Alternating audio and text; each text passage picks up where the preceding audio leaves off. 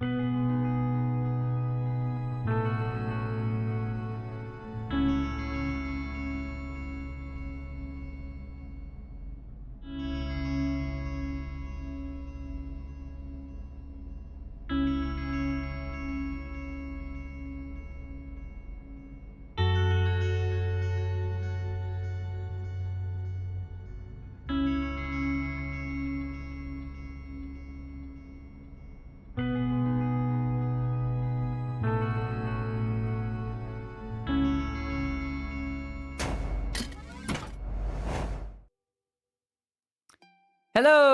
Hey, hi. Welcome to yet another week, and I believe this is the last week of April. Welcome in. Good to see. Yeah. I hope everyone has had a wonderful weekend, regardless of what you've gotten up to. Even if it's nothing, it's still a good thing that you at least are still here, as I always say. Anyway, a couple updates on the home front. I mentioned previously, it's the sickest great. Welcome in. Good to see y'all. Quick update that I had, I posted in my Discord and on my Twitter, but I want to double down on here just in case. I'm currently working on an EP, as I mentioned back in, at the end of March. And I have realized that it is taking far longer to mix and master than I was prepared for. I've been working on it all month, and I'm a tinkerer, so I want stuff to be just right. And I was like, all right, I probably should be able to finish this by the 28th. Nope. Nope. It's like almost there, but I want to make sure that it's, at least decent. So I'm gonna push it back into May. There is no release date, but I will let everyone know in advance. I'm really proud of what I accomplished, and I hope you'll be interested in it too. But for now, it's still a work in progress. So that's the main thing I have to get off my chest. Other than that, I've been mainly just kind of chilling out, doing IRL stuff, and playing games with the homies. No, I'm working on an EP. I'm very, very proud of. But as I said, pushing it back because, man, I tell you what, I don't want to super nerd out about audio stuff right now because I want to get into Minecraft before I start going on rambles. But since it's the first time I have ever properly sat down and like mixed something, like actual audio mixing, like levels and EQ and music terms, it is taking the life out of me. It's taken the life out of me. Yeah, music is hard. Agreed.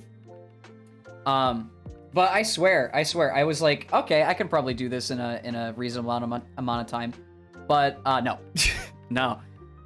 I very much am trying to, one, take my time with it, and two, make it to a point where I really enjoy what I'm doing. And I think that's important, because if I had tried to, rush things, I feel like not only would it be something that I'm not 100% okay with, it wouldn't end up being, like, what I want it to be. So that's my whole spiel on that. I can probably talk more about that as I go, because I'm always working on it. It's always in the forefront of my mind. But I thought I'd let everyone know the deal with that at least first. So that whole what is it supposed to be coming out April 28th? Yeah, it was, but not now, not anymore. Anyway, FL Studio, something you like it, close it and hate it out. Yes, that has happened to me. That exact thing has happened to me. Anyway, before we get too far into this, I do want to play Minecraft today, and we get to ramble more while staring at Block Game. So we're gonna hop over to that. I don't really have any concrete plans today, so we're just gonna mosey along and hopefully not die, because I'm not going to do anything crazy. So we'll do that. And obviously, whenever I do Minecraft stuff, it's open chat. I just talk about whatever the hell. So yeah, let's go to Minecraft, y'all. Let's go to Minecraft. All right, no whammies. Let's hope it doesn't crash. It didn't crash. It didn't crash. Oh, I love it when it crashes all the time. And it actually didn't this time. Thank God. All I can do is melodies and poetry, but I can't make it. That's okay.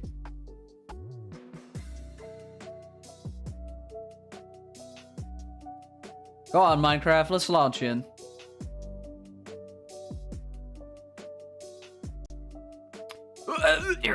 Okay, all right. We're back. So, last I left off... Hi, Isaac, my wonderful cat. Last I left off, I decided as my genius idea... Wow, I'm getting some frames. There we go. I decided as a genius idea, let's go to a nether fortress and try to get some blaze rods, me being not a combative person at all, and mainly just a builder.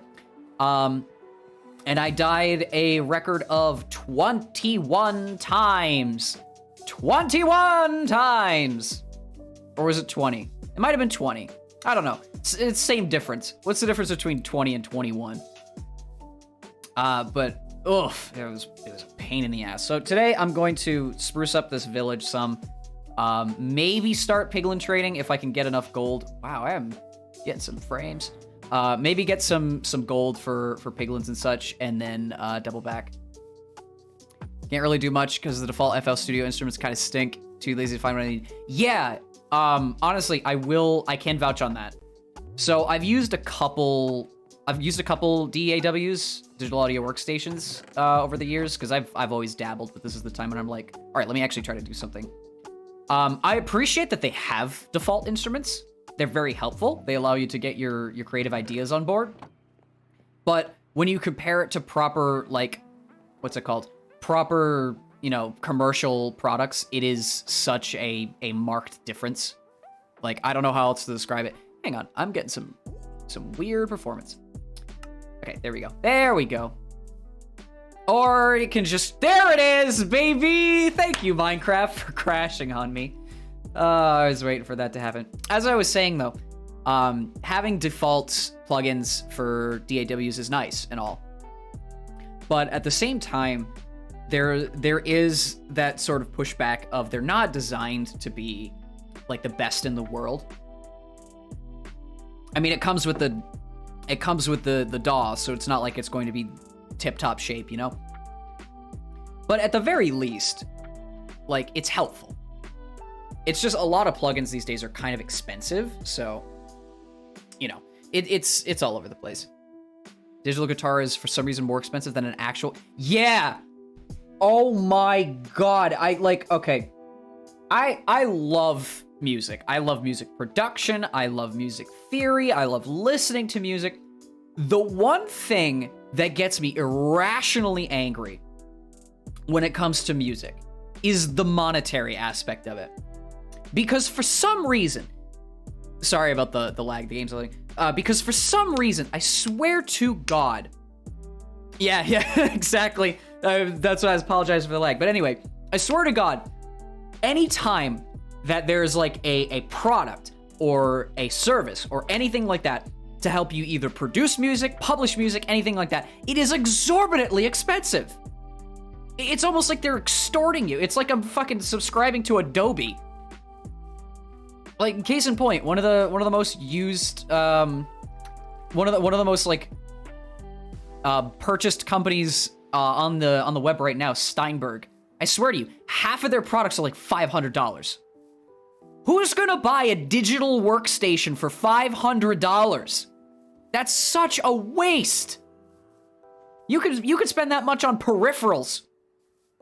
Like, you're not gonna. Ugh. That gets me so angry. Ethical piracy. I won't say that I endorse it. I won't say that I endorse it, because you're never supposed to say that you endorse it, but that doesn't mean that I haven't done it. Hydrate! 1 second.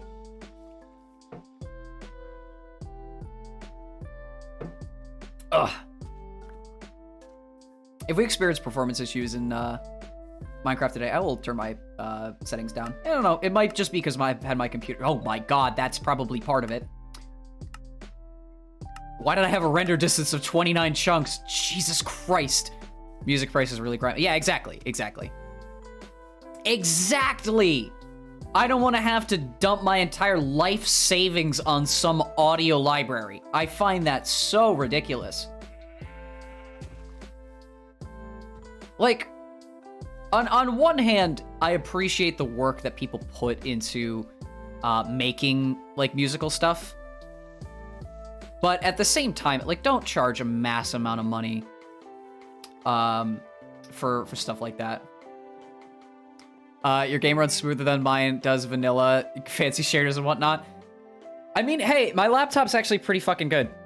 So, I have a much stronger computer at home, but obviously I'm 4,000 miles away from it. So, I can't exactly access it right now.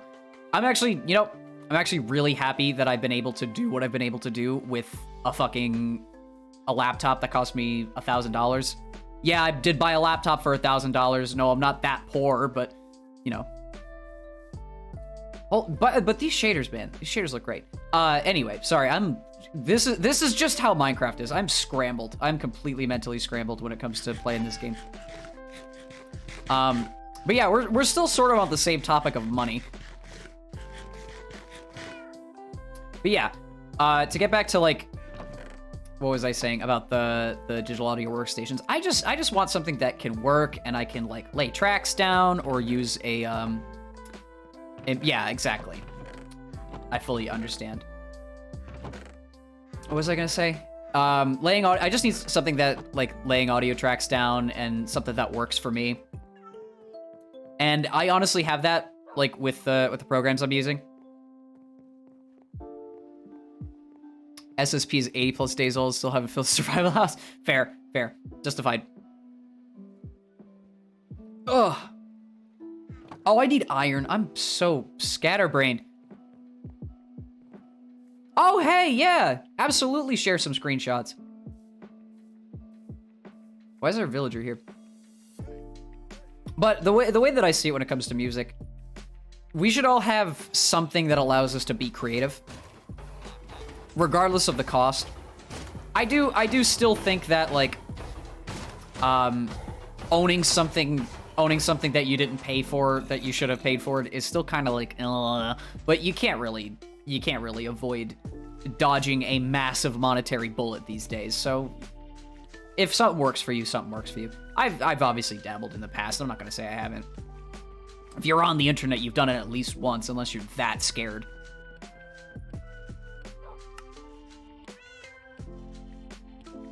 Okay.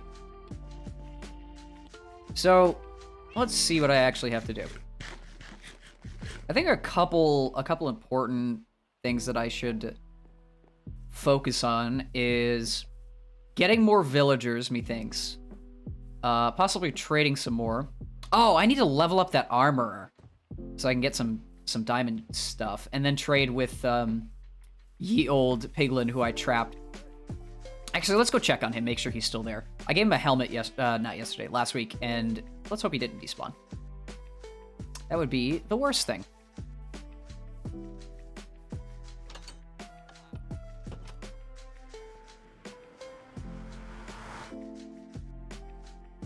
Boop, boop, boop. Yeah, he is still here. Good. Awesome. I should probably name him too, but that's a story for another time. Out of curiosity, what genres of music do I like? I'm usually pretty open to almost anything. I mean, case in point, I had an absolute blast with Project Arrhythmia, and that's EDM, and I don't regularly listen to EDM that much, but God, those tracks were awesome. And Temanite's a really good artist now that I found them. But on a general, like, what I listen to normally, I'm very much a rock and metal kind of guy. Like, I like guitar music to put it in, like, the most general possible bubble I can. I like any music that has a guitar in it. And I lean very, very aggressively towards, like, rock and metal stuff because that's what A, I grew up with, and B, like, that's what my dad introduced me to. Because both my parents are like classic rock people. They grew up in the 70s and 80s, so that was their vibe. Bands like Kiss and Van Halen and all that stuff. And then over the years it developed into something else. But yeah, that's like my main squeeze. But I'm very open to a lot of stuff. I'm very picky. Like I have to really agree with what I'm listening to most of the time. But musically, most of the time, I can get by with practically anything. It's usually vocals that I tend to pull a hissy fit. I don't know why I'm so particular with that, but like vocal timbre always throws me off if it's not something I'm used to listening to. And I don't mean like the way that someone's voice sounds. I mean any any type of vocal. So if it's like awfully nasally or really aggressive or harsh or there's no melody to it or something like that, I'm like, ugh. But if the music's good, I kind of have to pay my dues and say, oh well, and just kind of vibe with it. But I can do pretty much anything. I can do classical music, I can do jazz, I can do avant-garde stuff. Obviously I mentioned EDM, so pretty much anything like that. Drum and bass, dubstep, you name it. The only genre that I really don't agree with fully is country, and that's just purely because I've never really been into country. But I don't find it like completely appalling. That's just the one genre that I'm like, oh well. Getting close to funny little channel points thing. Don't want to suggest something that you just hate. No, it's okay. Okay, awesome. So we agree on a few things. Nice. And also, I will say with the way that I have like that song suggestion thing, you can redeem that at any time. You can redeem that with literally any song. But I will say, I might not listen to it on stream if it's copyrighted, for obvious reasons. I might listen to it if you really desperately want me to listen to it immediately. I will mute, listen to it, see if it's good, and then I'll give you my direct opinion immediately. But most of the time, it's just like, oh, I'll listen to it in off stream. But I will take any request at all, and I will give my unfiltered, honest opinion. I don't speak objectively. I can't speak objectively. Music is incredibly subjective. So if I'm like, oh, that song's kind of meh, and you like it, I can't judge you. It's just a personal preference sort of deal. Same on the other side. If someone's like, oh, this song sucks, what do you think about it? I'm like, I kind of liked it. Then I won't judge someone for not liking something that I like. That's just the way it is. Some people music speaks to emotionally. Some people music speaks to physically. Some people are kind of all over the place. It just depends. But that's one thing that I'm very, very open with. A lot of my takes on certain things are very reserved, either because I don't know enough about it. Like, I'm saying anything. I don't know enough about it. I don't know like who's to credit for it, stuff like that. But with music, I have my opinions, and I like my opinions. So to in the least like pretentious way I possibly can, I'll say my opinions aren't for everybody, and everyone's opinions aren't for me. But we can agree to disagree, or disagree to agree. Either way. Plant the berry bushes in rows so you don't have to kill yourself. You know, I've had these berry bushes for, I kid you not, like a solid 5 streams. And I have completely forgotten not only to put them in rows, but also put covers over them. Because I always did that, but for some reason I decided to forget. Told you, scatterbrain.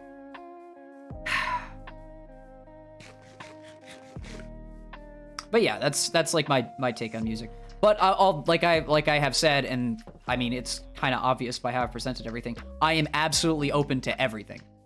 So if you have a music suggestion or you want me to listen to something, I absolutely will. I don't care. New music is awesome. Thinking is very hard. Yes, thinking is very hard when you're thinking about 50 different things at once and playing a video game at the same time. I need to power level some villagers. How many emeralds do I have? Not enough. Not enough.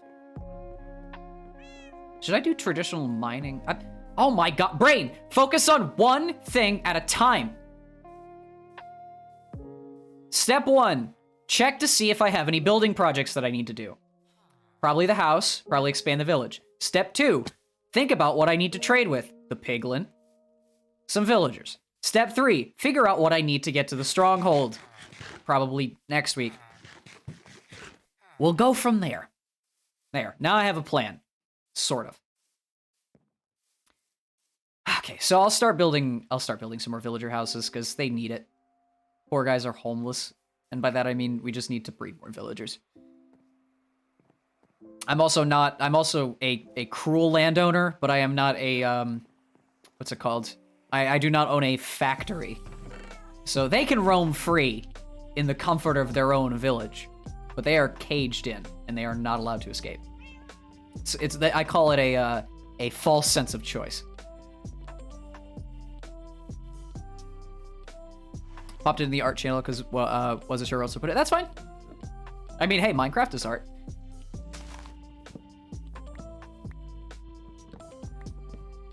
I get the whole music is subjective thing. The artist I was going to suggest creates in like 1,000 different EDM subgenres, and they have a very distinct style that definitely isn't for everyone. Well, I am open. Like that's again, I'm sorry for like rambling in circles, but I'm very open.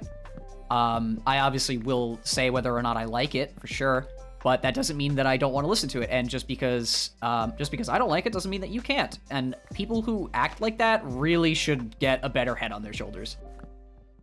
It's like, hey, this song is bad. You shouldn't listen to it. Ramble's good. Yeah, that's true. They do get murked by zombies. I might have to, what's it? I might have to increase the size of the fences. I don't know. We'll see. I just like villagers roaming free. I don't like keeping them caged, like the animals they are. Is it a bad Minecraft idea? Probably. Will I fix it in the future? Probably. Am I gonna fix it right now? No.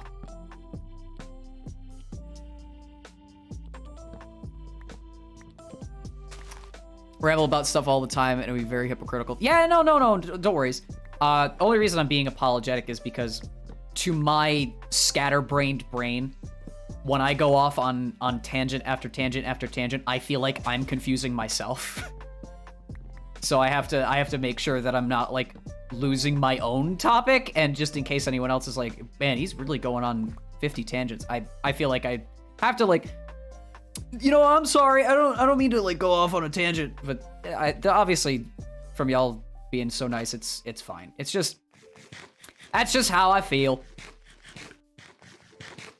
Sometimes going off on a tangent is a good thing, because it gets you like to understand my mind somewhat. Not to be all like psychological or anything, but hey, tells you what I know and what I don't. If I can ramble about something for more than 5 minutes, man, maybe I know something about it. If I'm like, nope, there you go. There's the answer to that question. Hey, do you know anything about theoretical nuclear physics? Yeah, actually. Hey, do you know anything about the state of Antigua and Barbuda? Nope.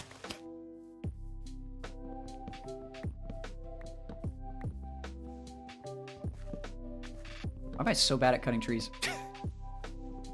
Glad I made this tree farm, though. It's sort of an off-the-cuff decision to build this here, but I definitely needed it because I just kept placing trees in the middle of my fucking village. My hungry ass could not be a nuclear Listen, as someone who enjoys science for the sake of like learning about cool stuff, it still makes my brain hurt.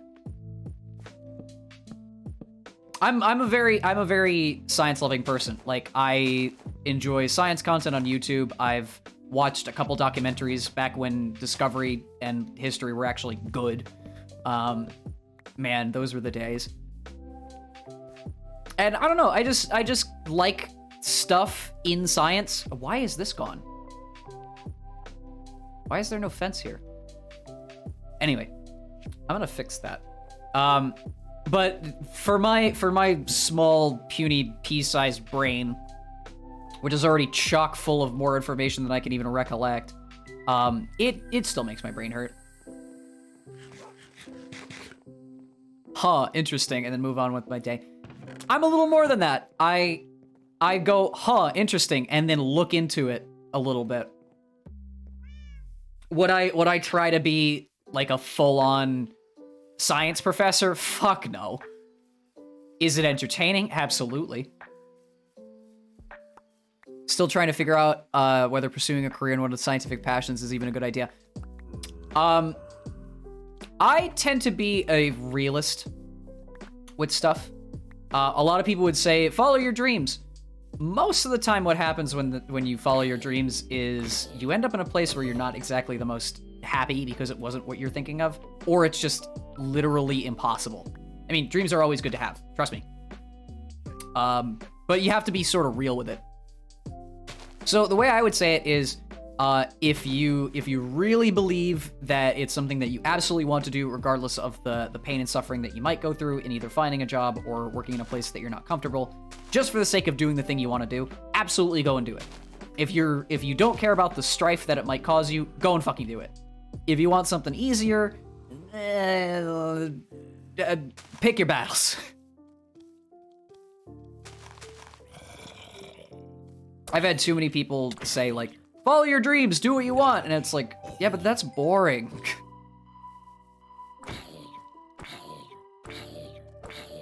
I would say absolutely, like, look into it for sure. I'll never tell someone to not do something. But I try to be realistic. YouTube brain rot is real, but usually just stored in my brain. Fair, yeah. YouTube brain rot is real. A lot of interest in biology, particularly genetics, as well as astronomy, astrophysics, particle physics, and quantum physics. All those fields are absolutely wonderful and so incessantly complicated that good luck. Most of that is sitting at the desk, doing math, and looking at graphs, 99% not elaborate. Exactly. Like, in theory, it's fun, but in practice, it's just another desk job. So you really, I know that there's a lot of people who struggle to find what they want to do in life, and that's completely fair. Not everyone is at the front end of the curve, ready to do everything all at once. But sometimes it's like, even if you figure out what you're gonna do, maybe it's not what you were expecting, and a lot of the working world these days is very single track. After having a prior manager that had a master's degree in microbiome, having been stuck at a working hamburger joint for over a decade. Oh no. I've had a couple, the reason I'm saying what I'm saying is because I've had a couple dreams like that in the past. Back when I was younger, I wanted to be an astronomer, full stop. Like, I wanted to do telescope stuff, look at planets, learn about planets, all that stuff. As I grew older, and I moved into middle school and then later high school, I realized that astronomy is just being a documentarian, but about space stuff. And I'm no stranger to writing essays and research papers. I find zero enjoyment in doing it. So that, as a case in point, told me that, you know what? Maybe it's not for me. Go to a community college and figure out if it's something you actually want to do before you get a degree in actual college. That is a good idea. What was it? A couple years back in... Was it 4 years ago or 5 years ago? A couple years back in the US, a couple states passed a law that said that community college would be subsidized or completely free for the first 2 years so you could get an associate's, which encouraged a lot of people to actually pursue higher education, which was really nice. But again, making that choice is hard because you are, in a way, saddling yourself up for the rest of your life. You obviously can pick your, like I said, pick your battles. But some people are so railroaded into stuff sometimes that it's like you have to be 100% sure that you're doing what you want to do before you really screw the pooch on that one. I've had a couple people I talked to who have made life decisions like that, and it's like they absolutely love the work that they're doing, but it's not all sunshine and roses. There's some pretty shitty parts to every job. More of a divergence of careers, though astronomy and astrophysics, and so too particle physics and quantum physics are adjacent but not the same, combined with seeing the dark sides of college education. The people that spend so much time and money for degrees that get backhanded by niche careers not looking for it. Yeah. I think that's the true sin of higher education. A lot of the time we're taught very general education things. Like you come out of high school and you go into college, you're still being taught gen eds. And then you go into some like really niche parts of your career that you work towards. And at the end of the day, you've dumped quite a bit of money into something that you're only going to use about 25 to 30% of. And it just kind of stings. Because when you go into the working world and you actually get a job, they teach you how to do your job while you're doing your job. There's been arguments all the time about how higher education should teach you, like, social skills, literary skills, financial shit, how to live, all that sort of stuff. And they just don't, because they have to, you know, it's a monetary thing. It's a monetary thing. Real world kind of stinks. Yeah. It do. I don't want to quote Monty Python again, but always look on the bright side of life, is all I always say. There's some really shitty things that happen, but there's a lot more good than bad, depending on your circumstance. That's what I've learned anyway. And if you're in a bad circumstance, you have the will. Everyone has the willpower, trust me. Everyone has the willpower to turn a bad situation into a good one. It's just about the effort. Schooling should take the medical school method, blending paid career with education. Yeah, I think that's completely justifiable.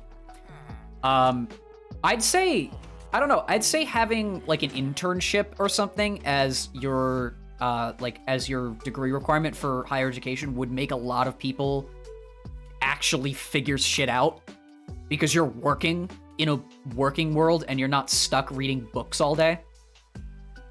I know that some people would go, internships, ew.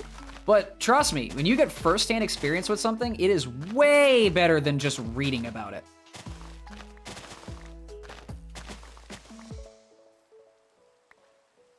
It amazes me that disconnect, how much that disconnect truly exists. It's like, I wanna do this thing. All right, well, here's an entire theoretical book explaining how to do the thing. And then you go and actually do the thing, and you're like, this isn't what I read about at all. This is what some guy with 50 years of experience is telling me is the way it works. And that's not how it actually works. That plus the world continuously moves in shifts, and depending on the occupation, time moves forward. And things that were normal 20 to 30 years ago are like, hey, this is this new method. And it's like, yeah, do this. Yeah, nothing's permanent. Exactly. Pendulum of life, when it swings to the bad side, will eventually swing back to the good. Exactly. And like I said, I know a lot of people have bad days, bad times, all that sort of stuff. Things will get better. I know that that's such a stereotypical thing to say, but things often do get better. Something fallacy of the father's outlook warped by change. Case in point, before I literally can vouch, before last week, like, what was it, the 13th to the 18th or something like that? I had a problem. Like, I had to pull away. Everything sucked for like a solid 5 days. And I went, I want to go home. I don't want to do this shit anymore. The constant downtrodden BS stuff. After 2 days, I was like, all right, you know what? I can fix this. I shouldn't feel so bad. I'm in a good spot. I can do all these things. I'm having fun with what I'm doing. Stop being negative. And it went away. It went away. So it's the point of like, yeah, there are down points, and especially with emotionally volatile people, there will be down points, even if it comes out of nowhere. But it's like, there's always a silver lining. There's always a silver lining. There's something positive. Has to be. Not everyone on the planet Earth hates you. That's just a fact. Not everyone on the planet Earth hates you. That is impossible. There are 8 billion people. There is no way that all 8 billion hate your guts. That's impossible. A lot of people have issues with social stuff, and I fully get that. Which is why I'm saying that. Do I need more acacia? Yeah, I need more acacia.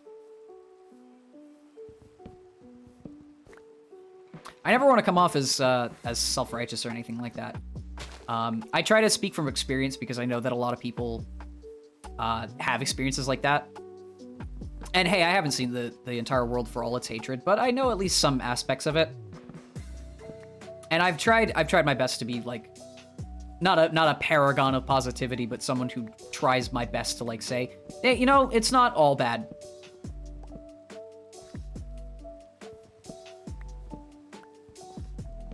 And you know, for what I've accomplished, I truly think it's not all bad.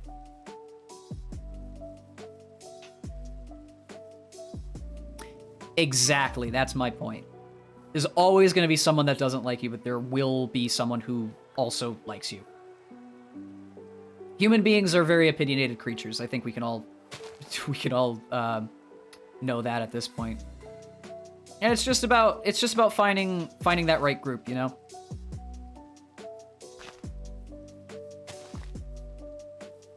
Honestly, if you can find, yeah, I don't know if this is the right thing to say, because you can probably misconstrue these words, but if you find a group of people who you vibe with and gel with, and you can have a good time with, then honestly, that's a victory in and of itself. I obviously think that, like, think tanks and opinionated people are a little ridiculous, but who am I to judge if they're having a good time? If you're trying to fuck over other people, yeah, no, then I can judge you. I honestly think that that a lot of problems, at least socially, can be rectified if people just left the fuck alone. There's a lot of people who try to intrude on everyone else's life to push forward their thought process on others, and it's like, you don't have to do that. Nobody cares. Just be yourself. There's a lot of that these days. There's a weird, it's a morally gray thing. So I'm trying not to be super specific. It's a very morally gray thing. Okay, do I have enough acacia to build another house? I think I do.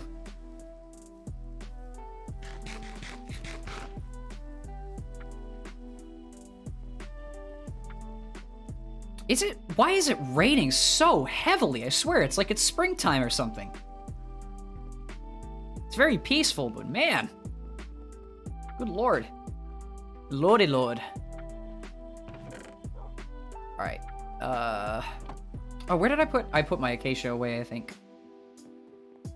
I haven't built one of these houses in a while. I have to really remember how to do it. I'm straight up just copying the architecture, but oh well. Should also name my horse.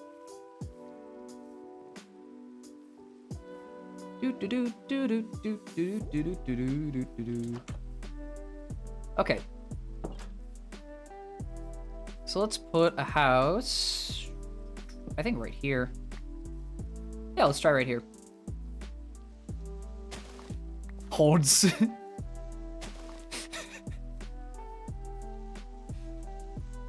What a name.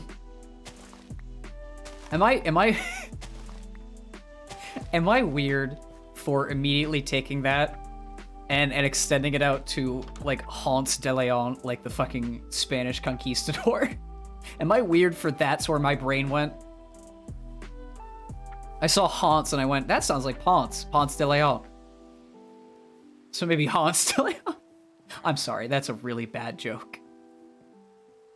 Oh, hi, cleric. Wait, is this the cleric's house?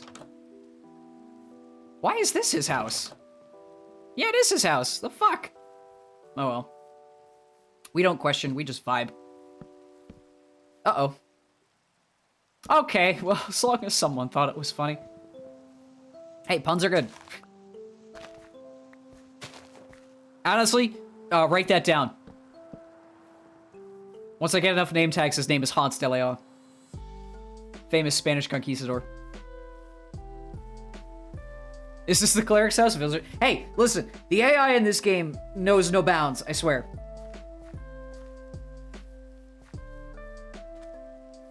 It's not as bad as, like, Destiny AI. I can only use that because that's always on my mind, where shit teleports around. But, man, I swear to you, trying to get the villagers... Yeah, Hans de Leon. Trying to get the villagers up to that iron farm was a pain in the ass. Because they just would not fucking go into the minecarts, and I will never do that shit again. That was a pain. That was a physical pain. Okay, I need to make... Boop. Yeah, hi, Cleric. Why are you staring at me, mate? Let me look at one of the other house designs. Okay, we'll copy this one. Actually, I might want to put the bed on the other side. Maybe that'll work. Do I have any spare beds? If not, I can just shear some sheep. Shear some sheep. Ah, sorry, my eye is burning for some reason. I mentioned before that I wear glasses. And they're pretty aggressive prescription lenses. But I don't know if it's because I have dry eye or because my eyes are staring at screens all day, but I occasionally get this, like, burning sensation. I have eye drops, obviously, and it helps. But it happens occasionally. I don't know why. So if you ever see me freak out, it's because I'm wiping my eye. Acacia wood makes you sad, but it is what it is. It's the only wood I have. Yeah, I know. The only reason I've kept with it is just purely because the village aesthetic is the way it is. I'd much prefer something like mangrove or dark oak because those both look way better. But I'm trying to stick with the aesthetic. At least I have realistic goals for my house. Mine's friggin' ridiculous. Well, I'm trying this time with this world to ease off a little bit. I'm a builder. I've said this before. And when I say I'm a builder, I fucking mean it. I'm not like 2B2T levels of fucking insanity or Psycraft levels of engineering. But yeah, I built mansions and had no idea what to fill them with. Yeah, I built an entire volcano from scratch. Yeah, I built a lighthouse with an entire underground tunnel made of magma blocks and mangrove roots. I'm fucking crazy. But I know my limits, and if I ever do a massive construction project, I will absolutely have to plan it out. Right now, I'm just trying to survive. I'll get to a point later where I'm like, all right, I should probably build something, but for now, nice solid house on the water. I think that's good. Shit!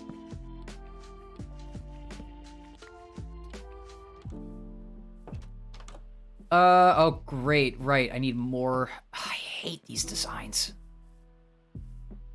I would rebuild them, but like... I don't know, I've already dug myself into this hole, so I might as well continue. Just the way the world works. Oh. It is so nice to be doing building instead of all that nonsense from the Nether. I'll have to go back eventually because I probably need more equipment from there, but wow. Never again. Not until I have like fully enchanted armor.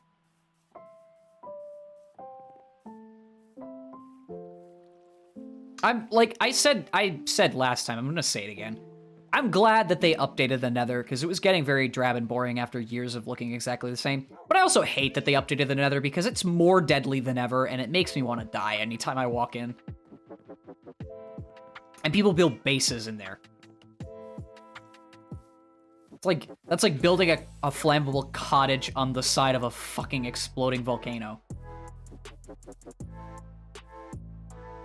Absolutely ridiculous. Oh, do I need glass panes? I do, I need glass panes.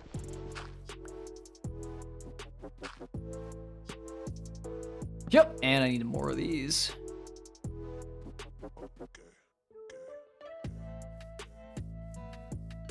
You know what? True. But isn't, the main volcano for, Hawaii is Mauna Kea, right? Or is it Mauna Loa? Isn't it, like, completely dormant? Hasn't it, like, been inactive for, centuries or something like that?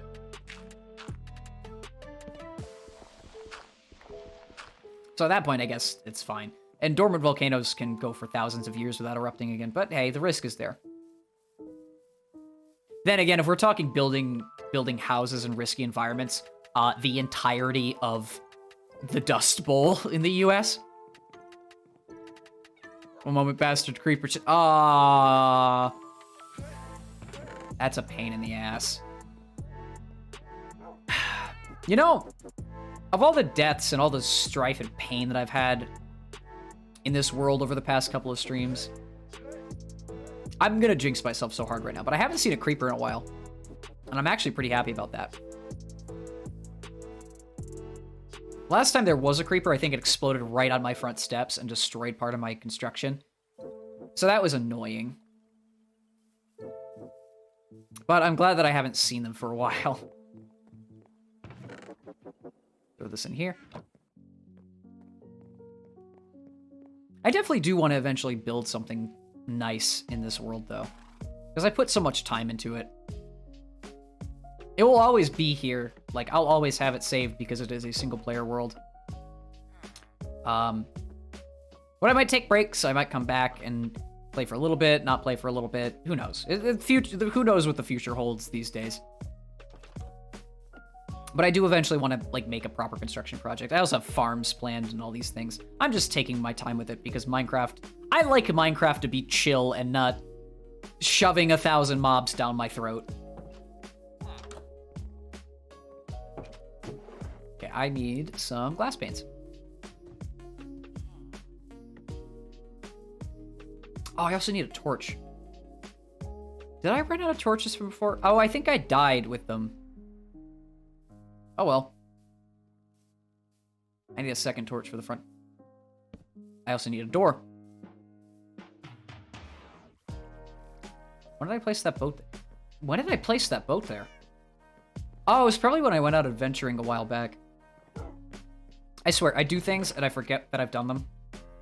But I have these, like these cookie crumb trails that tell me what I've done, and I go, huh. Oh yeah, that was a thing that happened.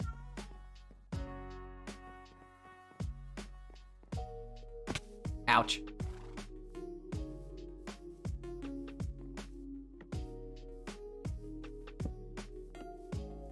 One thing I will never, ever take for granted is the fact that I actually spawned in a nice biome for once.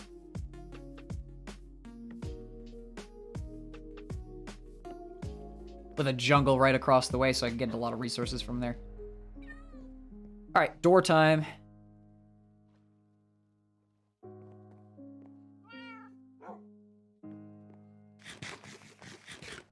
Thankfully, my farm's coming back nicely.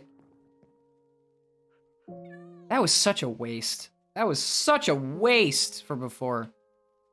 I can't believe I wasted all that bread. What the fuck? Huh, my door texture was weird. What was that? Look, wait, like, look at that. It's a 3D door texture, but when I rotate to a spot where the lighting is, it just looks flat. What the fuck? What am I playing, Cartoon Craft? Fancy that. And then I place it and it's fine. It's just because it's an unupdated texture or something. I don't know. Have I never noticed that before? I must have never noticed that before. Genuinely shocked as to how.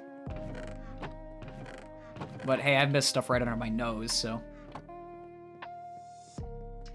I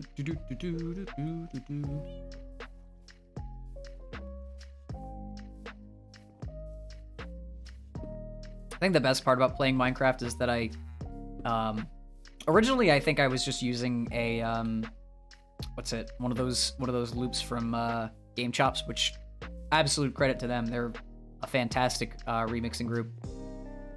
Like T-Lopes, who does a ton of music now, has done remixes and licensed them with Game Chops. But I was originally using Game Chops for a lot of my background music for stuff. And then I just decided, hey, let me, for at least the live, let me get some lo-fi proper in here. And it has made a world of difference. I swear, out of all the games I play, I think Minecraft is conversely the most aggravating and most chill. It just has that certain vibe to it. I don't know how else to describe it. All right, roof time. Oh, it's turning nighttime again. Chest cleaned up. Time to make some repairs. Lovely you didn't lose anything.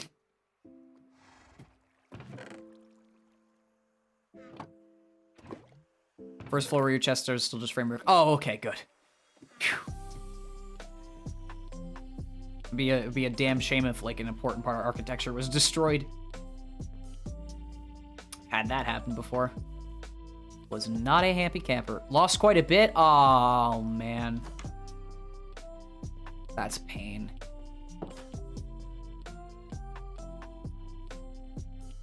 Okay, so how do I want to do this? 3.5 double chests and got 2 back and lost 2 parts of armor entirely. Oh! What the? Like, who decided that was a good idea? Who decided in our survival game, where resources are the most critical thing, let's have an enemy that not only destroys structures, but can also destroy the resources that you've worked so hard to collect? I think if there's any enemy in any game that deserves to be despised, it is creepers in Minecraft. Unless you use them for farms and things, and then they suddenly become useful. But even then, it's like, do you really want to put yourself through the strife to get that? Because I wouldn't.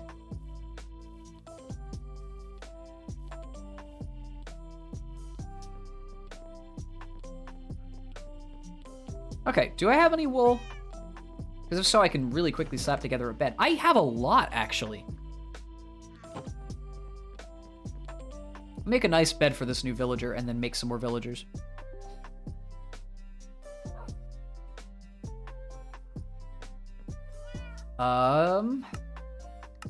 Betty bye.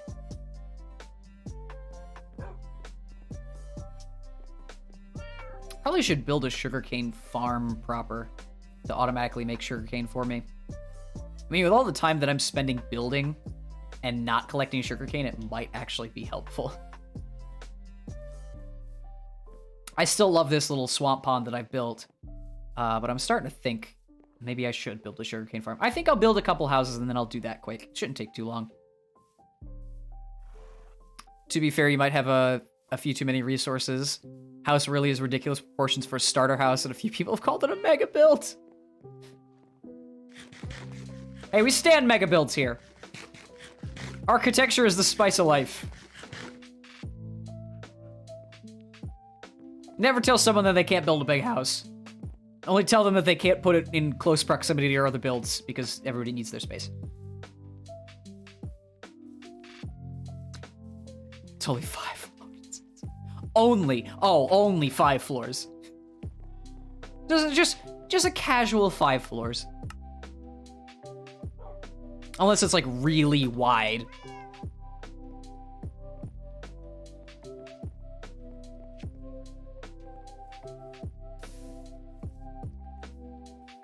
But 6 plus bait, but still.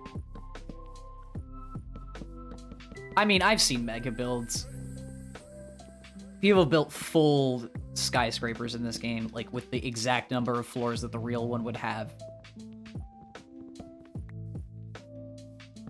Empire State Building, anyone? Burj Khalifa, anyone?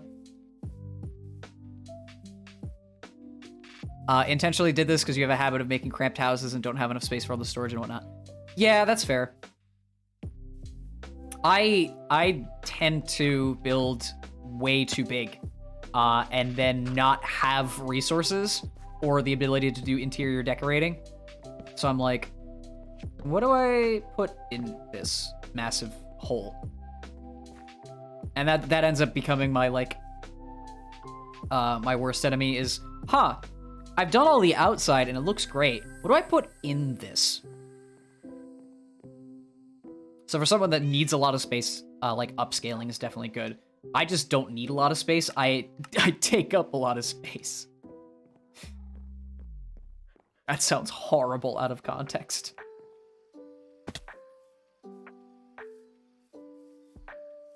In all honesty, I live pretty minimally. Like, IRL. I spend a lot of my time in front of my computer, and I very rarely do things physically. I'm a very digital person. So I don't really need a lot of physical objects. So my room is actually not, it's not barren, but like I think it's, I'm gonna say 5 by 5 meters approximately, and there's maybe a square meter of it actually filled with stuff, and the other, the rest of it's practically empty. And again, I'm living in a temporary apartment, so that's completely fine. Anyway. I do live pretty minimally, so I think that minimalism has its own benefits. I definitely like having things. I won't say I'm not materialistic, but yeah. My main issue is hyper-specific storage, so you need a lot of chests. Yeah, honestly, fair. I've seen those mega storage systems that, like, you need stuff in spot 1, spot 2. It's all pretty crazy. Hello! Welcome in! Playing some chill Minecraft today. Hope you've had a wonderful weekend and are having a wonderful day.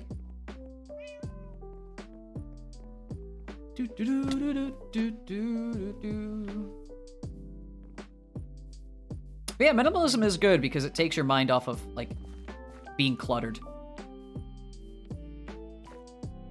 I think that's the main benefit.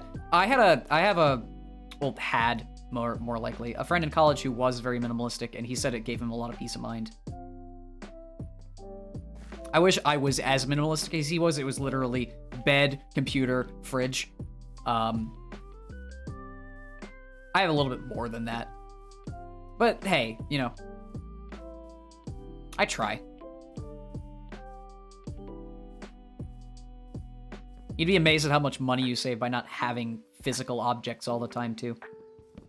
I know that's weird for some people, but it is true.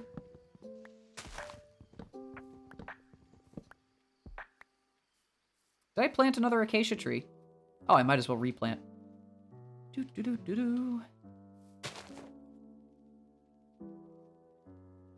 Main unfortunate thing is you spend so much time building that the local difficulty spikes. It keeps summoning pillager raiding. Oh my god. Speaking of, what's my local difficulty? Yeah, that's why I'm getting gold armored zombies. I'm at a difficulty of 5.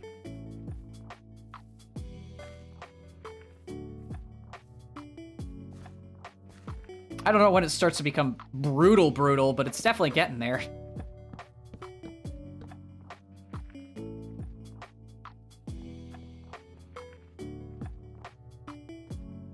Three is hard base. Yeah, I'm at a solid 5 right now. Which is weird, because you'd think I'd see more, like, proper bad mobs. But I've really only seen a couple gold armored zombies and then 1 skeleton. Maybe because I just have this place well lit. Honestly, I think that's it.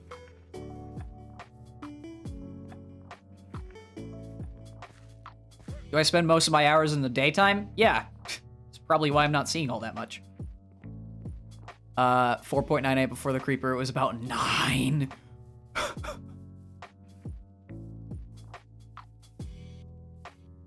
Jesus.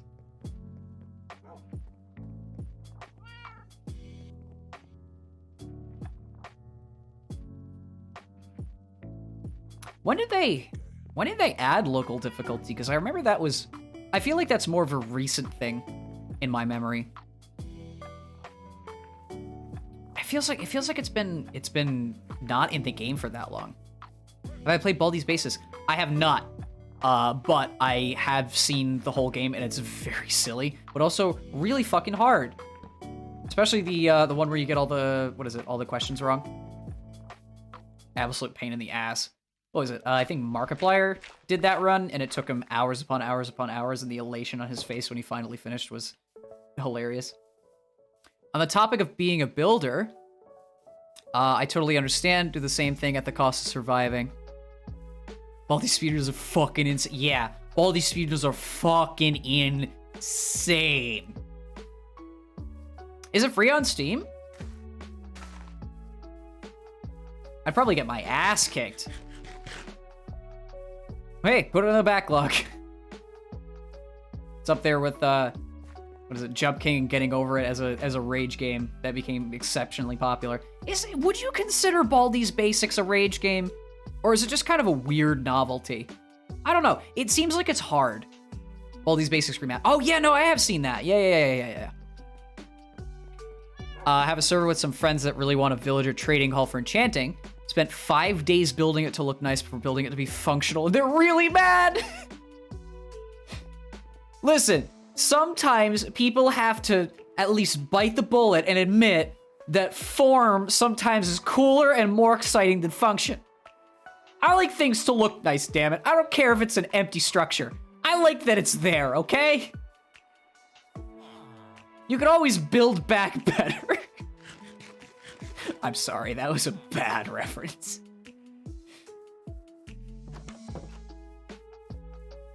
Okay, we made another house. I think I'll make one more. This guy gets it. Exactly. I'm a fucking constructor by nature. I build shit. I don't go out and adventure. I died 20 times in the nether. That's not my forte. That's not what I do. So I'm absolutely a fucking form over function sort of person when it comes to Minecraft. I like building shit. I don't care. Am I on a server for 2 weeks longer than literally everyone else, and I don't get my elytra until someone brings it to me because I've never been to the end city that they unlocked literally at the start of the fucking server? Yeah! Have I built a cathedral? Also, yes! Has anyone else built a cathedral? No, they build fucking brick houses. I'm the big bad wolf about to blow that shit down. What was I gonna do? It's what they get before yeah, exactly. That was the point I was getting across.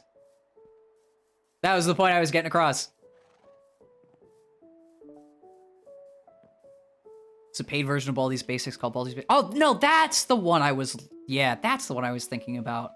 I didn't know there was a free version. I might actually look into that. Got this whole nice village coming together, and I'm just like, house. Hey, first thing I did was build a house, so we're fine. Oh, that's the distinction. Got you. Why do I have a 2 durability gold helmet? Let me throw this on that armor stand over there. Click. Oh, actually, here's an idea. Is my house much smaller? Okay, to be completely honest with you, this is pretty small for me. Like, this is genuinely pretty small for me. I wanted something that was at least decently sized. And I like that I did the 2-tiered floor thing. But this is still small for me. I normally build much larger. Probably the most, the most practical but also most fun build I've done was that volcano that I mentioned before. Because I made I don't know what you called it, like a tiered sort of terrace interior where it was like platform and then steps up and then platform and then steps up, and each platform had a specific function while the entire volcano was hollowed out. It was really cool. That was probably my most practical survival world, and I can't tell you the number of times I fell off my own house. All right, good to see you. Thanks for popping in. Oh, hop into the game. All right, you can try. I thought when you said I'm a hop, you were gonna leave. Go for it. Play some Baldi's Basics. Wreck shop. Thing that I hate more than uninteresting build is unorganized storage. Friends will just shove it in a nearby chest, and I hate that because you got 100 chests of random crap. Yeah, I'm trying to sort stuff out. But I clearly don't have that many items, so I'm just trying to keep it semi-organized. It's not perfect, mind you, but I don't have a housemaid to come through and fix all my chests for me, so I'll have to do that. Right. So I'm going to go against what I said and go into the nether. Because I have a build idea. Minecraft builders, Minecraft parkourers, gravity. Oh, man. You know who else we could add to that list? Soldier, TF2. Gravity, no. Gravity just... like, you don't know what video gaming is until you've jumped off a ledge and snapped both of your ankles. That's true gaming. Can't figure out how to use... Oh, trust me, I can't either. Gravity is a suggestion. Oh my... Sorry for, like, really going completely off topic. But wasn't that a bit from Hitchhiker's Guide to the Galaxy? Where it's like, there's a suggestion, there's like a tutorial on how to fly. And it's like, when you go towards the ground, just stop falling. Act like the ground isn't there. I'm sorry, it's been so long since I've done anything with Hitchhiker's Guide. But I remember distinctly it was like, start by falling towards the ground. The moment before you hit the ground, stop falling. Remember that gravity is just a suggestion, and act like the ground actually isn't there. If you believe hard enough, you'll start flying. It's like, sure, I could do that. The camera in Baldi's makes it hard because it's only left and right because they're used to 3D moving cameras. Oh, is it like old FPS style? Because I'm thinking like, what is it? Old style Doom where you can't look up and down, you can only look left and right. I didn't know that was how the camera worked. So it's just purely cardinal directions then. Interesting. Okay, I got some glowstone now, which is what I wanted. Let's start making some light poles. No village is complete without light poles. Society really sucked when Newton invented gravity and everyone simultaneously fell. Yeah, before the 1700s, everyone just could fly. Like Socrates would give sermons about philosophy and mathematics to people while they're just in the clouds, just hanging out.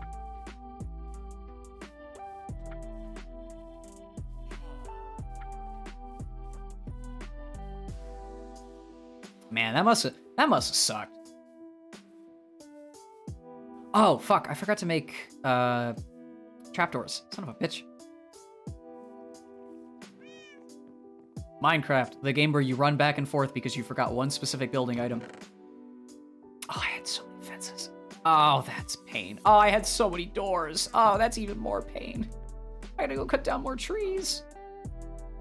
Like Zoink Scoob, we gotta cut down more trees. Bro, who opted Newton? He put everyone in survival.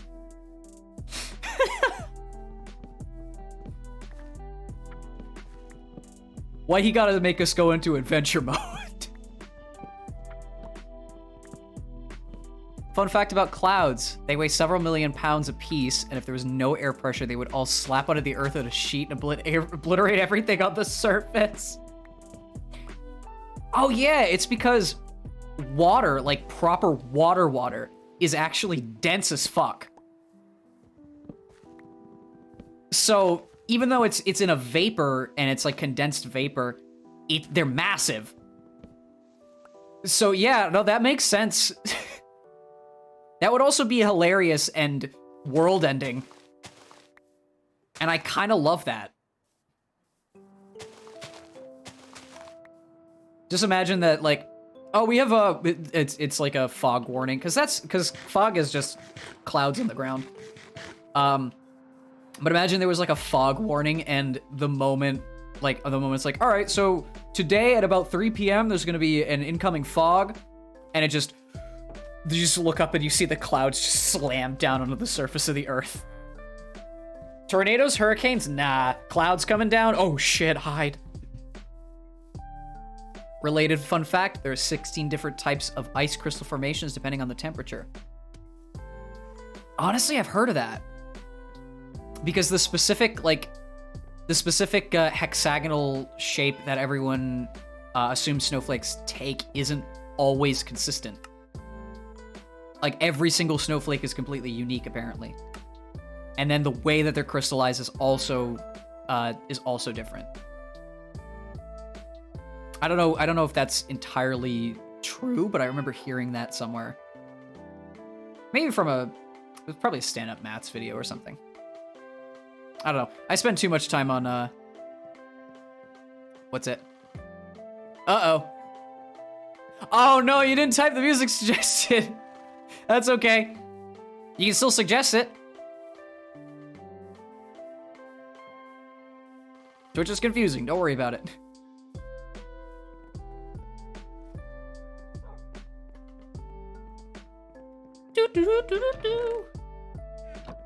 Area 52 by...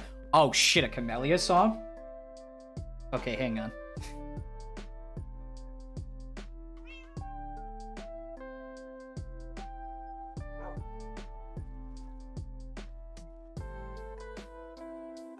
Hold on. Sorry.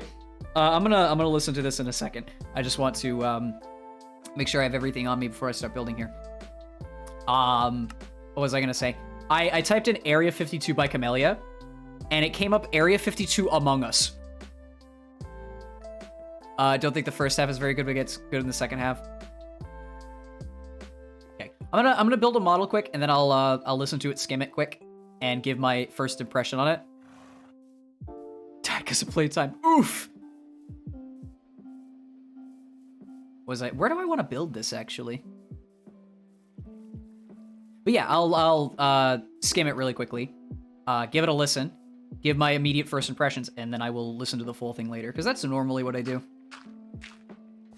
I never want to be one of those reaction people. I feel like that's disingenuous. It's like, hey, I'm using this someone else's content. It's like, dude, no. Everybody knows what reacting to something is like. I don't have to do that too. I fucked up. Hold on. There we go.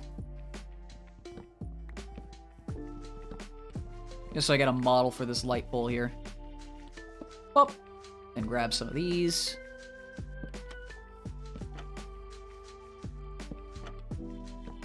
There we go. That looks good. Now I just have to do that probably a lot more times. Okay, I'm gonna listen to this quick. So I'm going to mute myself, and I will be right back.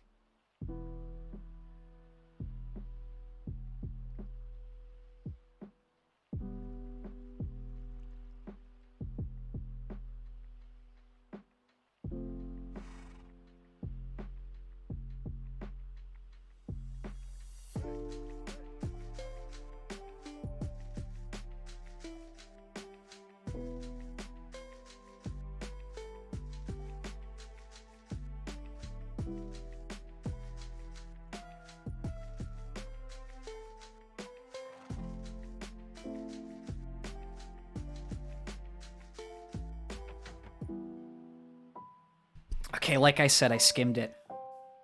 Wow. Wow, is that crunchy. I obviously listened to the first half, and it's from what I got, it's not bad. It's really not that bad. With the part that you asked me to skip to, that hit hard. That's some fucking crazy shit. It reminds me of like a really intense sort of, oh, I don't know how you describe. It's good. It's fantastic. It shreds so hard. I'll be 100% listening to that later. But what was I saying? It reminds me of like, not a rhythm game per se, but like some really intense like action music sort of deal. That shit fucking slapped for the maybe 30 seconds I was listening to it. See, I'm very open to stuff, and if it hits me the right way, it's good. I've learned over time that not all EDM is the same. It's very diverse. And I'm starting to really understand what that means, and yeah, damn. Damn, son, where'd you find this? Yeah, no, I'm gonna listen to that full track. Thank you so much for the suggestion.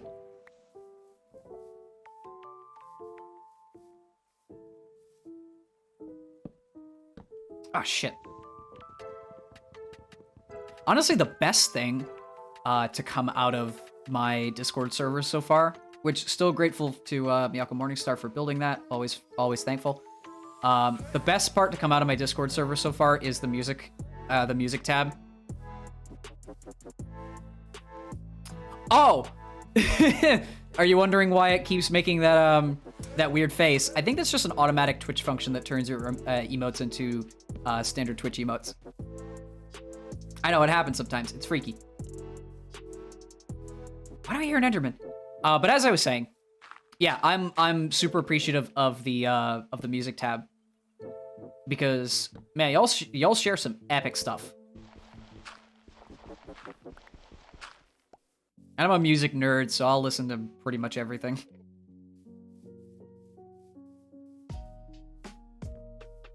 Well, circumvent by inverting the faces. Look at that!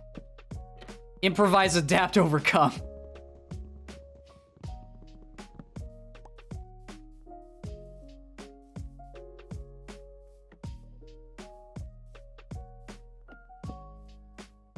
Again, I would like to mention, at this point, things seem pretty natural based on how I'm saying it, but I'm still so new and wet behind the ears to Twitch. I've only been here for 5 months now.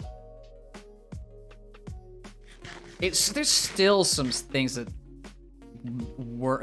freak me out. That's kind of creepy and passive aggressive, though. Yeah, I can get that.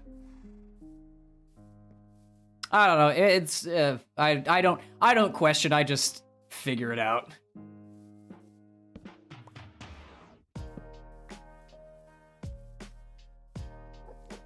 Okay.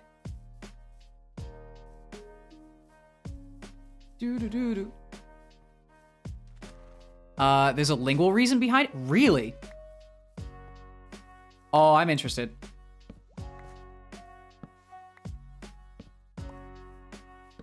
I took linguistics. I'm kidding. I did, though.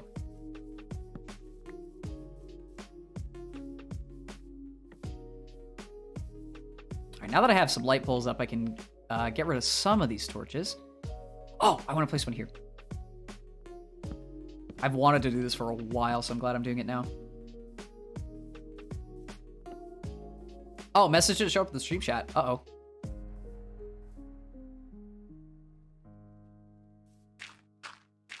I might be auto mod taking over, possibly.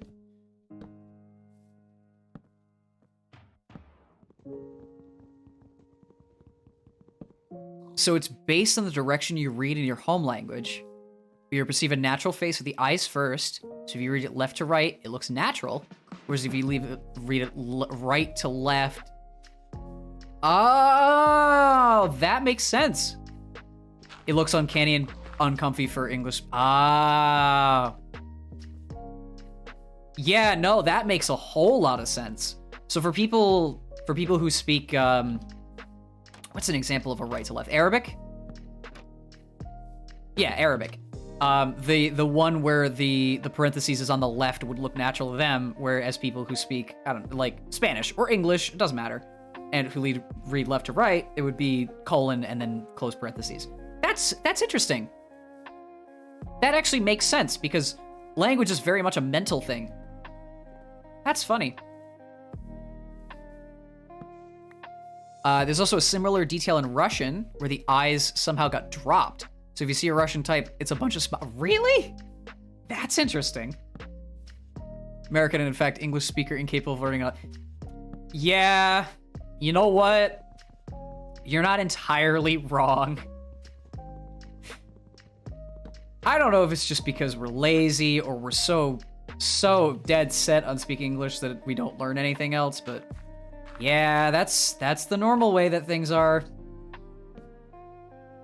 I've been gracious enough to both learn rudimentary Japanese and also currently am in Japan, which is why my time zone's so fucked up. But am I fluent? No. Am I proud of what I've accomplished? Hell yeah. I'd say even if you don't like truly learn it, it's always good to learn another language.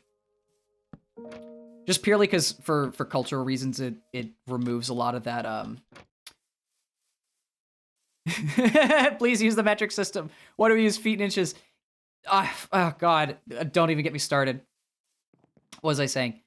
Yeah, I'd say it's always good to learn another language, at least for a cultural eye opener, because there's a lot of times where people don't understand how other countries work, and you'd be amazed with what you can learn by just learning another language, because language and culture are quite intertwined.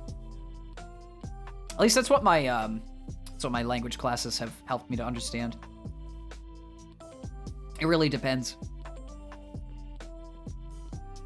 Primarily, we've used imperial measurements for so long, switch to full metric will require at least 3 generations of re-education required with a transition to metric. Not to mention that because our road signs, mileage markers, half of our products, all that stuff is marked in imperial, or what is it? It's not even imperial anymore. It's like a hodgepodge of different measurements. Contemporary, something like that. It starts with a C. Yeah, there's another. It would be incredibly expensive, and I think that's the main holdoff. Think about the sheer number of signs they would have to reprint just to have us ditch feet and inches. Just that. Cactus. I can go to a desert. I don't need the cactus. That's the main holdoff, really, is you know, how expensive it would be. And you know the US and its money.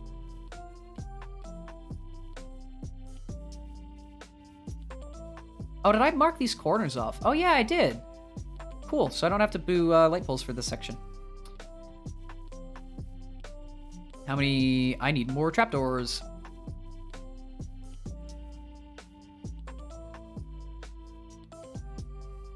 This is fun. I'm not stressed out by constantly running into a giant maroon brick fortress that has dark skeletons that can kill me by just looking at me. I hate the Nether. I hate the Nether so much.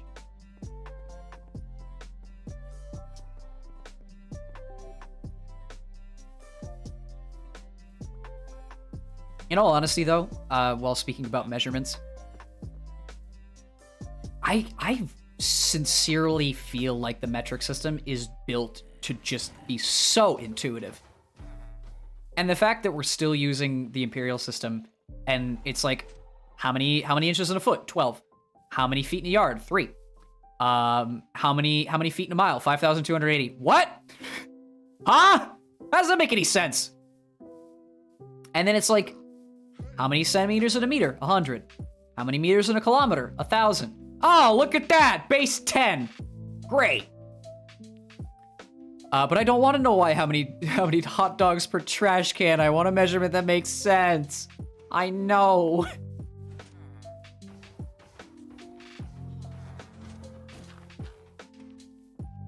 Hey, at least we're not using like old-timey measurements like hands, which was an actual measurement at one point. But you can remember feet in a mile with 5 tomatoes, because 5280. Yeah, but I can say 1,000 for a kilometer, because it wasn't made by a drunk mathematician rolling dice. Weren't SI units made by the French? Hands are still used by, oh yeah, that's right, for horses. Yes. Right, horses are measured in hands. I can see America throwing hands. We already have, multiple times. Oh shit. Ah!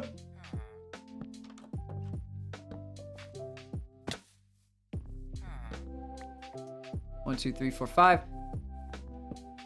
There's also some weird measurements of, I think, volume or quantity that are very, very infrequently used, but are still present in the system, like bushel.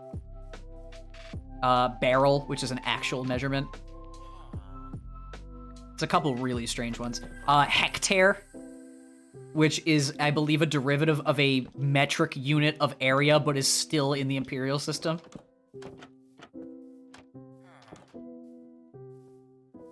some really weird shit. I can understand Fahrenheit as it's a human-centric, akin to Celsius being water-centric, Kelvin being atomic-centric, and Rancor being heat-death-centric. Yeah, that's true. I would still say that Celsius seems to be probably the most convenient for most things, just purely because if you go outside and it's 0°C, you know that there's snow. Whereas if you go outside and it's 100°C, you're dead. So, easy perspective.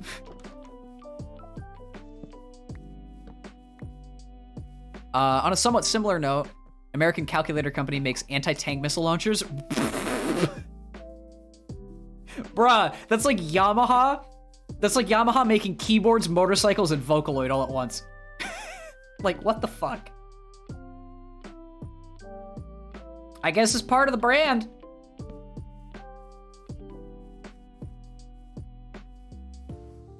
Or the fact that, what is it?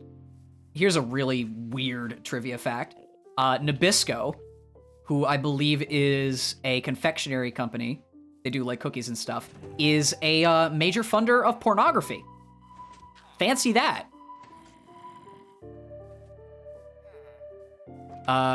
Metric physical measurements are much superior even if they are based on the measurements of the Earth. Yeah, exactly.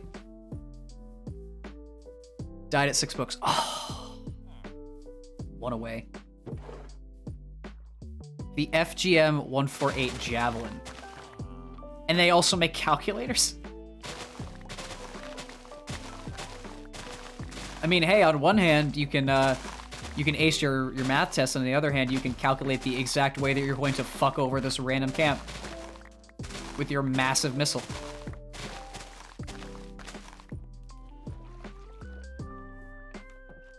That is hilarious. Is it Texas Instruments?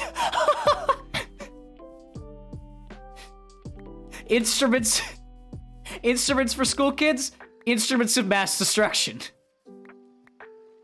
Yeah, of course it would be Texas. Of course it would be fucking Texas. Them and their 10-gallon hats, which is also a unit of imperial measurement. So geodesy is a word, and that's such a beautiful term. Oh, geodesy? Oh, is that in reference to geodesic, which is the adjective version of that, which is usually describing a polygonal shape, if I'm not mistaken. Geodesy is the science of measuring and representing the geometry, gravity, and spatial orientation of the Earth in temporarily varying 3D. It's called planetary geodesy when studying other astronomical bodies such as planets or circumplanetary systems. Fancy that. And I was honestly close because I know that, like, that prefix from the word geodesic, which last I heard was in the context of geodesic dome, which is, I believe, hemispherical in reference to the Earth.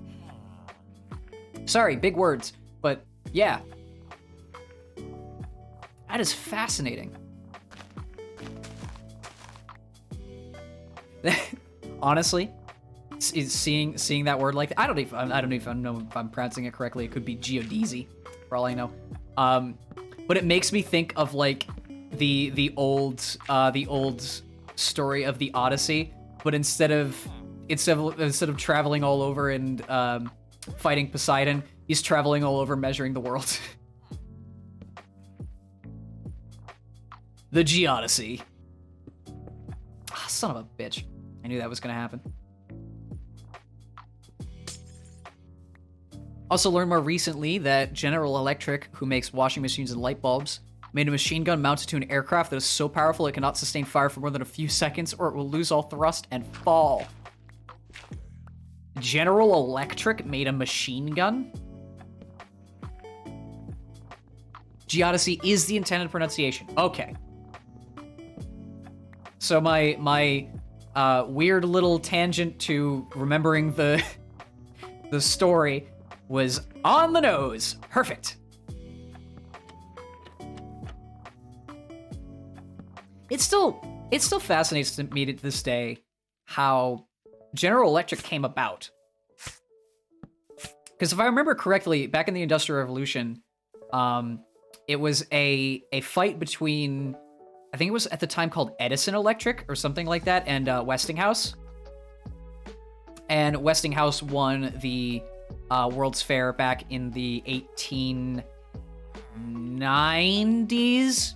So Nikola Tesla's AC won the AC versus DC war. But then JP Morgan just straight up bought out Edison's company, turned it into General Electric, and then sold it to the US government. So it went from proprietary ownership to conglomerate ownership to federal ownership in the span of like 10 years. And it's still here. And that's just such an interesting little tidbit about the Industrial Revolution. That was a chaotic time. The GAU-8 Avenger. Why are these names like semi-badass? I feel like they're kill streaks from Call of Duty, but they're real weapons of war.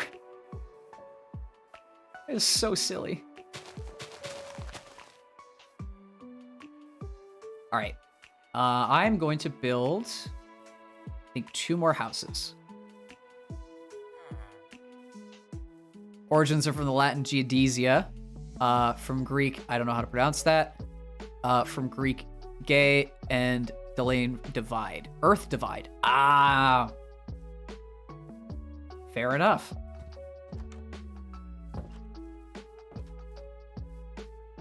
I'm honestly amazed at people who understand like ancient Greek and Latin, because it's used so much in like science and mathematics, and like knowing even a little bit about it is like helps so much.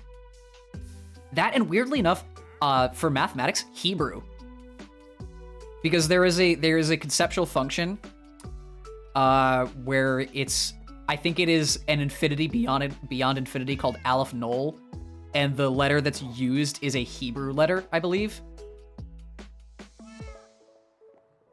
That's just, sorry, I'm going tidbit after tidbit after tidbit, but I am a master of trivia. I win every trivia murder party that I enter into. Died because Baldy was there when you opened detention. Oof!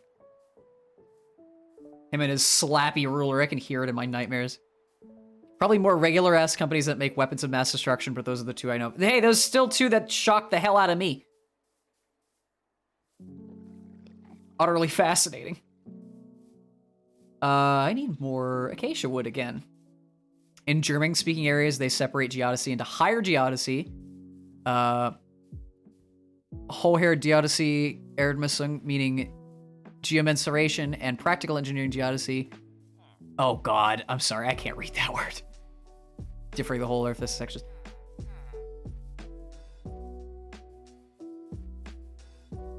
Actually, I'm gonna try engineering geodesy, I think. I don't know German. That's a hard one for me. I know Velkommen, which is just welcome. Which is kind of why I say welcome in. Because I can only think of saying Velkommen.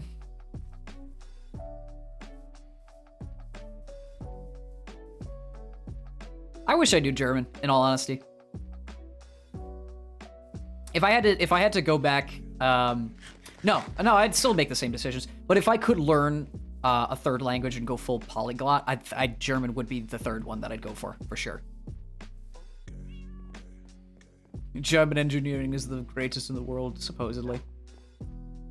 And that is what my future occupation will probably be, so who knows? Who knows what the cards may hold?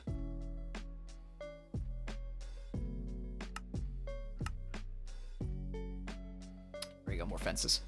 Does it have glowstone on me? Yeah, I can make one more. Plop.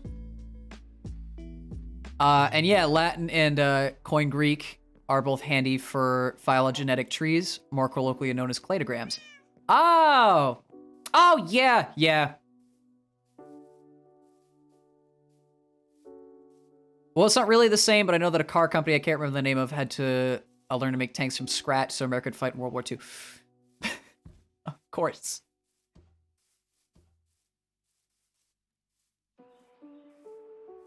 Hold on, where do I want to build this next light pole? Both binomial nomenclature. Yep, genus, species. I forgot that they were called cladograms.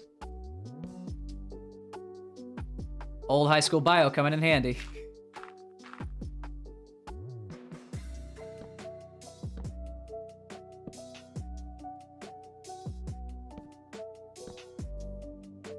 They ended up supplying 2/3 of the military vehicles that Russia used.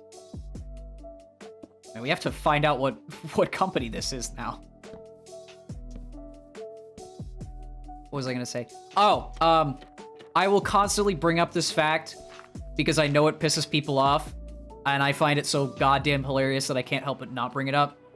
But a while back, I was looking into scientific names just as one of those jaunts that I normally do. And the scientific name for the common domestic pig is sus. I hate it. I hate it so much. So you know for a fact that scientists are just fucking joking. I'm kidding. It's clearly like a derivative of something. But it's just in the modern context that hurts me so much. Can't wait to go to a farm one day and the pigs just all go, "Among Us!"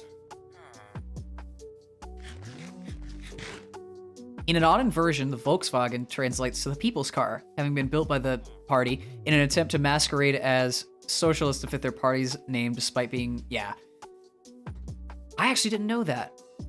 Sometimes there's a joke like the wasp, haha, yeah. There's other really jokey scientific names. And case in point, I know that he plays it pretty straight most of the time, but Bibbleridian has had some jokey names for a couple of his creatures in his Alien Biosphere series. And obviously he names some of the really specific species and even some of the clades after some of his Patreon supporters, which I find pretty funny. I'm still waiting on that next episode to come out. I'm really excited for it. Oh, there's another. Is he still here? I have enough leads. You can suffer.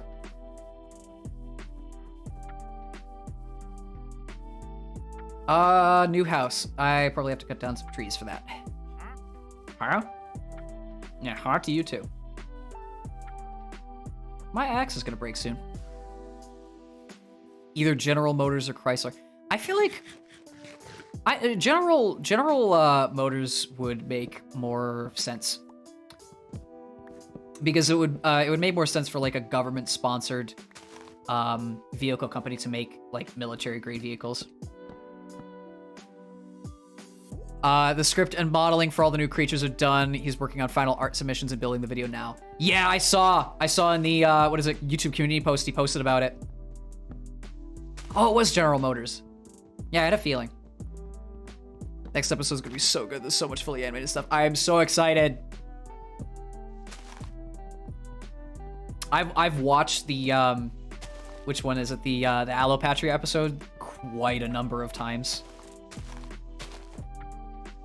I don't know why. I just really like that episode.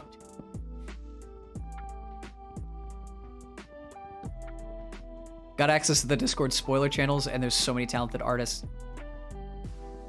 I cannot wait. Are we sincerely getting to the point where it's like, oh fuck, what was it? There was a fully animated short miniseries on, I think it was it History Channel? It was about, like, I think it was by a science fiction author, but they had fully animated it, and they were going to the planet Darwin 4. I think that was the name of it. And I remember it so distinctly because it was like my first proper foray into what if aliens? I just can't remember the fucking name of it. Favorite AB line is the most criminally underrated animal, the sea pig. Alien Worlds, that's it. Yeah, I remember that series. I loved that world building that they did. And I believe it was a science fiction author who wrote it. But they fully 3D animated it, and it was so cool to see. Just speculative biology. All these basics is impossible. Hey, at least you got close. 6 out of 7 is not bad.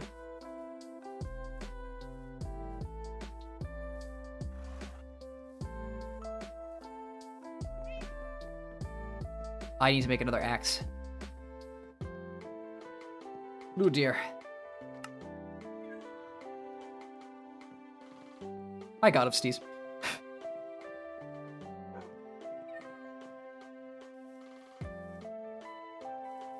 Alright.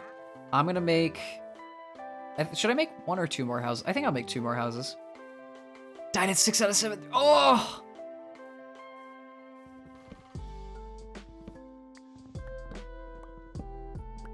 If you like some more cursed anthrocentric projects, may I recommend All Tomorrows and Man After Man books, both available as audiobooks by Beware the Coup on YouTube. I have actually seen All Tomorrows. I saw it in my YouTube suggestions a while back.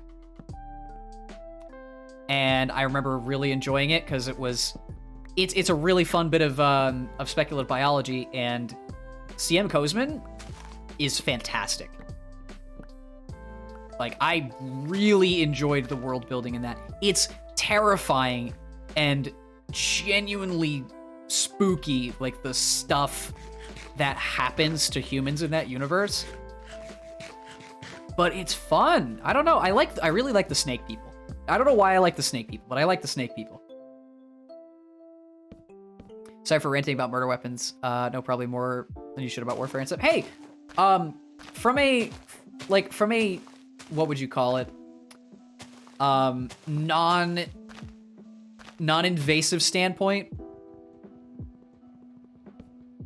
Oh, yeah, so, I will mention, yet again, because I mentioned at the start. So that, the EP that I'm working on, I had to delay it because mixing and mastering is taking a long-ass time.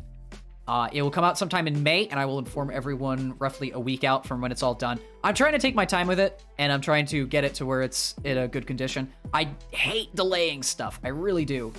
But it's like 80 to 90% there, and I want it to be done. I don't want to rush it. I would have loved to release it on the 28th, but it's just not feasible. It's still gonna have the full spiel of the 6 songs I had planned and all that, but I want it to be done. Sneeple. What was I saying about warfare? From a non-invasive standpoint, like warfare and stuff like that is interesting. Obviously, you shouldn't condone the behavior of people in war because war is bad. We all know this, but it's fun to learn about, I guess. I don't know. And honestly, knowing about things that have happened in history is a good way to prevent them from happening again. I fully agree with the sentiment of like learning about warfare weapons and stuff. Case in point, I know that Call of Duty is a game that a lot of people like to shit on these days because Activision is a money-grubbing mess of a company. But I did buy into Modern Warfare 2 purely for the fact that the firearms are as realistic as they are. I don't condone the use of firearms. I don't condone the behavior of people who own and promote firearms. Yada yada yada. You know the deal. But I think that firearms are cool. I think that the concept of a firearm is really interesting, and I can nerd out about guns and also condone like people, controlling them fucking selves. I find it fascinating. Yeah. Well, it's in human nature to fight one another. It's just how it's been. But my point is, just because it's a weapon of mass destruction, and it should absolutely be derided and hated because it causes human suffering, doesn't mean it's interesting to look into. You can learn about something and not condone it morally. It's when you go off the deep end that it becomes a problem. That's how I feel anyway. Like, hey, the sheer number of people these days who play first-person shooters, there's gotta be at least half of them who are like, yeah, not real life though.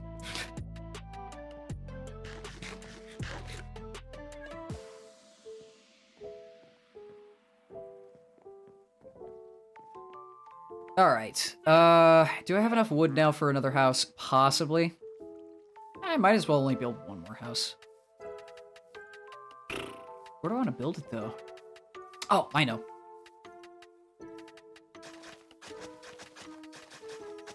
There we go.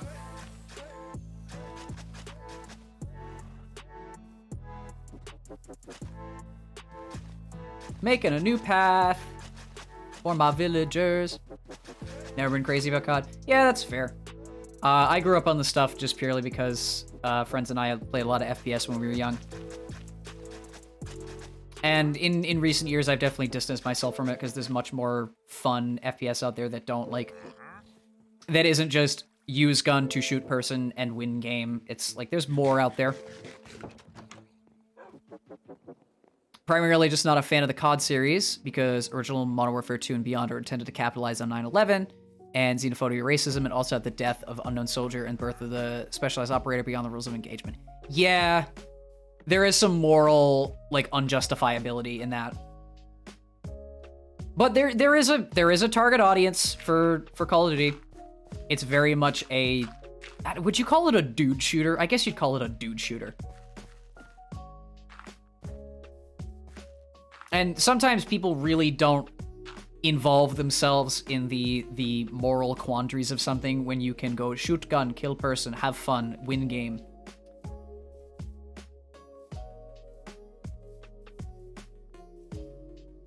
Nab a video essay by Polygon that encapsulates that dish? Really? I don't know, Polygon did a video. Actually, no, that makes sense. Yeah, Polygon would be the one to make a video essay about that sort of thing.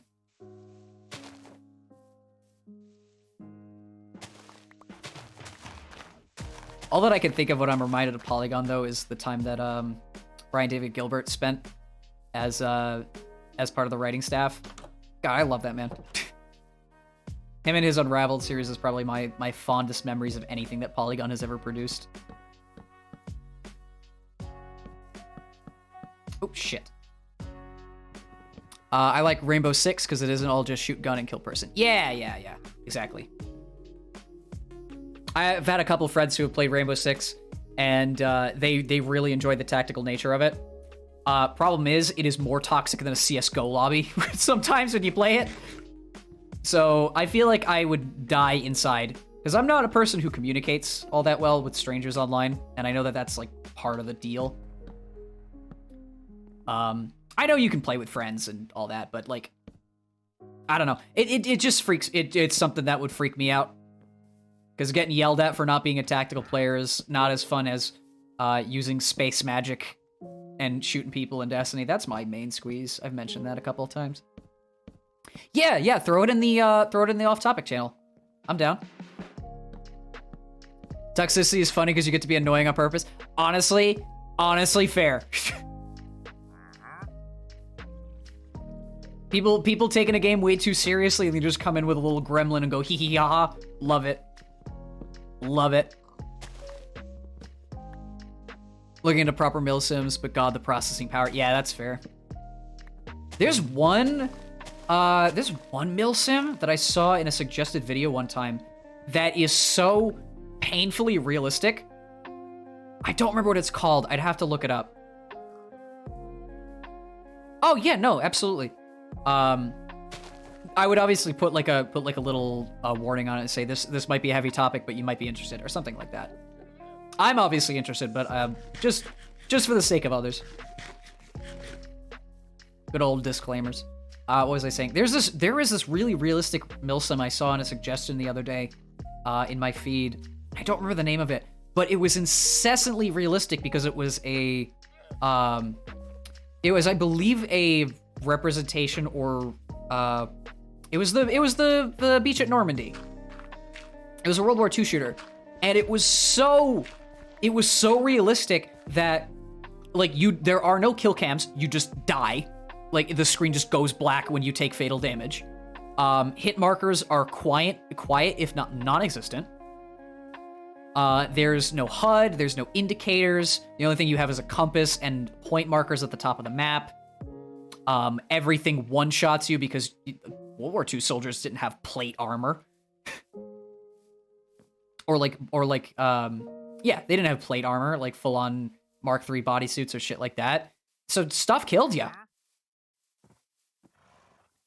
Got Escape from Tarkov, which is pretty realistic. Yeah, I've heard that Escape from Tarkov is very realistic, but I don't know. I mentioned last time when I was playing Dark Souls that quote unquote roguelikes and permadeaths are not my forte, just because I don't like losing all my progress. And from what I've heard, that's what happens in Tarkov. You die and you lose everything. That's why I'm not a fan of battle royales. I like respawning. I like getting back into combat. Someone gets so angry about losing or egotistical about winning, and I'm like, good game, guys, and it makes them so angry. Ah, the good old positivity that no one wants to listen to because you probably bottom fragged on the team. The best is when you're the top fragger and you say shit like that. It's like, hey, everybody did a good job. Good job, everybody. It's like, come the fuck on.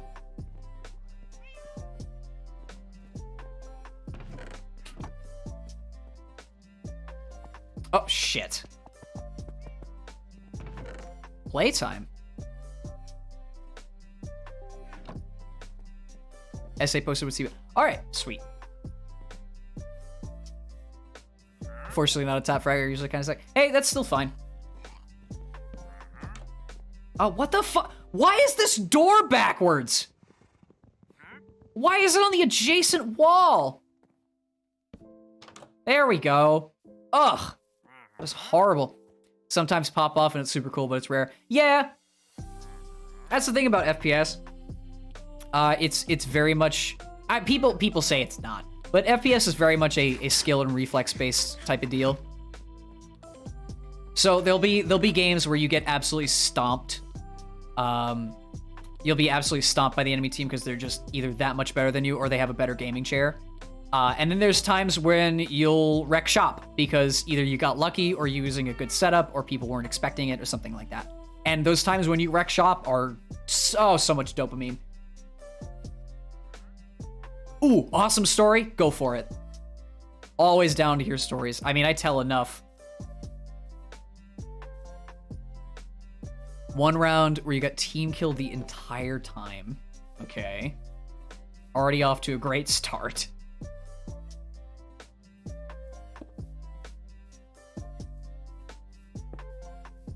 Hang on. I need more wood for beds.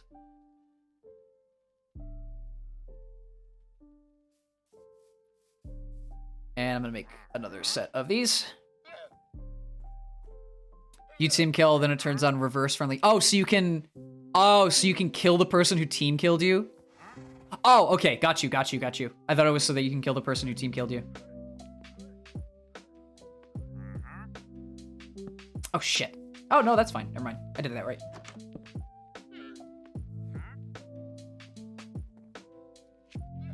And pop. And pop. Yeah. Yeah, no, I know what you're talking about now. It's you take reciprocal damage. So that way if you're like shooting at an ally, you can't kill them, it just kills you because yeah, punish the bad player for being bad and shooting his teammates.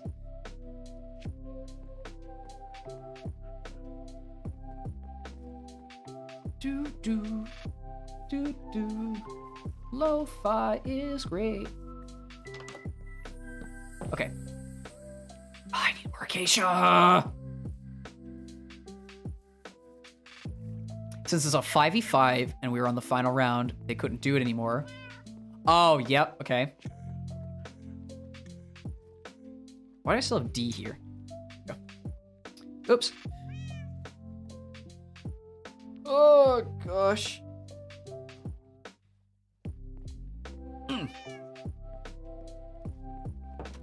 Oh, shit.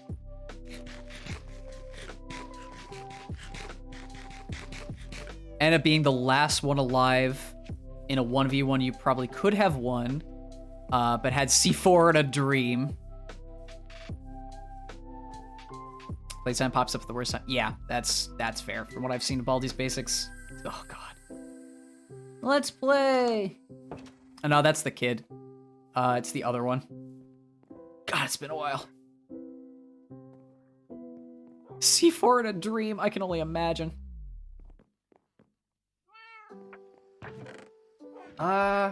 Acacia. Oh, you... Best dream. Best dream.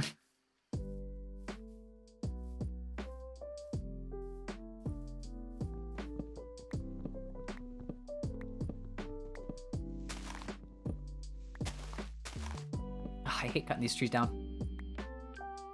There we go. Oh, do I need more acacia? They were pissed. Yeah. At that point, fuck them.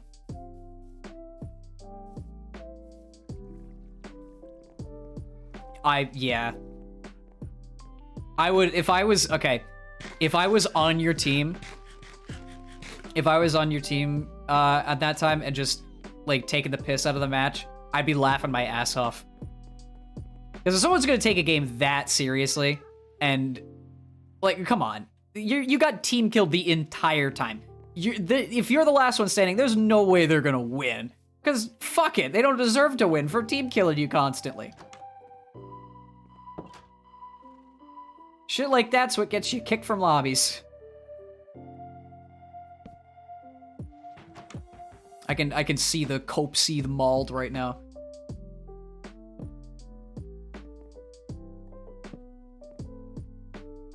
Oh shit.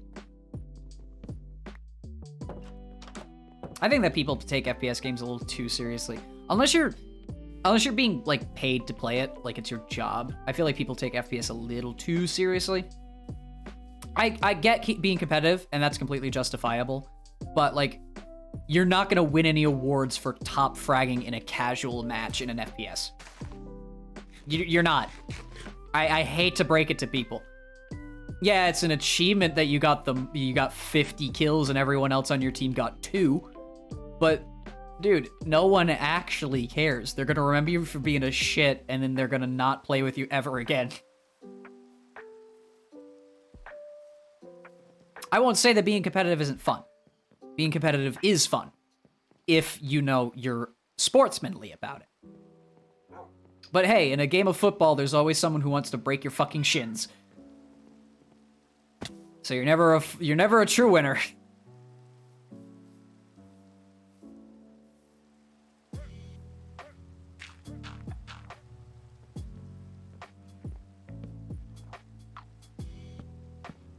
I myself, I've mentioned before, it depends on my mood, but I vent very frequently. I don't usually get truly angry, but I vent very frequently because I need at least some way to relieve stress, or else it will build up and I will get angry. But I'm somewhat of a sore loser in FPS games, and I can be pretty toxic if the tide is turning not in my favor. Especially if it's something where I know I should be doing well and I'm not, either because the other player's more skillful or I'm just not on my game. Y'all haven't probably seen that yet. I should probably play Destiny, and y'all can probably see that. Got really good at quickscope sniping and would pop people the moment I saw them and end up stealing a lot of kills. Nowadays, on the rare occasion, more of a support sniper, but typically just Apex Legends. Honestly, fair. I do like playing support. Oh, he skipped attention with Baldy's next to their room. Why? Dude, Squid. Broseph. Yeah, I feel that. I tend to lean more towards it doesn't necessarily ruin my mood, but it doesn't make it brighter if I'm not doing well. That's for damn sure. Oh no, I straight up yell at people. I straight up yell, not explicitly. Like, I yell at my computer monitor, knowing that no one can hear me.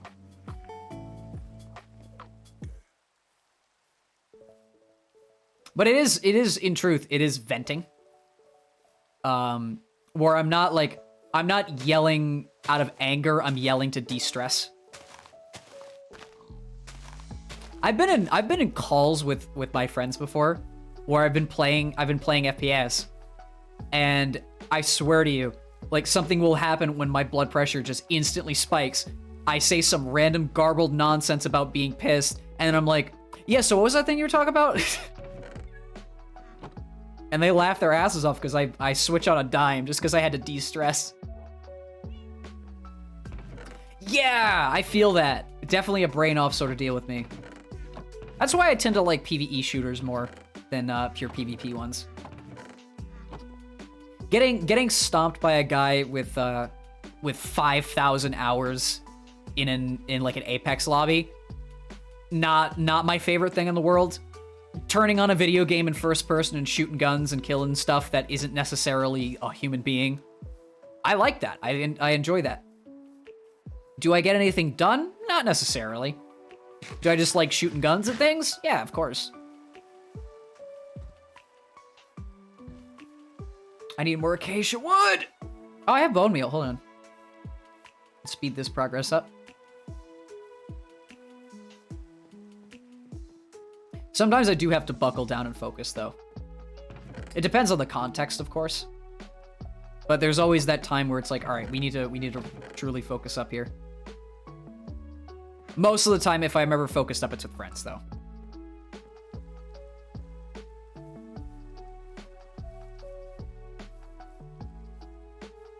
Oh, case in point. We're talking in the FPS mood, and again, I said before that my FPS of choice is Destiny. I know that not a lot of people like Destiny. Still don't know why. I guess because it's a Bungie IP and it's money hungry and there was no story for a while. I don't know the context anymore for why people don't like the game. I enjoy it.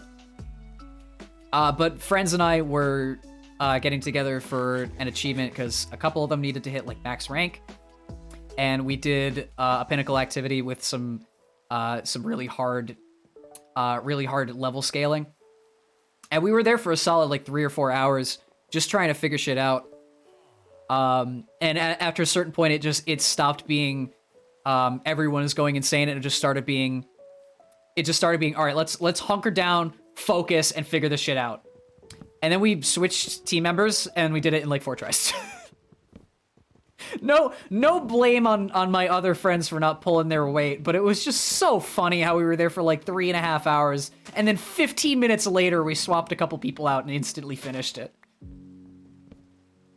We were all focused up by that time and sort of knew what we were doing, so I guess that's partially why, but like, yeah.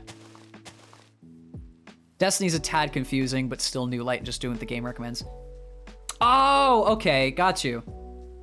Yeah, from what I understand, the new light experience in Destiny is very all over the place. It is not set up properly.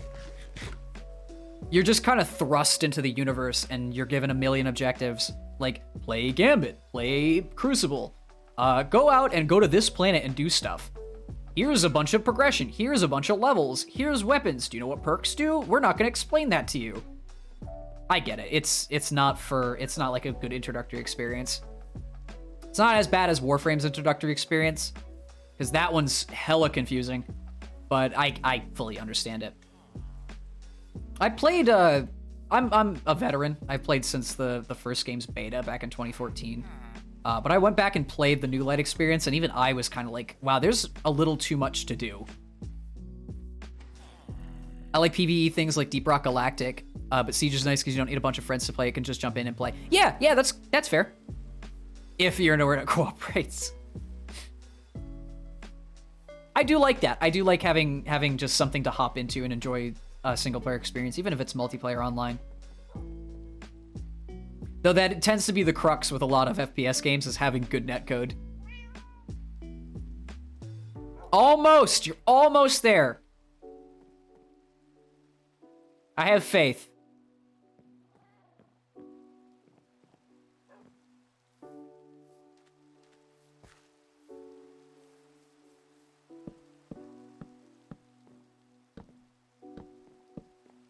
Oh shit. Oops.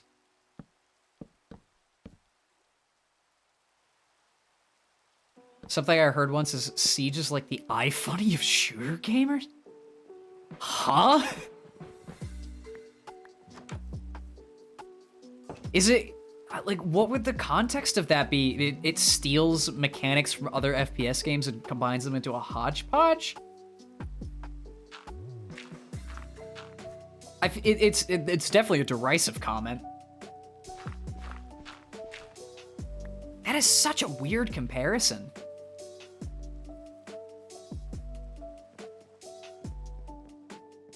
Yeah, no, I don't... Yeah. I'm lost on that one. I don't know, but I agree 100%. I'm not sure, but this makes sense. Oh, it's nighttime.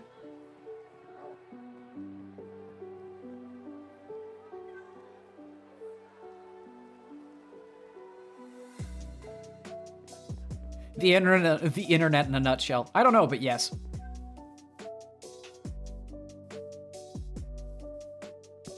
Oh, come on. Even place it in the bad corner.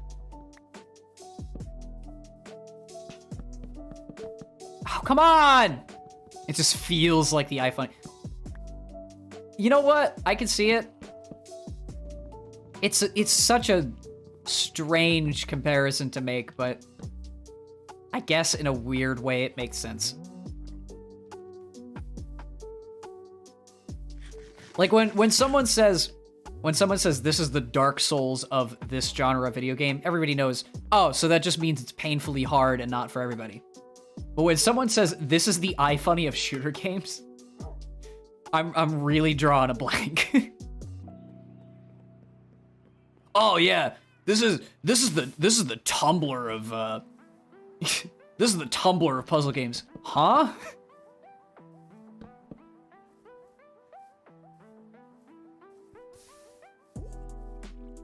I mean, if you're gonna draw a comparison, do it hyperbolically. But you're gonna confuse the hell out of everyone.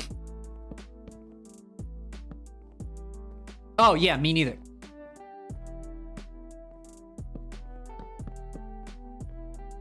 Yep. All of a sudden, someone makes a comparison that just you never would have thought of.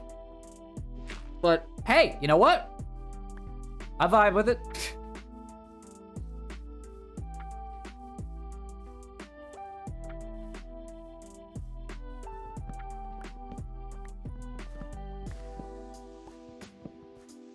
Comparisons are fun. Weird tangent, but comparisons are fun.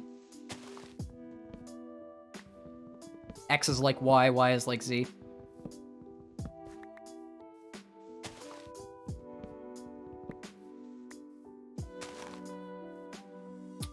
I do still have saplings on me. I'm taking a long time to build each of these houses. I'm sorry.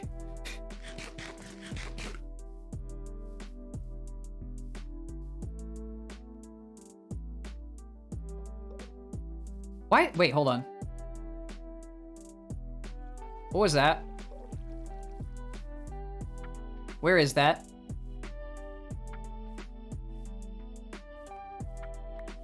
Where are you?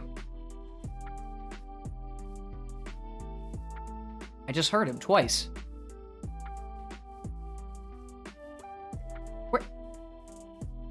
Where the hell is he?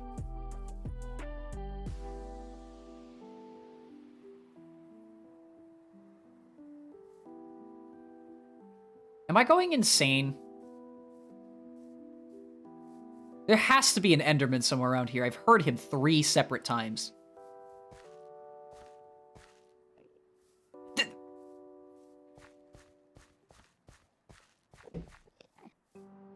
Is he like under the floor? Hang on.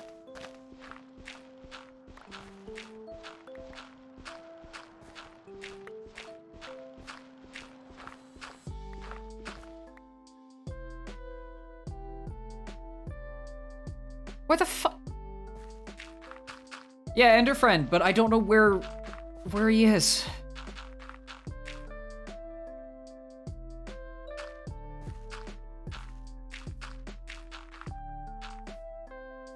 I'm going insane.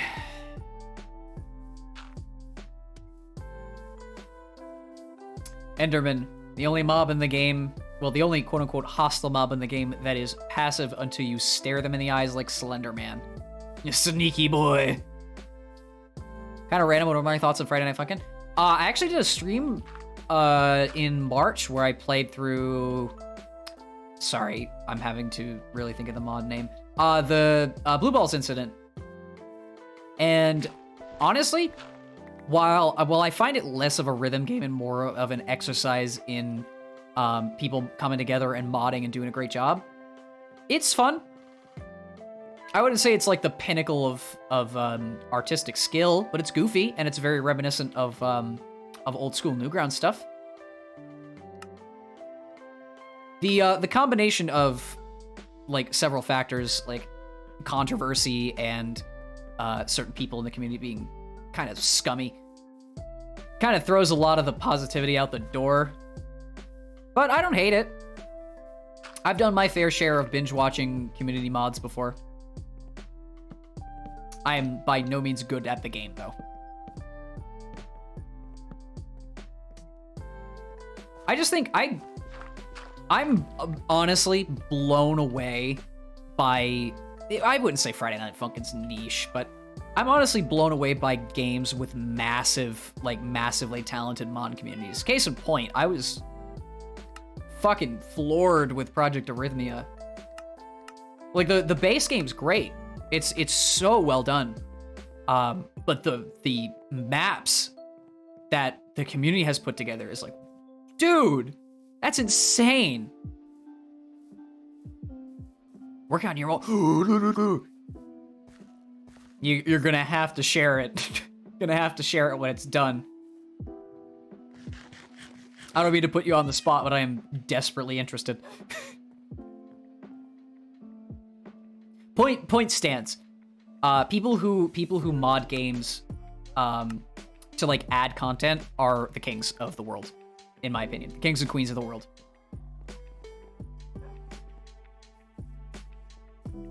Never know what a person will think because either someone likes it or hates it. Yeah, that's fair. Honestly, throw all the apprehension out the window. Forgot to press 1 2 times.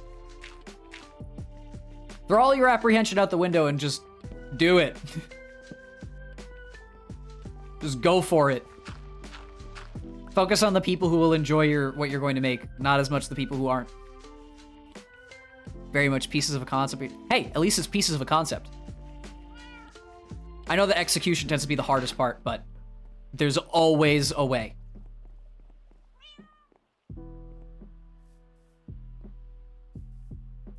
Trust me, with that statement before of don't give a shit about what anyone thinks, just do it. I fully understand the action paralysis that comes with what if people don't like it? What if people don't want to? What if people just don't want to look at it? What if people are just completely ignore it? What if just ignore the what ifs? Just go and do it. The people who do like it are often way more enthusiastic and supportive than the people who wouldn't even bother.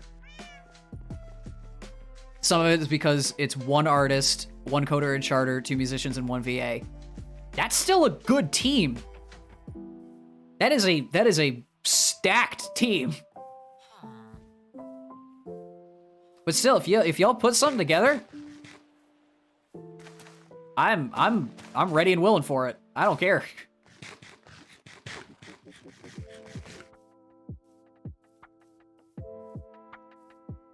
Did I finish this house? Yeah, I did. Okay. Do I have any more light poles to make? I don't think I have enough glowstone to. Yeah, we built 2 more houses, expanded things out a little bit, made some light poles.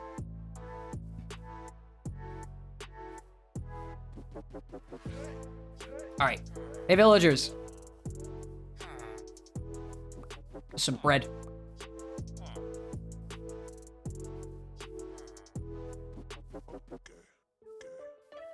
I need to make that sugar cane. Ow, sugar. Ow, sugar. Ow. Ow, ow, ow, sugar, ow, ow, ow. Sugarcane farm.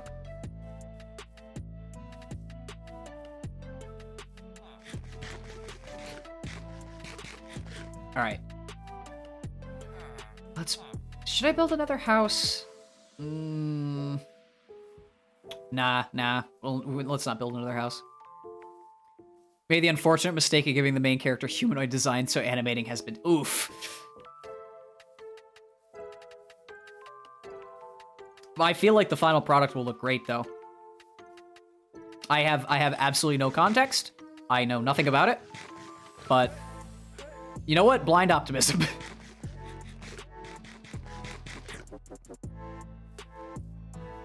Sprites for the idol and then got scared and distracted by doing other things like PA. Honestly, that is full scatterbrain energy, and I totally understand. Oh, awesome. That's the biggest thing. Doesn't matter how far along with it you are, as long as you're proud with the progress. That in and of itself is the best part.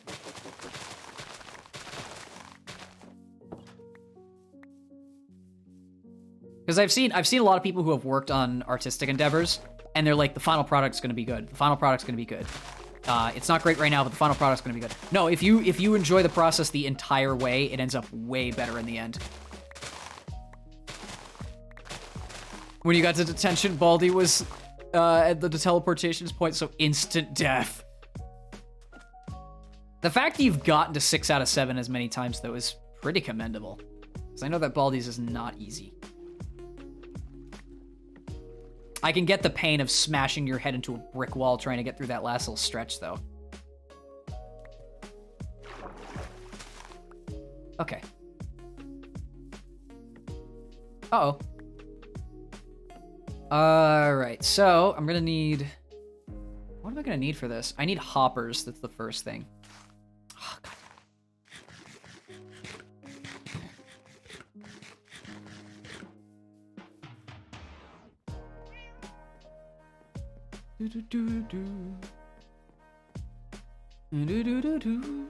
I need more paper. Wait, I have to put some of this shit away. My inventory is so messed up right now. Throw this in here. Throw this over here. Might throw it in the art channel now. Not always optimistic about how FNF content received when joining new. Oh yeah, no, I don't care. I don't mind at all. And hey, I'm the owner of the server, so if anyone pulls a hissy fit, I have a final say. So when you get the 6th book, it's like all entities just TP in your. Oh. No, that's absolutely fine.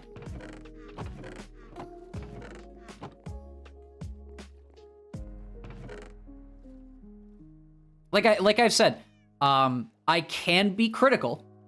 Like this applies to anything. I can be critical, but I am usually quite open. Because this sounds like excessive dad energy, but I appreciate the effort being put in more than the actual product itself. The only time that I'm like, is if someone's like, this is my best work. This is the best I can do, and it's like not great.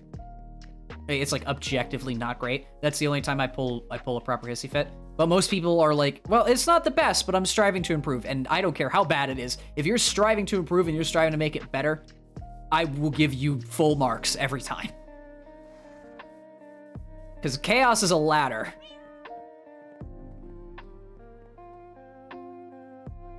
But yeah, specifically with me, never be scared about like sharing your work or anything like that. Because hey, I'm literally doing that exact thing. So why would I put anyone in the dirt for like, oh yeah, your work sucks. Why would I do that? Me slowly chipping away at my spec bio despite still working strong. Yup. Oh, I have 3 more glowstone. Fuck. I need to go cut down more trees.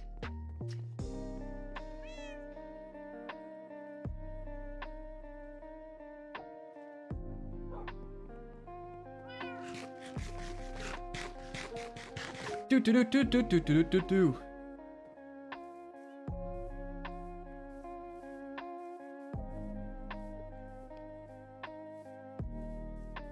I love how the build the times that I actually start building stuff in Minecraft, I always end up in a loop where I never have quite enough resources to do exactly what I'm doing, so I have to go and cut down more trees. Go get more stone.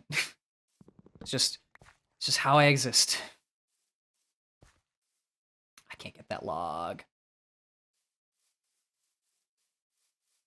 Oh no, trust me. I fully understand that it's irrational as well, but I get paranoid too. So don't sweat it. Don't sweat the small stuff.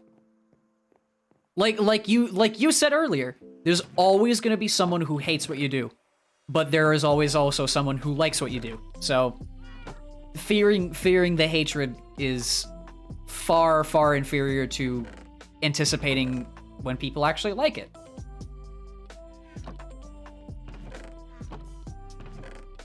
And you'd be shocked, even if someone goes, even if it's like the most lukewarm, like that's good. That's still more than enough for most people. 9 times out of 10, people who are genuinely critical, like, will often offer constructive criticism. People who aren't generally critical will just shit all over you for no reason. Like, you can tell the difference.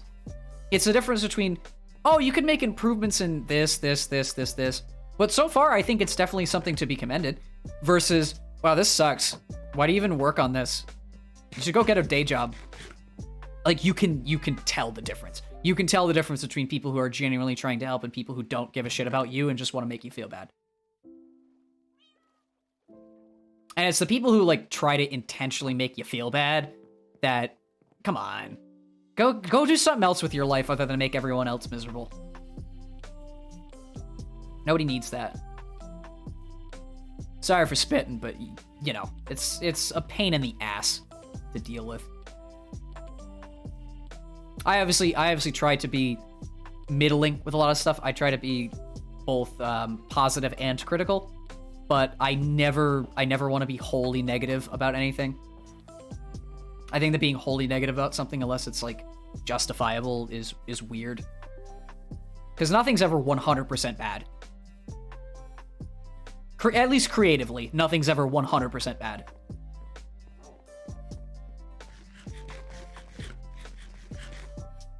I mean, no, actually, even then, you could make an argument. I was about to say, even if you draw like a single line on a sheet of notebook paper, hey, but at least you drew something.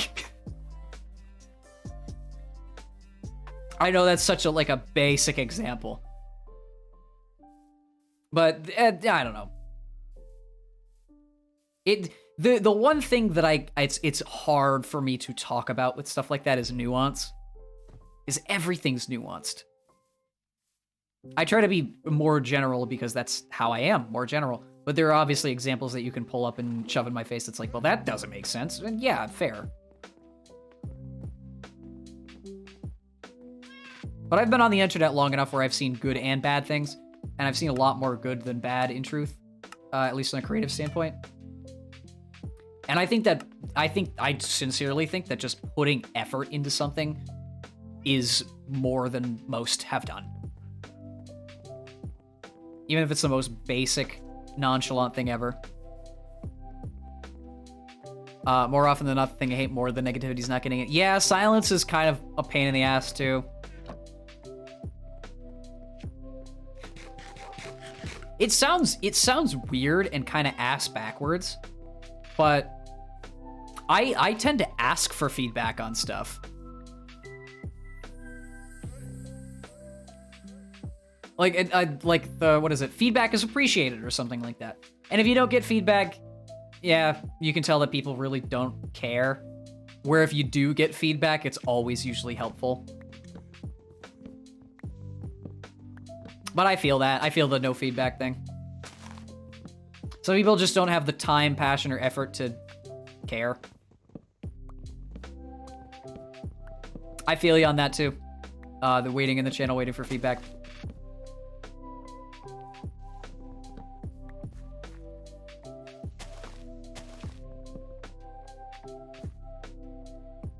I've learned, though, that, especially with creative endeavors, a lot of the times the feedback will come.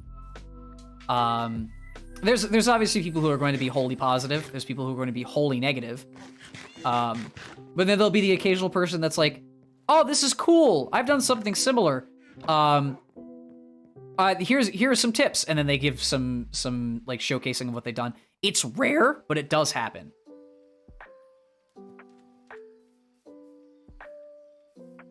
And that's the sort of stuff I look forward to. Yeah, exactly.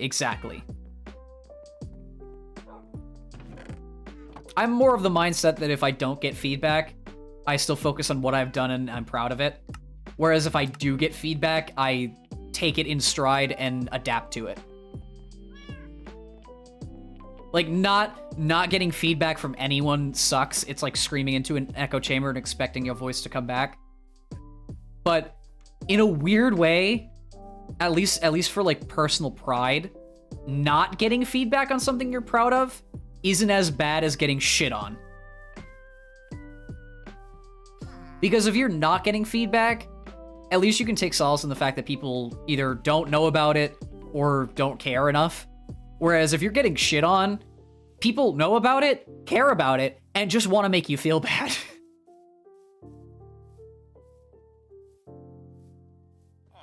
I know that that's against, like, what is it? I think Teddy Roosevelt. Was it Teddy Roosevelt or was it Abraham Lincoln who said,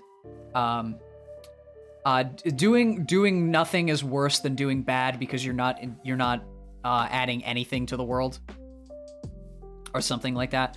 It's counterintuitive, but I think that sometimes having no feedback and being happy about what you've done is better than having terrible feedback. Because then it's like, man, why? Had a PA animation you worked on. Someone said it was the best animation they'd seen in a minute. It made me really happy for the rest of the week because I'm not very popular, understandably, because the levels really suck a lot. Hey, it's okay. A, we all start somewhere, and B, not everyone is the fucking Leonardo da Vinci of making maps. As long as you're proud of what you've done, and either know or accept that improvements can be made and you're ready to do them, that's completely fine. I don't care how good or bad my final result is. I'm always of the mindset that I'm happy with it, but I can obviously improve on it.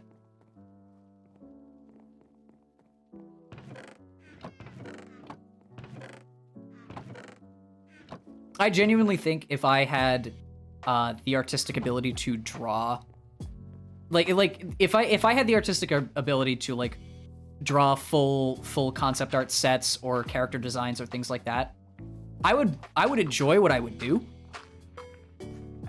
I would enjoy what I would do, but at the same time, I know that I could do something more or I could do something better. I'm never content. It's kind of a pain in the ass to never be content because you're never truly done, but I'm never content. So I just continue going on with what I'm doing, trying to make odds and ends meet, and this thing is better, this thing is better, this thing is better. Learn from other people, learn from myself, yada yada. Oh, good. Okay, at least you're happy with what you make. What you make, you just never finish. Yeah, I get that sometimes too. I've switched my mentality though. Case in point with the EP, I've switched my mentality. I realize that I have all the time in the world to do what I want to do. The only deadlines I make are for myself, as of right now anyway. And the only person who is truly going to care about the due date on the final product is me. So instead of like pushing myself to make sure that everything is done and rush into things, I wait for a time where I'm like, all right, I'm going to definitely work on this, and then I work on it. And then when I feel like I've done enough, I'm like, all right, I'll get to it at a different time and I'll incorporate some more ideas. And that's a much more natural way of going about things. It takes far longer, but the final product is usually more to your liking and less mentally rushed. I know that people tend to, in creative endeavors, tend to use it as a money-making tool, which honestly, that's fine. But sometimes, like, you're put on a deadline and what you want to make versus what people are requesting are not exactly the same. So that's when it can be tough, and that's when, like, due dates and deadlines can start to rear their ugly heads. But with me, I'm just kind of here enjoying myself doing what I do. And I think that's fine.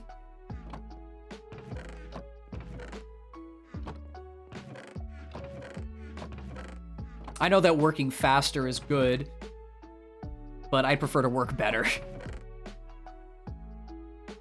Where did I put these apples? Oh, probably the fridge. I've had a lot of projects in my past, though, that I have just straight up not finished, so I fully get that. Either from lack of passion, or I forget about it, or something along those lines. Eventually, I remember that it exists, and I'm like, oh yeah, I didn't finish that. But the experience of working on it was nice.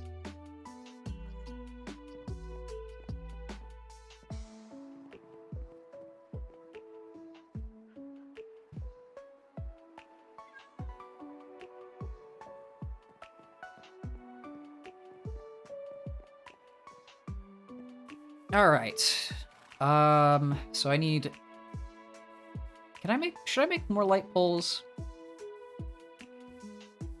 Need to make one more house for sure.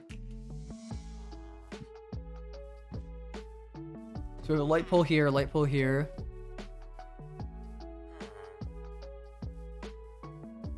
I don't want to think I should finish, but I have so many levels I want to create. My ADHD monkey brain does not agree with the goal. Though, at the same time, making a goal that is, like, ridiculously overstretching... I don't know if this is just a me thing, but I tend to make goals that ridiculously overstretch. And then what happens is I double back and I realize that the thing that I've done is somewhat impossible, but the amount of progress I've made towards the unachievable goal makes me realize that a more reasonable goal is possible. Whereas if I was just like, all right, I'm going to do a very simple thing, I would never get around to it. Or if I go, I'm going to do this really complicated thing, I work towards it to a point where it is possible, and then I scale it back. So if I'm like, I'm going to make an entire animated series, I start, like, I would start learning how to draw, I would start learning how to animate, I'd figure stuff out, and then I'd be like, I'm not going to be able to do this, I don't have the skill to do it, but at least I can draw pictures. Cozy. But yeah, like, it's weird how that works, but it works for me. And I've made a lot of goals where I know that if I expect something that I won't be able to accomplish, I'll at least get to a midpoint where I can sort of do it. Hydrate, thank you.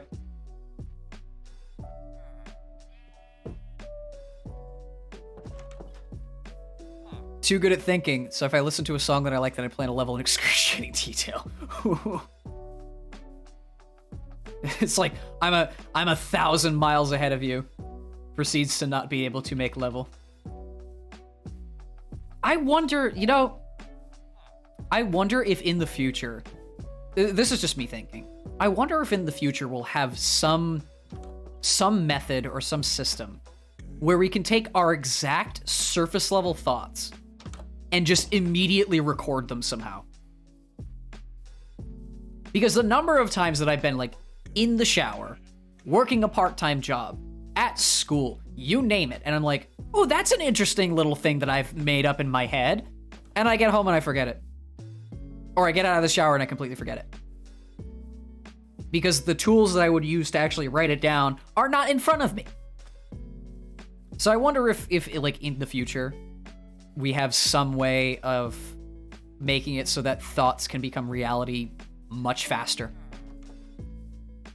Because I betcha out of the 8 billion people, there's a ton of little gremlin brains that are constantly coming up with ideas, but just can't get the ideas on paper because they either don't have access to the paper on hand and they forget about it, or they just don't have the skill. When we get the new motivation patch, the world will tremble. It'll probably come after the the virtual reality patch, the world peace patch, and the go into space patch. So we have a long way to go for that.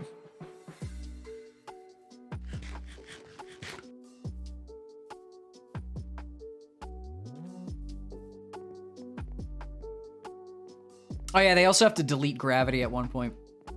Because they added it and it's too buggy. People are falling off buildings and dying, and that wasn't supposed to happen. They're supposed to fly. Where the fuck is that librarian? I've run past him like 4 times.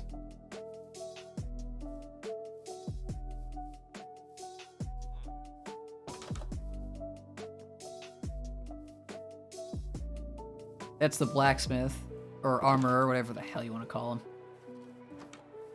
Where's my damned librarian? It's usually over here.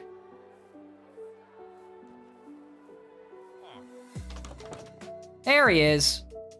I got paper.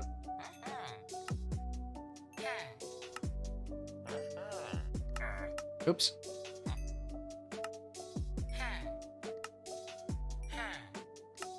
Man, he's got a lot of emeralds.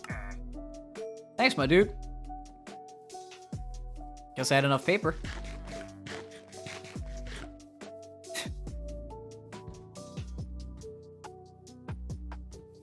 Wow, I can't wait to have fun with my creative endeavors. High school.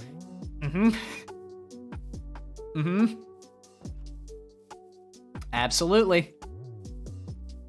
Oh, that was a time. That was probably the second hardest. I've worked. Because high school took up a majority of my free time. And then I was doing stuff outside of high school. The hardest I worked was my senior year of college, because I was working 2 part-time jobs as well as doing college stuff. I will never do that again, and I don't know why I decided to do that. But hey, I had money in my pocket. Pro tip, don't work multiple part-time jobs. Ever. Just saying. Don't do what I did. Learn from my mistakes. Okay, I'm gonna need somewhere else to build a house quick. I was gonna do light poles too, but I feel like making another house would probably be beneficial. Let's put it here. Yeah, this sector's really cramped though. Should we put it up here? Yeah, let's put it on this hill. This will be cool.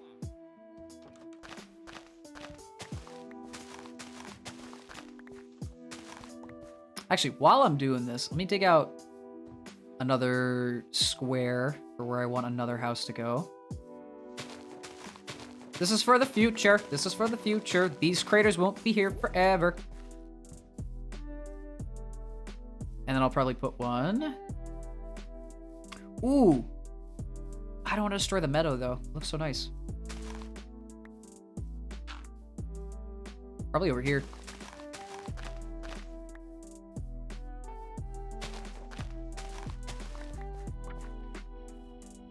One, 2, 3, 4, 5, 6, 7, 8, 9. There we go.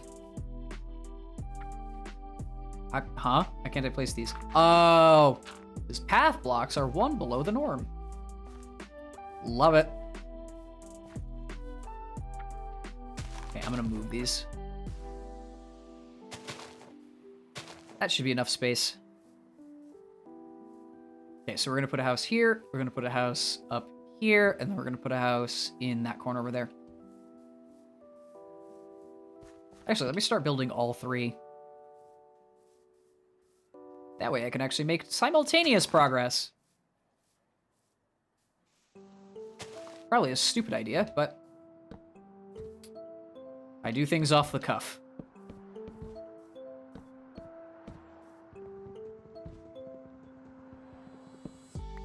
I'm glad I'm making progress on this village again. It was far too long where I was just nether dying, nether dying, nether dying, nether dying. Build a roller coaster using a whole 50-50 grid. Oh, God. Don't give me ideas. I'll be here for 7 decades. Unfortunately, cannot bring your phone to history as the time of renting is over. Well, at the very least, we had fun.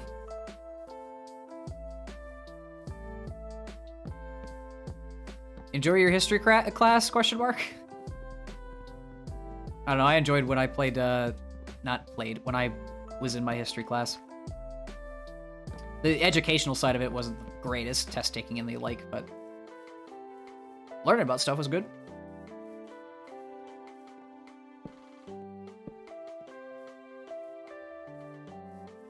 Pop, pop. Okay.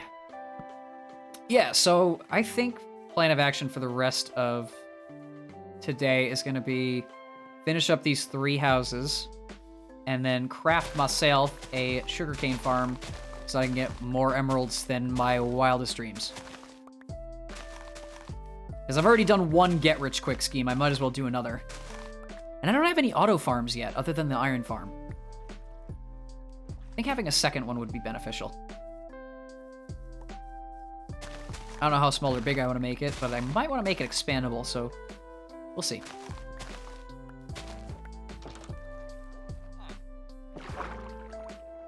Yeah.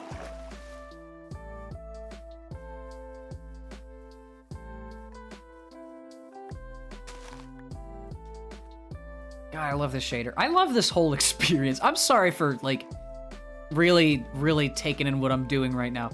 But lo-fi with shaders in a classic Minecraft world makes me so chilled out.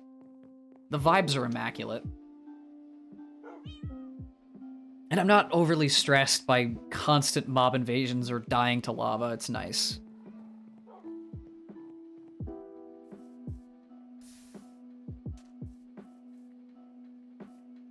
Long may the sun shine.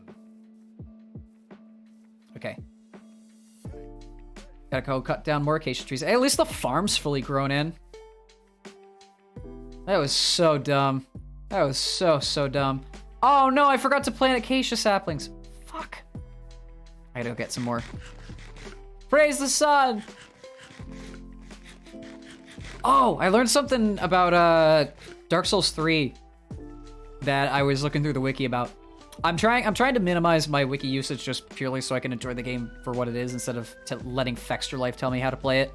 But there is a certain set of items that you can trade to the crow in the tower, where you can get Solaire's armor in the 3rd game.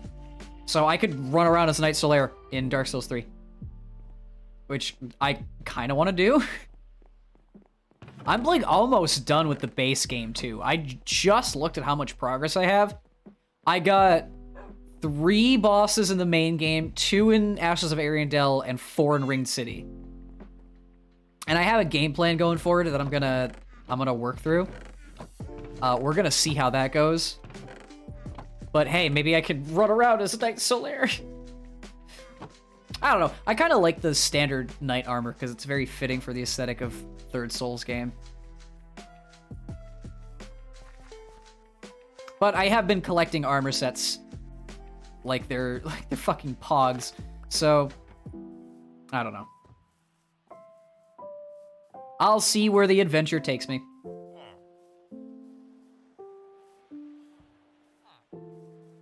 I'm enjoying my time with Dark Souls 3 though. Enjoying it a lot. It's roughly as hard as people have said it is, because hey, it's a Souls game. They're not easy. But I've had like a lot of the fights that people say are pain in the asses. I've like cleared pretty fast, and then Lothric and Lorien show up. It's a pain. The fight's a pain. I wish against wish that fight was easier for my peanut brain.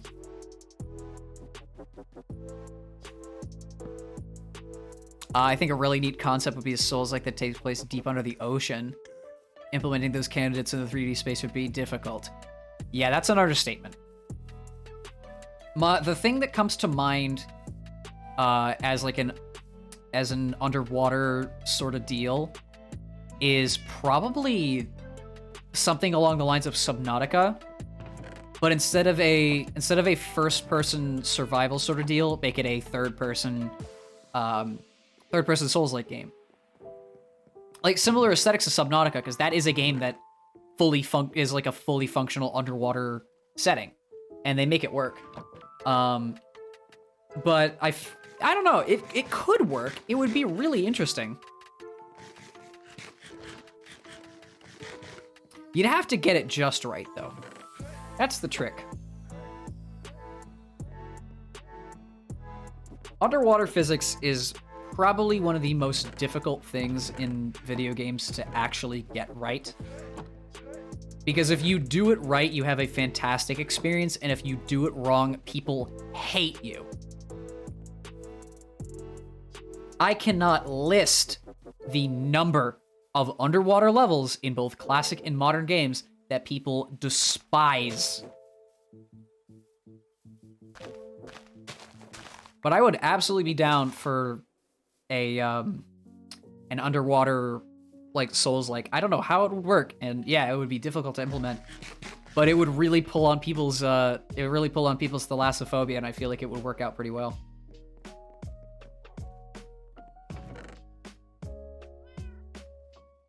We need more underwater games.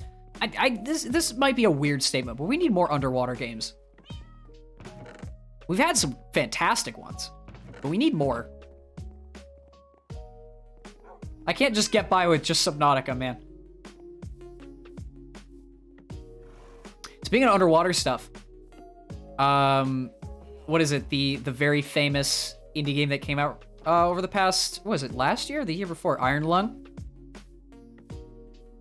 Which, for those of you who don't know, is a wonderful little horror indie game where you're essentially stuck in a blood ocean with a rusted submarine, and it is the most, like...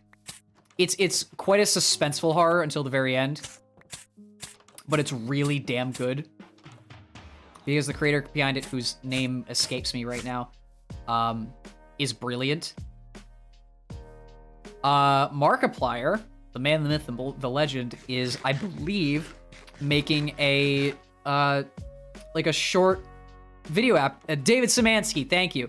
Markiplier is making a short video, or like he did for In Space with Markiplier, but with Iron Lung, like a fan-made online adaptation, which I feel like is gonna be awesome because he's doing fantastic as a filmmaker. Imagine that. Goofy glasses wearing Mark Fishbach being a filmmaker in 2023. Who would have thought? Working on a stream border for that is taking so long. The aesthetic you have to get so right. Also, yeah, he made Dusk. I really need to play Dusk. I haven't seen head or tail about it, but I know it's a really good Doom-like FPS. Like in the same vein as Blood, Ultra Kill, Duke Nukem, stuff like that. Sort of a return to form for arena shooter FPSs. And hey, I'm a big fan of arena shooter FPSs. I should definitely look into that.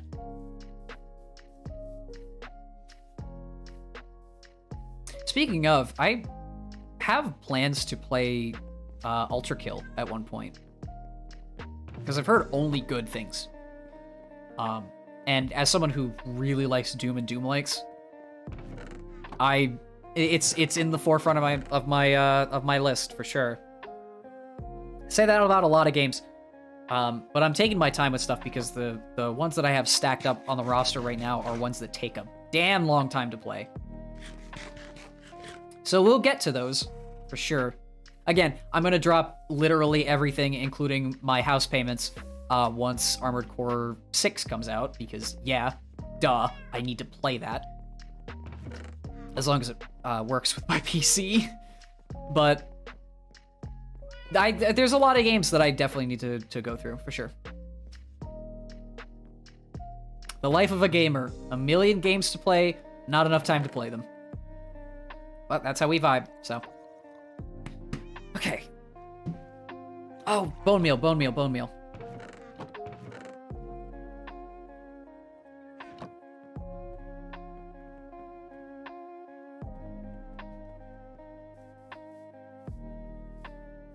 Progress is being made, but it is slow, and that's how I play Minecraft. Whoop! I find it hilarious how my game slightly lags because generating a bunch of leaves and logs and updating all the shaders just makes the game go hot for a second.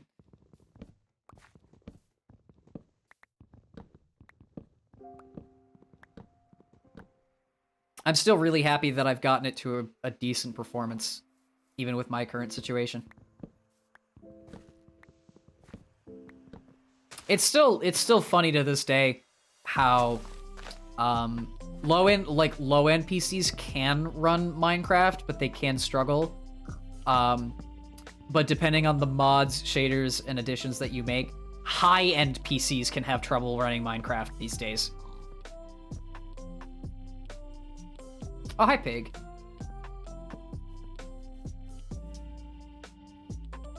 It's a funny little catch-22.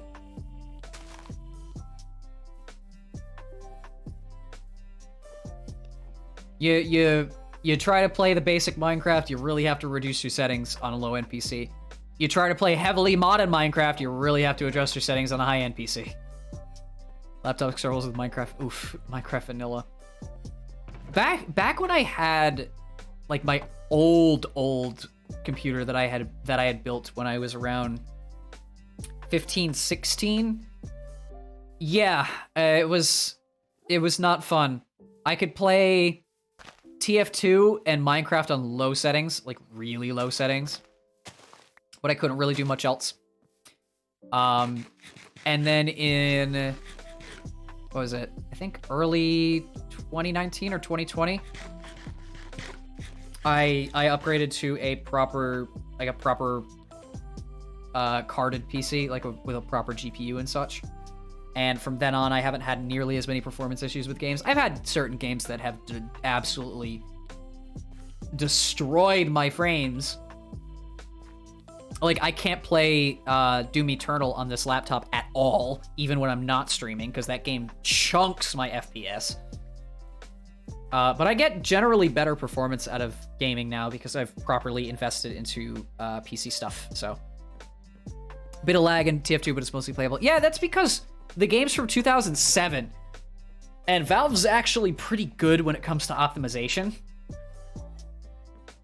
So the fact that TF2 can run on even basic PCs is a testament to that game's longevity. Problem is that casual's filled with about 5,000 sniper bots every lobby, but hey, silver lining. That's why we go on community servers these days.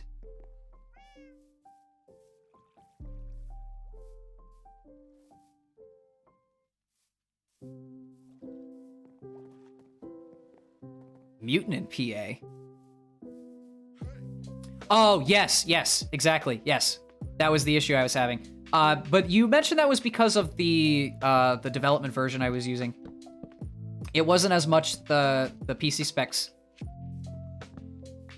I definitely will go back and check that.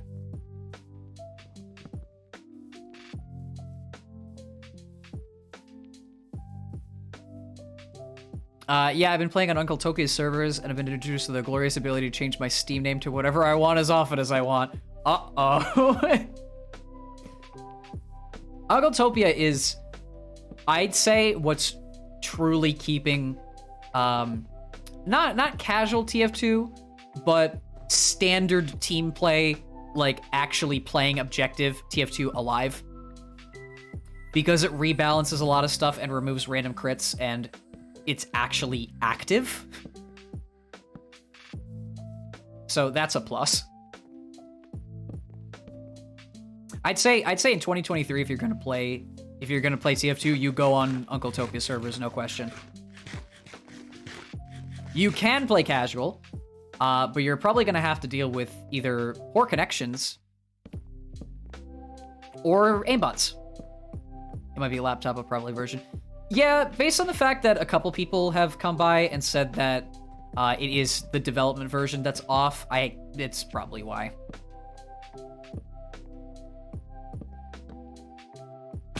Ow! It did say development version, so expecting it to be clean wasn't Probably the best. Although for what I did, what fun I did have, I had a lot of. So just because that map didn't work for me didn't mean I couldn't enjoy the rest of it.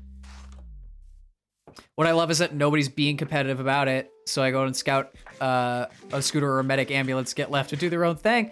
Sometimes there's just sign duplication or melee battles on bridges or giant conga line. Yeah, of course. There's still that friendly TF2 side of things. Of course. But I'd say because of the way that Uncle Topia servers are balanced usually, there is more of an emphasis on people like actually playing the game versus going on some random 2-fort server, throwing on the gibbous hat, sitting in the middle of the map with a sandwich and just throwing it to the entire enemy team while they taunt. Like, there is slightly more of an incentive to play the game even if you're doing it goofily or casually. Yeah. 21 point whatever. I got you.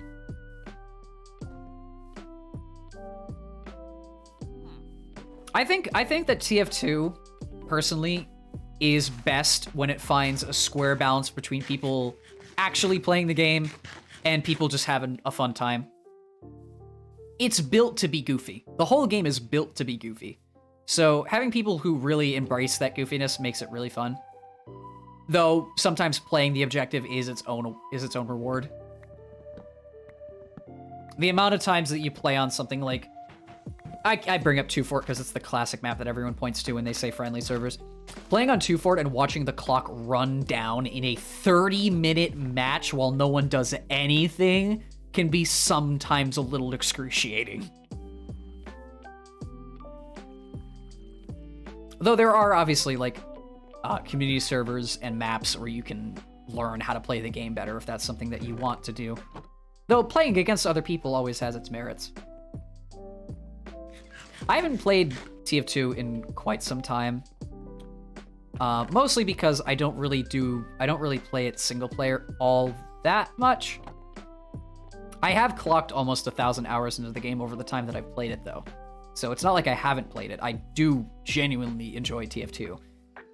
It's just I need like obviously the friends of mine to play with me and goof around. I can obviously find enjoyment just playing by myself, but I tend to not play by myself all that often. It's one of those things that it's funnier to laugh with friends than it is to laugh by yourself. That plus my FPS addiction is currently absorbed by Destiny yet again, so I don't know if I can do two at once.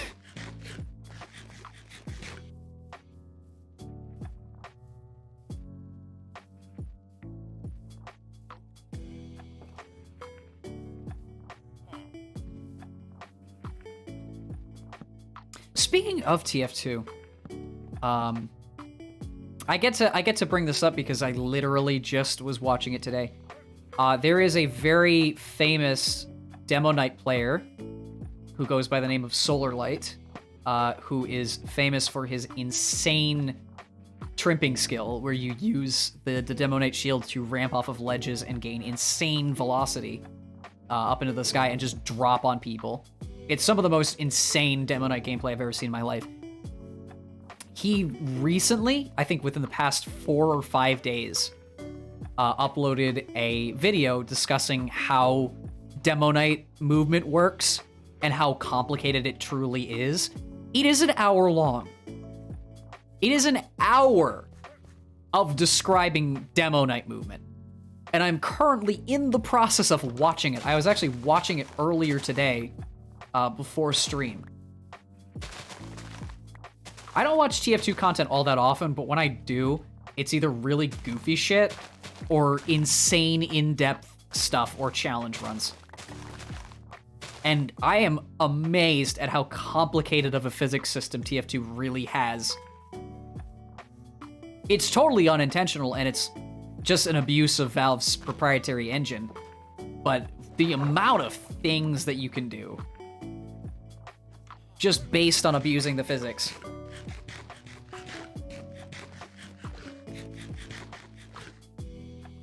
When people talk skill ceilings in FPS games, you'd be amazed at how how much of a skill ceiling there actually is in TF2. It's kind of crazy. You think, oh, cartoony game where you can pick one of 9 classes. I mean, yeah, you can play it like that. Or you can be a high level player literally roaming around the map as soldier, constantly rocket jumping, dropping on people, and taking them away from cap points. Or a medic who heals every single member on his team in equal measure. Ubersaw's melee classes when they get in close because the medic is a better melee class than half of them. Straight up rocket strafing when he gets hit and hiding behind walls and objects so he doesn't get sniped across the map. There is some insanely high level play in TF2. And you wouldn't think there would be, but there is. Game's been out for 16 years. There's definitely going to be some people who know exactly what they're doing at this point. And I'm all for it. Same with Portal, honestly. I've seen some crazy Portal speedruns. One by... The main guy, I think, is mSushi, who does Portal speedrun content. I'm just sort of on a tangent of Valve games now. And, man, I just enjoy the series casually. But, damn, the amount of exploits you can do, and especially in Portal 1. There is a... Oh, God, what was it? It was so entertaining to watch.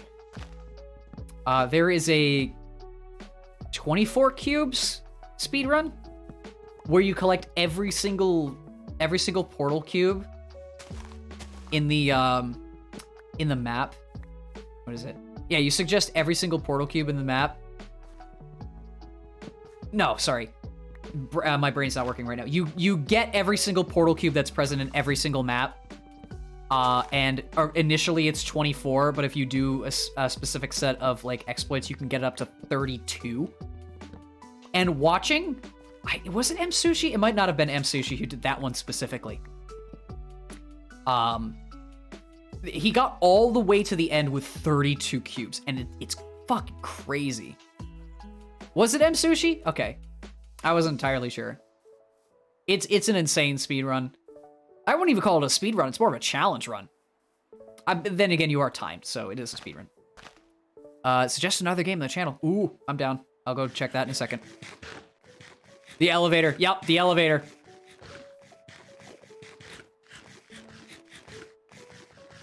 What a way to abuse state loading. That's why, that's why I honestly really appreciate speedrunning.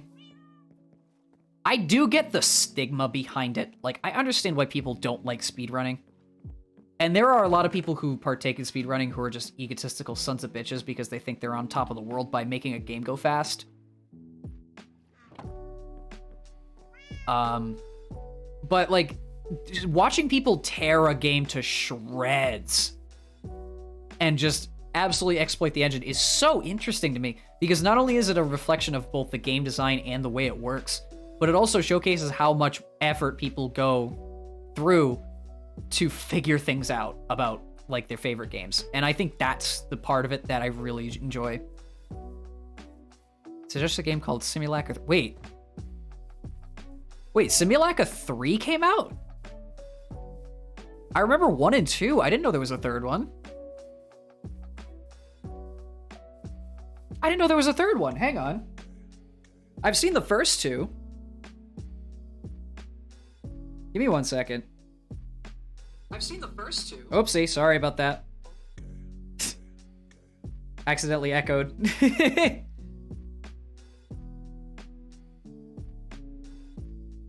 Simulacra 3.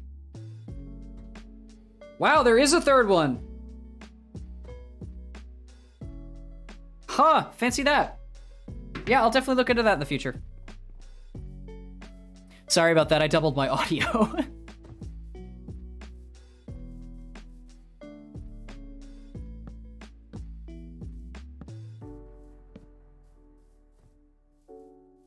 God, actually, no, now that you brought up Simulacra, I remember, when was it? Was it like mid 2013, 2014? Something like that? When, was it Jacksepticeye Was it that long ago, or was it 2016, 2017? I don't know. Years can be all over the place. Played the original Simulacra, and I was honestly entertained beyond entertained by how genuinely spooky that game was. And it was sort of the first of its kind. I didn't know there was a third one. Developers must be going ham.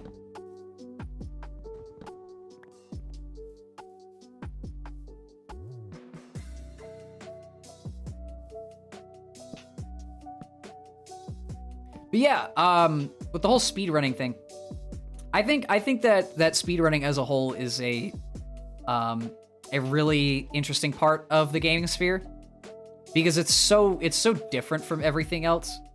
Like most people are skill oriented, most people are gameplay oriented. But then there's the people who are both skill and gameplay oriented and are all about abusing engines and like figuring out the ins and outs of how their game works in order to do it the fastest possible. And it's been around since like the 90s.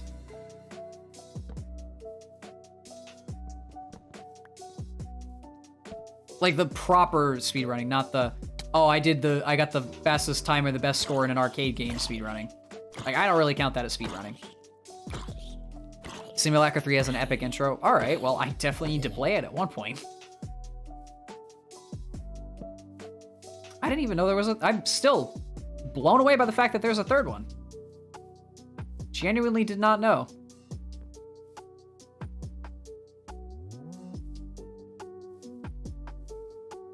I guess time moves on and you forget certain IPs, and then the developers are like, oh yeah, hey, remember this? Here's a sequel.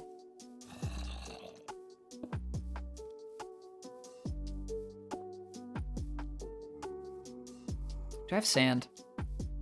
I hope I do. Ouch. I should go sleep.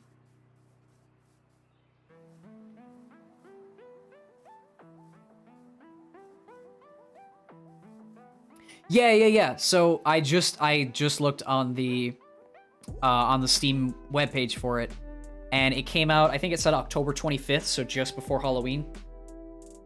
I definitely would not have known about that had you not recommended that. So yeah, definitely in the future.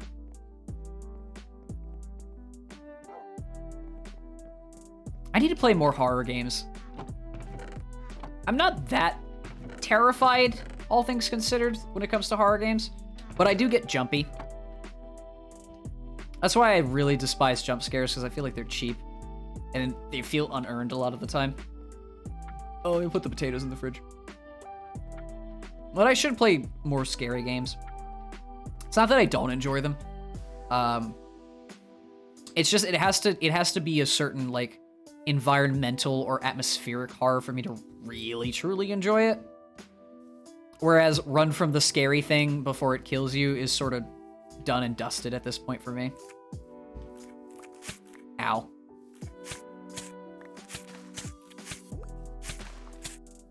Ow.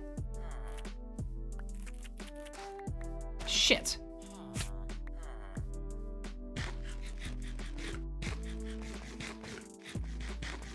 Wednesdays are free. Honestly, I'll think about it. I tend to do Wednesdays pretty off the cuff, all things considered. So I'll think about it. It's an option. If you see it on next Wednesday's schedule, there you go. If you don't see it on next Wednesday's schedule, it'll probably be on a different Wednesday.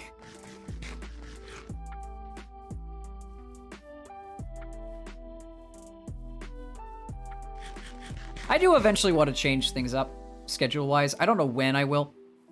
But I'm pretty happy with the Minecraft on Mondays for relaxing and chatting and, you know, making progress, and then the main game on the weekend so I can play 2 streams in a row and get some major progress in. Wednesdays have always been up in the air for me because it's the middle of the week and I run out of ideas real fast. So yeah, throwing more ideas at me, always up for it.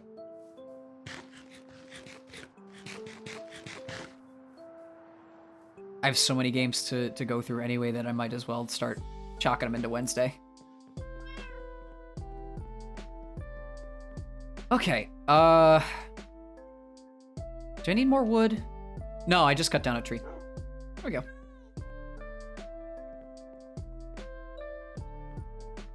Oh, that's okay. Hey, no worries. What is it? What do they say? Time waits for no man. So even if you can't be there, my channel, thankfully, hit affiliate a while ago, so the streams will always, well, not always, but they'll be up for far longer. I think it's like 2 to 3 weeks, and then it'll always be on the YouTube channel. So hey, if you ever miss stuff and you want to see me play it, you can always double check there.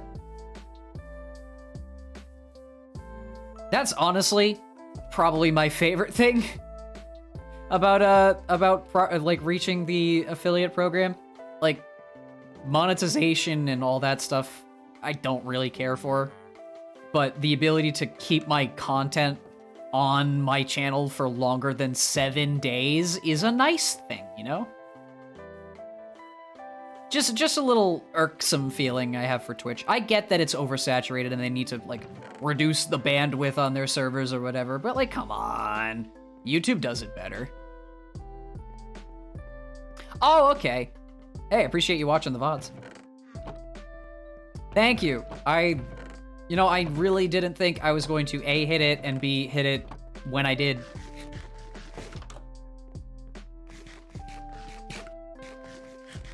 But I'm here now, so. I'm honestly pretty content with where I sit with stuff. I'm happy for everyone who's come in and chatted. I'm happy for everyone who I've made connections with. But at the end of the day, I'm just happy to play video games and ramble nonsense. And I will forever say that. No matter how what is it? What's the word? Stagnant, where stuff just kind of stays the same? It feels negative. No matter how samey it gets, or no matter how potentially big, I doubt I'll get big. I'm still, at the core of it, is I just like playing games and chilling out. Oh, okay, got you. Yeah. Still, I appreciate you watching the VODs nonetheless. For the ones that you do watch. Do I have enough trees? I don't have enough trees! I have to cut with an axe. Cut.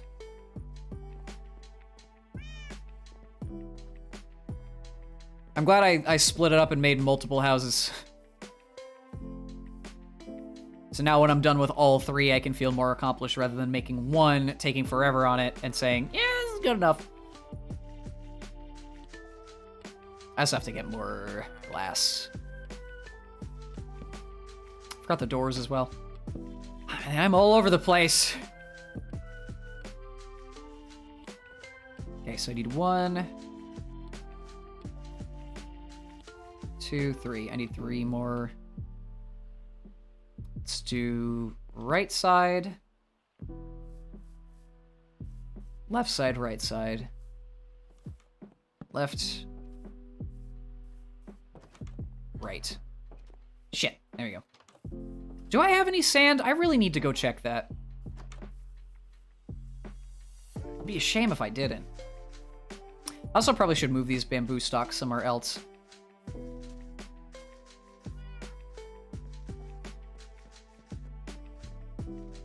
I do have sand. It's not enough. Oh, no, it is. It is.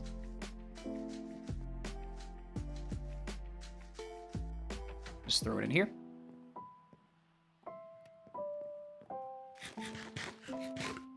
I know I'll be wasting one piece of coal because they can burn up to 8 objects, and I only have an 8 and a 4. You know what? Screw it. Improvise, adapt, overcome. Oops. There we go. Always gotta optimize your coal usage. It's a semi-limited resource. There we go.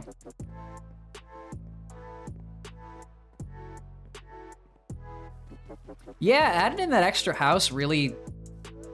Hold on, let me look at that again. Adding in that extra house really filled the village out. It doesn't look as empty anymore, weirdly enough. It was only 2 houses. Gotta make sure that they all have beds, too. Grab this. a couple of these. Yeah.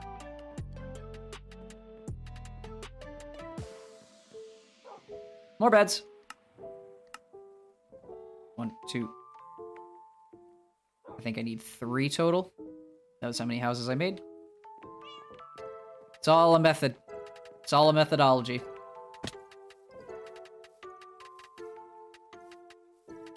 As 1. As 2.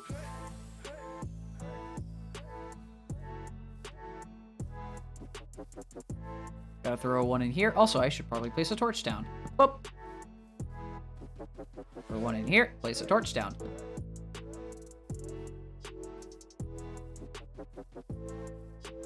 There's 1 in here. Place a torch down. I feel like I don't know if this is an AI thing or if this is just how Minecraft works, but I feel like these 3 houses here, actually 4 houses, because there's such a gap between this one and those, I feel like it's conceptualizing that it's 2 separate villages. So maybe having these houses that I just built, maybe it combines them together and makes it realize that it is 1 village, so I get more golem spawns possibly. I don't know. That's just me thinking. I've always had this thought that there are no villagers back here because they can't find their way over here. They don't exactly know how to cross that bridge. I don't know.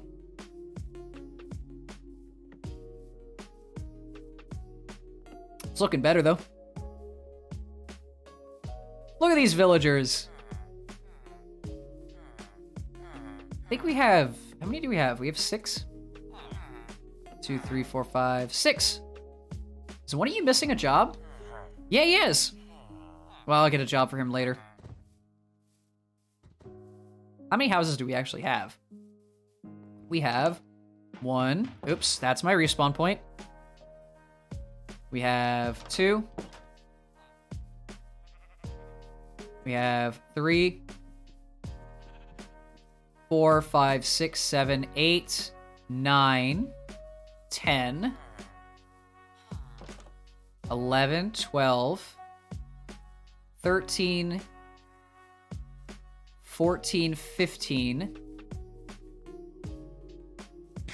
16, 17, 18, 19, 20. And I only have 6 villagers right now. I don't know how much bread I'm gonna need, but I'm gonna need a lot of bread. Thankfully, I have a massive farm with which to do that. One thing at a time.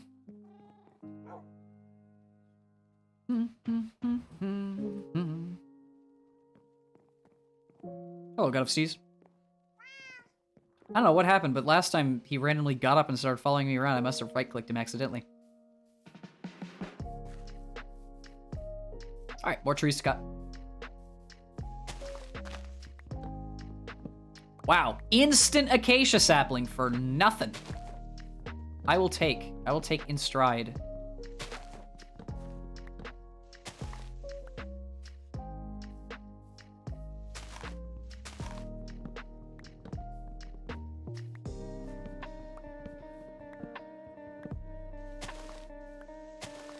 After a while, I was thinking that I was like not going up and cutting down the trees out of laziness, but now I'm doing it out of spite.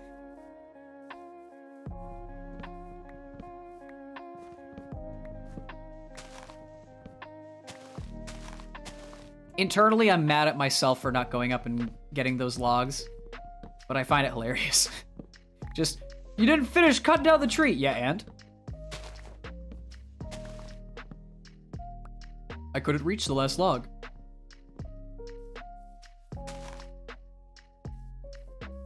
Okay, that's way more. Gotta go get more acacia saplings.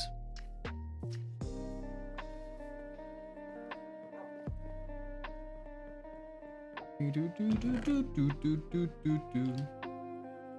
so glad I found this lo-fi playlist. I don't remember how I found it. I think I was just looking through Spotify one day, I think I just typed in lo-fi. And there was this, like, I swear it's 18 hours or something insane. Just a full hodgepodge of different lo-fi artists all put together. And I actually remember genuinely a lot of the melodies from these songs because I've had them on loop so much playing Minecraft. Which is a testament to how long I've actually been playing on this server. But it matches so cleanly.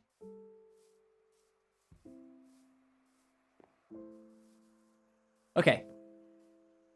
I need glass. Let me go get that glass that I had up cooking.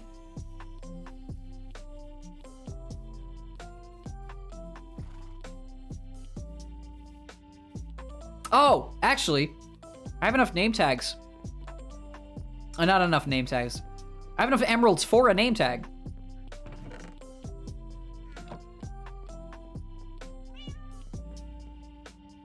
Let me go do that quick.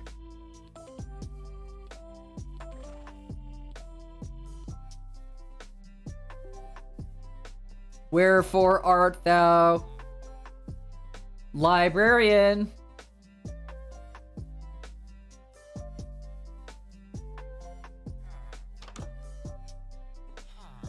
All right, name tag. There we go. And I'm down to 3 emeralds again. Ow.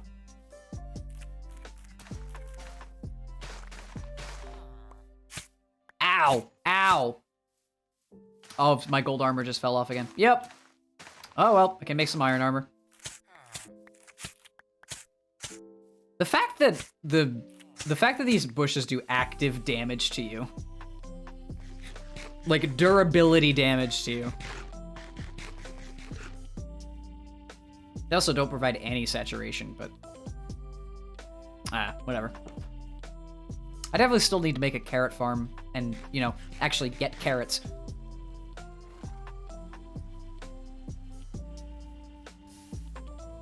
Okay. Go on down. There we go. Got rid of the fire, immediately puts more fire down. Love it.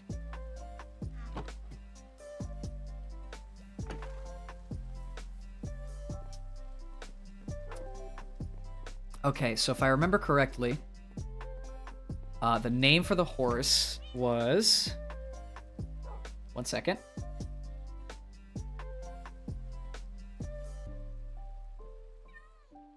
And the meat tag. Now, I need to look something up.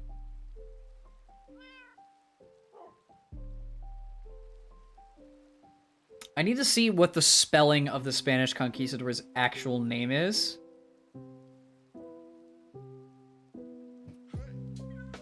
Okay, so it is Ponce with a C. Juan Ponce de Leon. Now, yeah. Thank you. My thought is because I want this to be a horse. Instead of the C, it should be an S. Just to really rub in the fact that it is supposed to be the world's worst horse pun. Yeah, so we're doing that. We're doing Hans. Hans de Leon. Can't believe you remembered Hans de Leon after all. Hey, it was funny in the moment, so. And here he goes. Our new horse! Hans de Leon! Famous Spanish conquistador. Known for leading the first official European expedition to Florida and for serving as the first governor of Puerto Rico, and he also was looking for the Fountain of Youth because Spanish were crazy.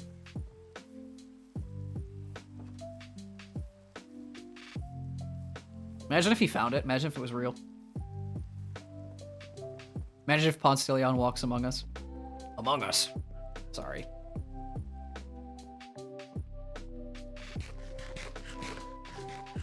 Oh, goodness.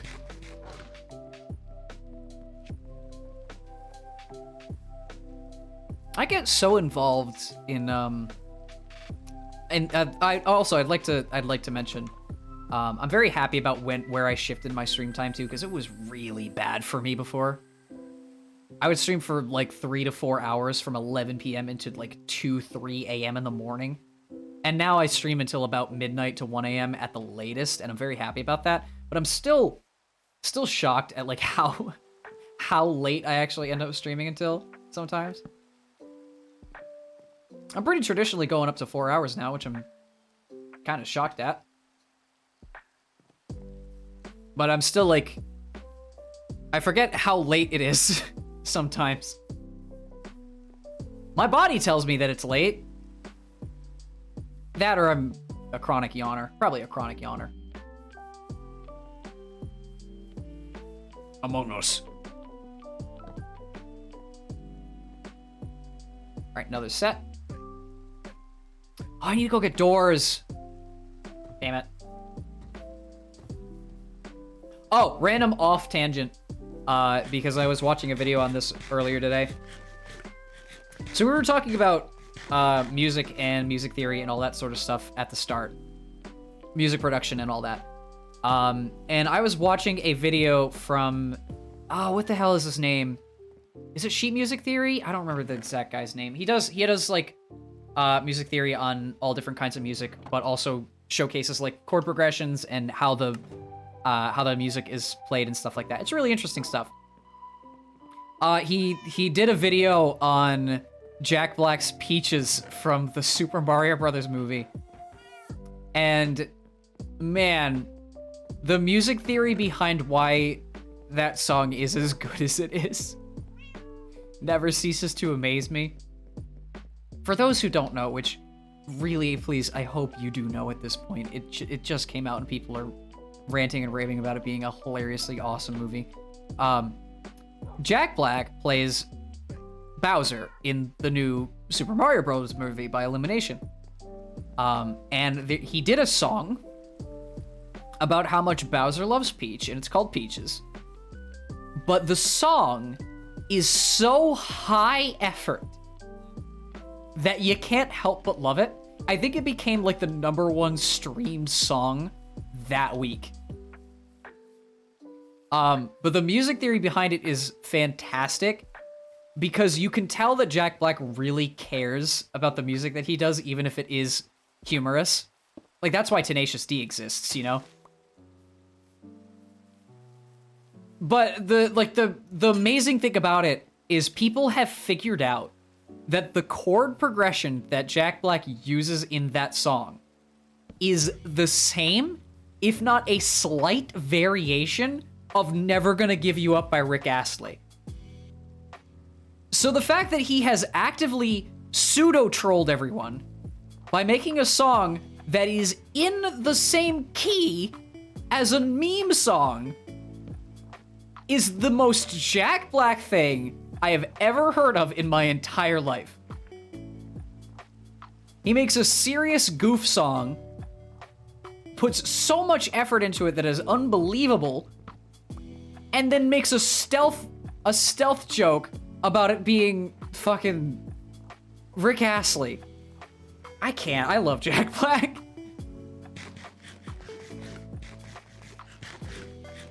Uh-oh. Welcome in.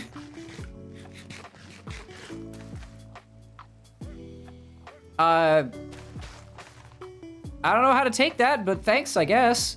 Hope you're having a wonderful day, had a wonderful weekend, regardless of what time it is for you. I have built 5 houses today. I think that's my progress. Meanwhile, it's rained about 50 actual times in game. But I was just discussing, hang on a second. Who's this other person?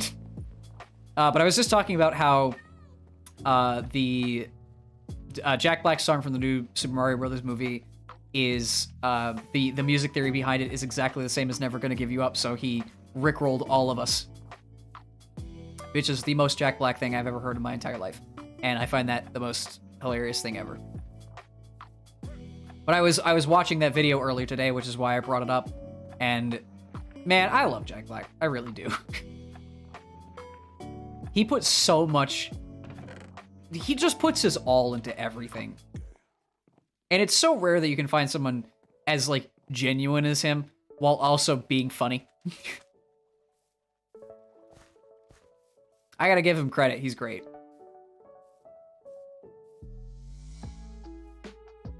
Gaming fun fact. Most gamers have something called skill, and it helps them when they play. You should find some.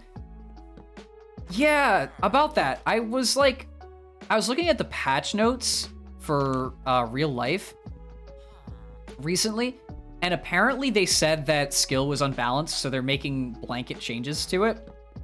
They're essentially like, they're reducing the difficulty scaler on high skill and increasing the difficulty floor on low skill. So apparently people who don't have skill now suddenly have it, and people who have skill gave it to everyone else. I guess they're like, they're not unionizing, what's the word for it? They're homogenizing the whole deal. So, ugh. I don't know how to feel about that. I know that the high-level life players would be pretty angry about that.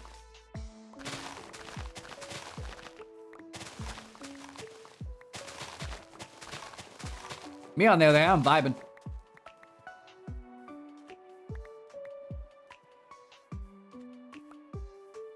All right. Do I watch the animal tier list guy? He uses gamer language when he ranks animals. Do you mean Tier Zoo? Because yes, I do.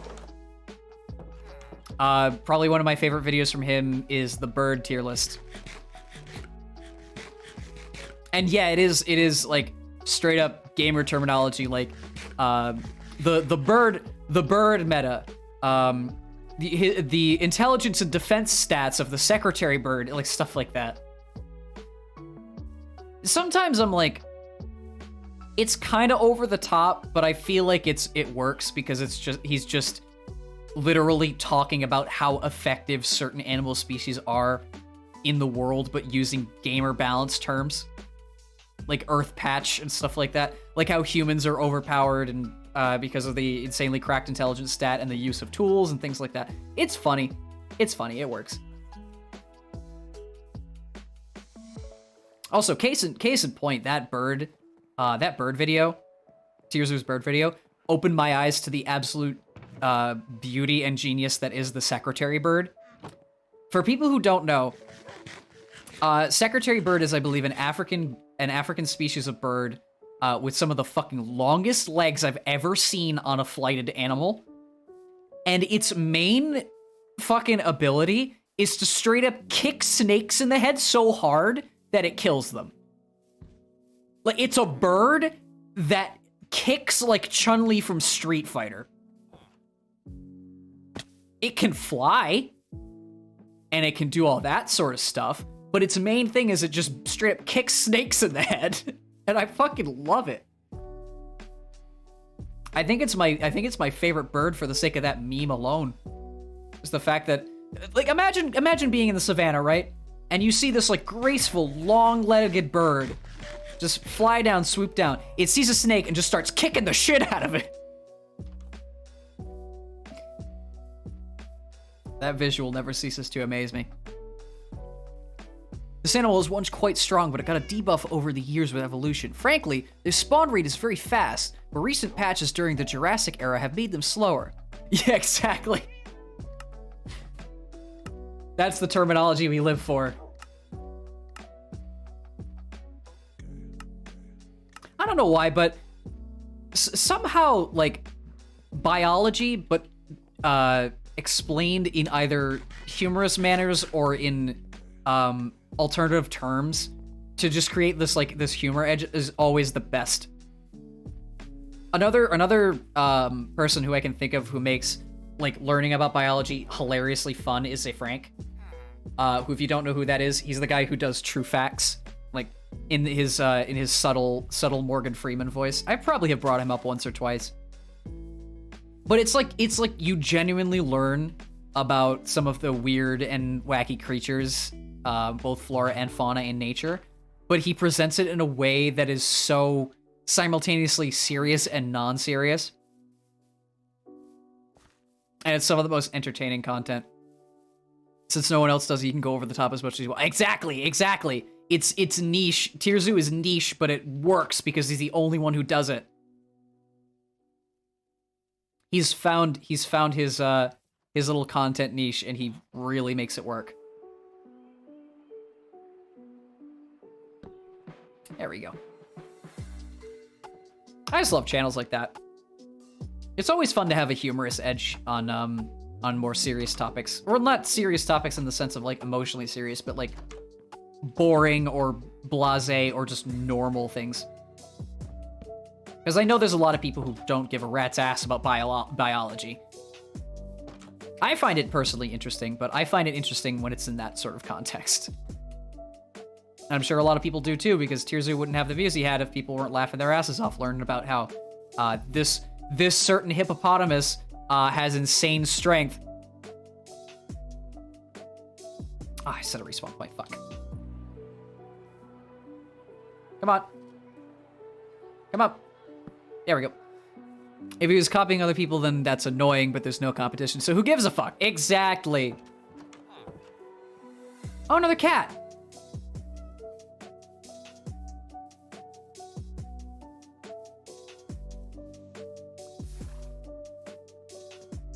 Almost done with these houses, and then I'll make that sugarcane farm.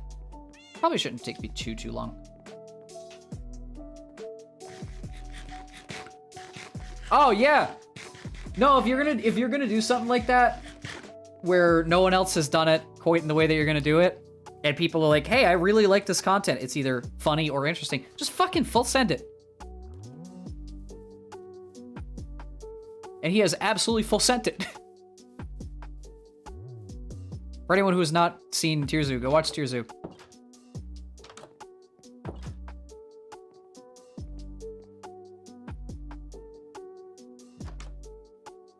Oh shit. I have to line this up. No, I'm not using precision. Oh god. Hang on. There we go. Up. Oh, maybe I should use, what's that one app? Aim Trainer or something like that. Get more mouse precision.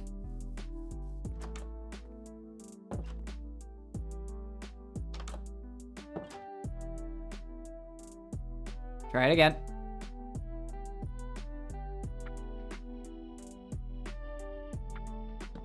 Son of a bitch. Knew that was gonna happen. Hey. Perfect. Alright, I need more wood for the roofs. Alright, did I place all the beds down? I did. I can see just through the door that I did.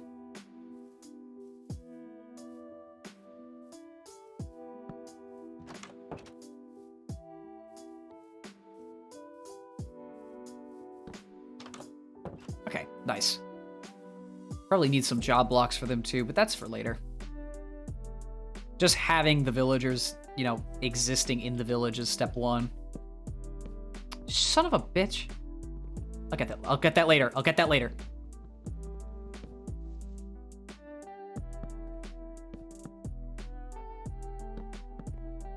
Whoop.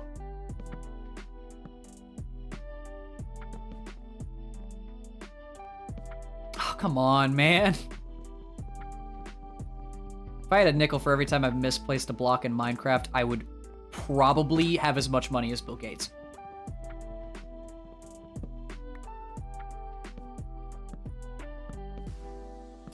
There you go. There's 2 blocks misplaced in a row.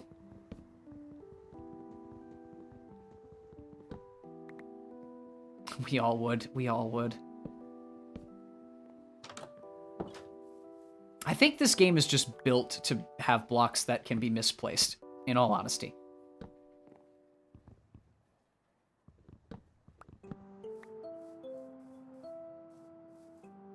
Just that slight little mouse precision that's off from where you want it to be, and whoops, there you go.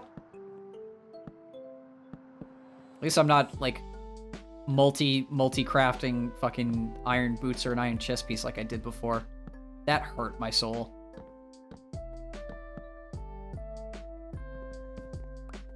That's what happens if you shift click too fast. It's like, how much iron was that? Oh, all of it? Cool. And you get 1 nugget back. Oh, yeah! You recommended that to me before, right? That's the show with... Oh, fuck! Oh my god, I know the exact actor. I saw a little bit of it. It's essentially historical fiction, and it's actually pretty interesting. I just don't remember the fucking name of the actor off the top of my head. Sean Bean, thank you, Sean Bean. Yeah, I actually watched a little bit of it after you recommended it to me. It's pretty interesting. It's a very unique take because it's based on isn't it based on a series of novels? Seems like all those speculative fiction, or not speculative fiction, historical fiction shows are based off of novels. But it was interesting for sure. And hey, it's Sean Bean, so credit where it's due. I'd never heard of it before though.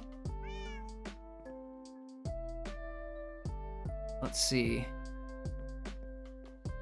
Seen Band of Brothers, it's just the same, kind of a different era. My memory eludes me on that one, but I feel like I've heard of it. The problem is, when I saw it on YouTube, I only watched a segment of it because, yeah, ADHD brain. But it's very long. It's very long. It was, of course, a mini-series, but it was a mini-series broken up into multiple parts. And it's a long watch.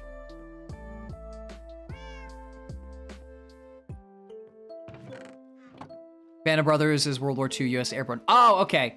Yeah, that's not what I was thinking of then. I was thinking of something else.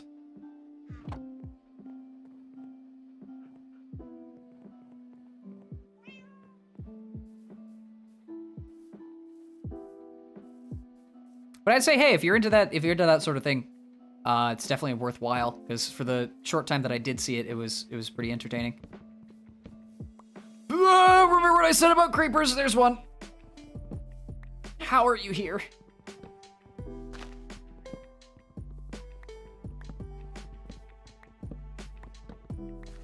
It's definitely a binge sort of show. Fuck! I was trying to avoid that. How many fences did I lose? Yeah, not a horrible amount. Oh well.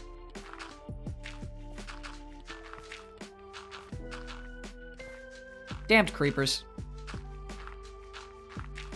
Bane of my existence.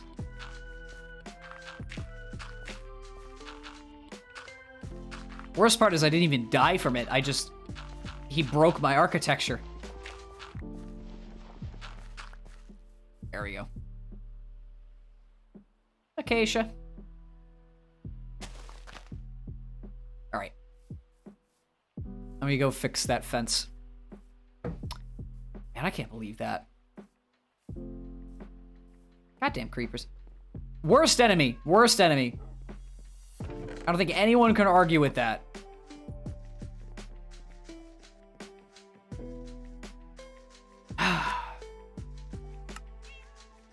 Six. Should be more than enough to fill that hole.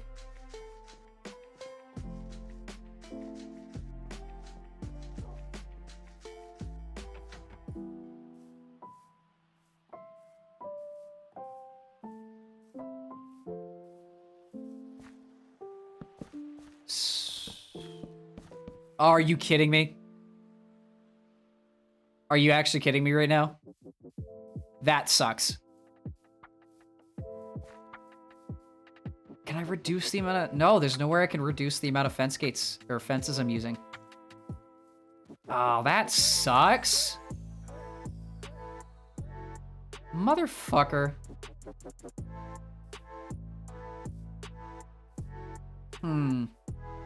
No, because I'd still have to connect it. God damn it. One off. That pisses me off.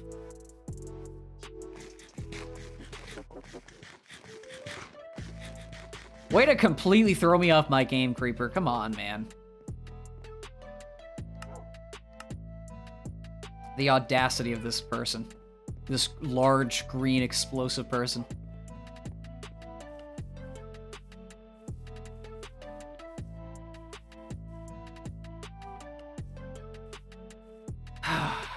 Okay, there we go. Welcome back! Creeper just ruined my whole vibe, even though I didn't die from it.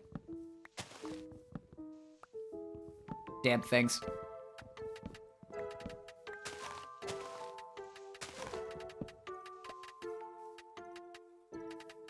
Oh, shit! Why do I keep missing with my damned placement of stuff? Something I'll never get into is Walking Dead. Because for some reason no one wears body armor, and to my knowledge they never used... they used walker guts to disguise themselves from other walkers twice throughout the whole show. Yeah... I feel you on the lore that doesn't make sense. I personally am not a fan of the show either.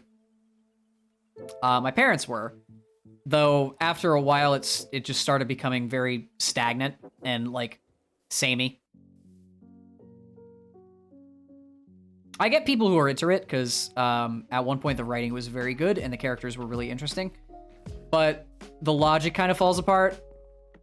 And I heard a theory one time that as the show goes on, the only reason that they move further and further north is because they need the zombies to stay alive longer, and since they're using actual biological science to determine how corpses decay, the colder it is, the slower the zombies decay. So instead of, doing the smart thing and going further south, they decide to go further north. Which, good job, dumbasses, you're extending your death sentence. That plus, as the show goes on, I think the time frame gets shorter and shorter.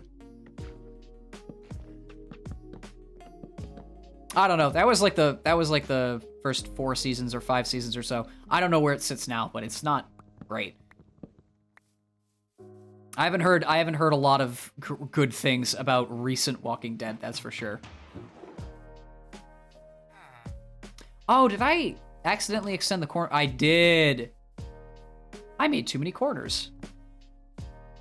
There we go. But yeah, the logic kind of falls apart. Was there another house I built that I accidentally extended the corners out too far? Nope. Cool. All right, I gotta make some stairs.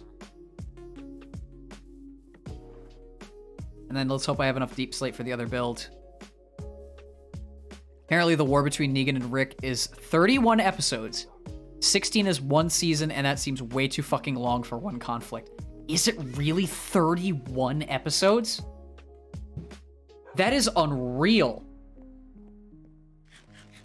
I mean, if you can hold the viewer's attention for 31 episodes of an A-plot, good on ya. But every episode is, isn't every episode either, is it an hour long or is it a half hour long?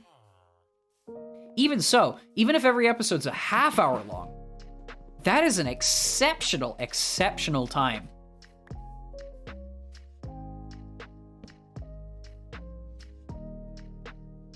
Realistically, if you're fighting zombies, everyone would wear body armor and wear walker guts. Yeah, if the logic dictates that walkers ignore people if they smell like other walkers, yeah, not only would you be wearing protective gear, you'd be covered in the smell all the time.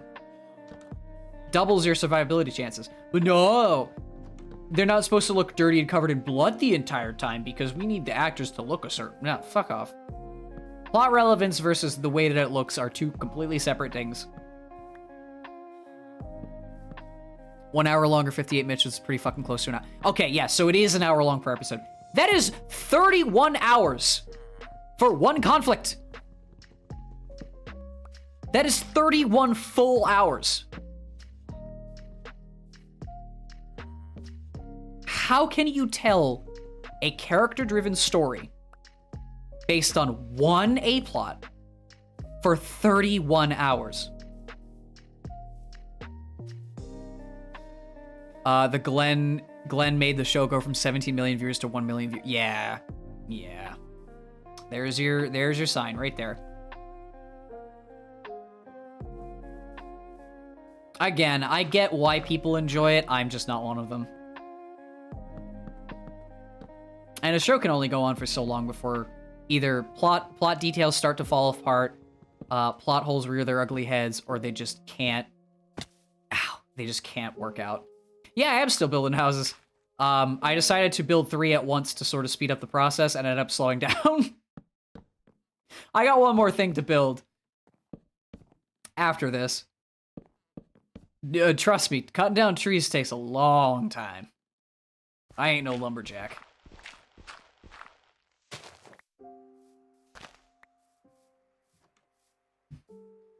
All right. We were also just talking about Walking Dead and how the plot falls apart after based on the fact that they tell one A plot for 31 hours of runtime. You gotta really put your writing chops on the board for that. It's just a series I've never been into.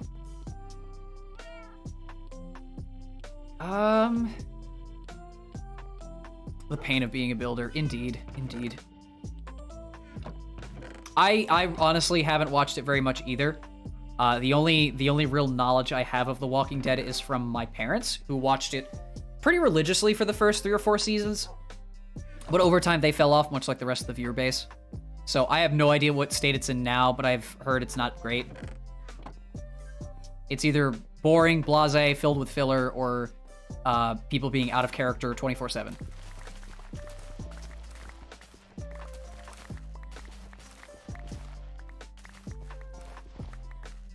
The writing at one point was watching the story of several groups or characters, which isn't bad, but they go from Rick and Carl to Glenn and Maggie, to other survivors back to Rick, and then back to Maggie, and then a whole bunch back and forth.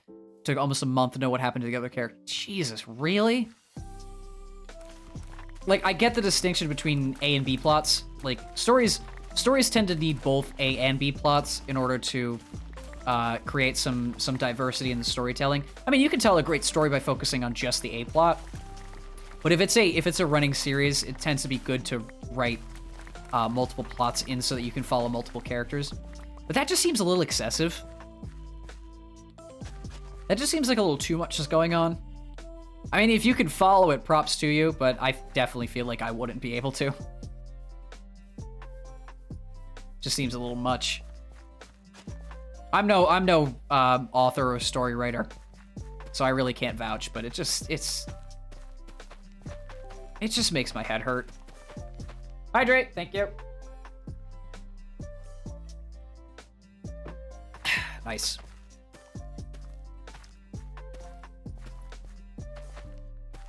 The actress had to beg people to not quit and stop watching. Really? Yikes. I don't care what the quality of your show is, that's a low point.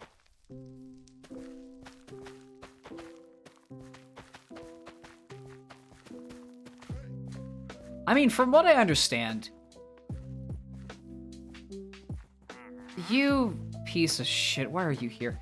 From what I understand, the longer a show tends to run on cable specifically, the harder it is to keep your audience engaged. Either because the writers catch lightning in a bottle. You're pieces of shit for breaking all the fucking farmland. The writers tend to catch lightning in a bottle and then not be sure where to go with it. Or they just end up running out of ideas because the show is running on for so long and just start sort of pandering for time. I mean, case in point, one of the most like concrete examples from what I understand of a show having great writing and then just sort of going off the rails by the end of it is Game of Thrones. It's a stereotypical example of a great show that had a horrible ending. Just because it had way, way too much time into it. So, you know, you lean on that sort of stuff, and eventually the writing room goes, fuck, we're out of ideas. Build a mansion? I would! If I could figure out A, where to place it, and B, how long it would take.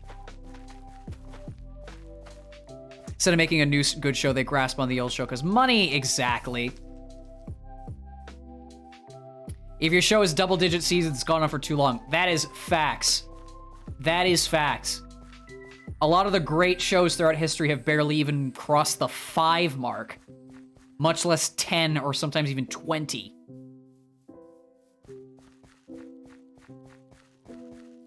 If you want to talk about beating a dead horse, I think the quintessential example of a show going on for far too long is The Simpsons. I'm pretty sure The Simpsons is on like its 20-something season right now, if it's still being aired. I honestly have no idea.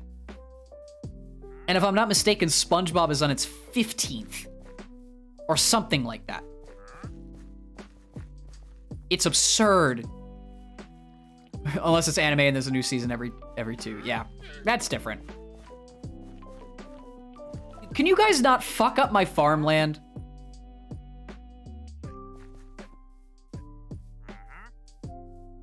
Show that you like and had only 2 seasons, second season came out. Exactly. 2 seasons long and just enough. Just enough to tell a story, develop it, create a secondary plot, and continue on. Also, yeah, the anime example of a show that goes on for a very long time is One Piece. But from what I understand, people love that show. I guess it's one that breaks the trend. That a season 8, then your show is too long. Double digits is definitely too long. Exactly. Oi, listen, y'all are chatting at the same time. I can't read everything. Yeah, The Simpsons isn't crazy and lore heavy. But that doesn't mean that it's a humor-based show, so you can't tell a banger of a joke for way that long. Same with Family Guy. You can't tell a banger of a joke every minute for that long. Seriously. For shows with plot, yeah, having multiple seasons is ridiculous. For shows without plot, where each episode is separate from one another, like, it's fine.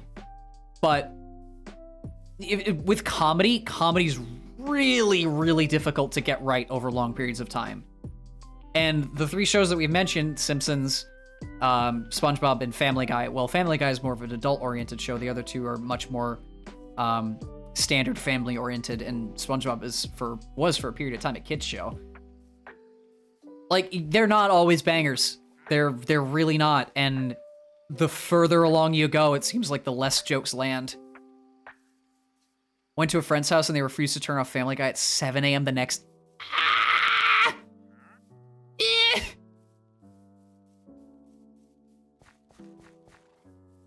You can say banger jokes for 4 seasons. If you try to top the already best, you probably won't do it. Exactly.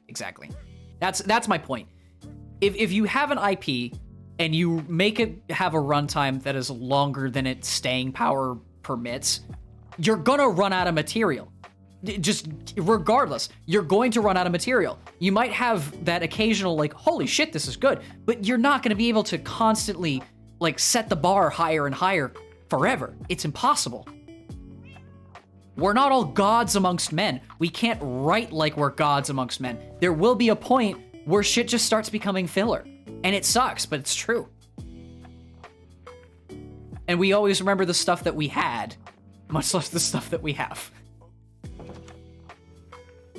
I wish that certain IPs would have the staying power, but hey, you can't always get it. There's not always winners. Not always winners.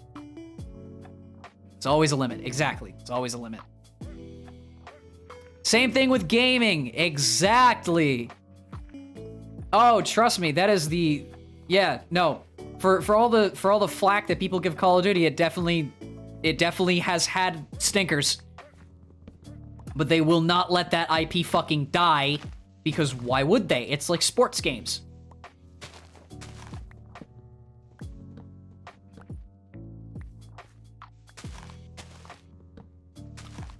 Old me writing a story in PA as a victim of the filler role. It's tough. It really is tough. It's much easier to write something concrete in a small period of time than it is to write something concrete over long stretches. Which is why I don't know how interested y'all are in like analog horror stuff, but the guy behind Mandela Catalog, Alex Castor, has had things planned out from the beginning and is still working, and it's like, that's a long stretch of a series already. It's been around for almost 2 years now. But like, my point is, it's difficult to plan stuff out for long periods of time. It's much easier to write something concrete down in a short period. Old Story was working at 120 levels, new one has like 10 at most. Yeah, that's more reasonable. Fortnite is losing out too. I don't know much about Fortnite, personally, but I have heard that at least gameplay-wise it's gotten better since they've had that alternate no building mode, but the story is kind of all over the place. Last CODs people consider good were 2019, but barely played it, and Black Ops 3, which you did play a lot of, and is worth it. I did like Black Ops 3. I did like my time with it. It's a little too futuristic. I did really like Modern Warfare 2019, and I also like Modern Warfare 2 more for the gameplay than anything else. Alex Kister and Wendigo talking about stuff is so cool. Yeah, I love them both. I love them both. For those who don't know, Wendigo is essentially a Sunday school teacher from, I'm guessing, like, somewhere in the South, who just randomly started making deep dive content and just talking about really interesting topics on the internet, usually analog horror, sometimes really strange and obscure stuff, often books now. And he just recently, I'm not kidding you, uploaded a 5-hour video talking about another book by the guy who did No Country for Old Men called Blood Meridian. 5 straight hours of deep dive into a book. It is some of the most awesome content. It's awesome. He's awesome. He's great. Fortnite lore is strange. A few seasons ago, there was a whole meta thing where you're in a simulation, and now I have no idea what's happening. I have Black Ops 2 for my not working anymore PlayStation 3, but it doesn't work anyways. I loved Black Ops 2. I think that's my personal favorite in the COD series. I've been very much skimming through that Blood Meridian video because it's just so unabashedly long. But I'll get through it. I will get through it. I am determined. I love that man and his wonderful oration on shit. What was I doing? Right, finishing up the houses. Sorry, I ramble and then I legitimately forget where I am.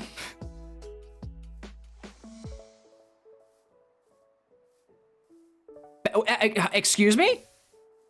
Batman was canon in Fortnite at some point. What?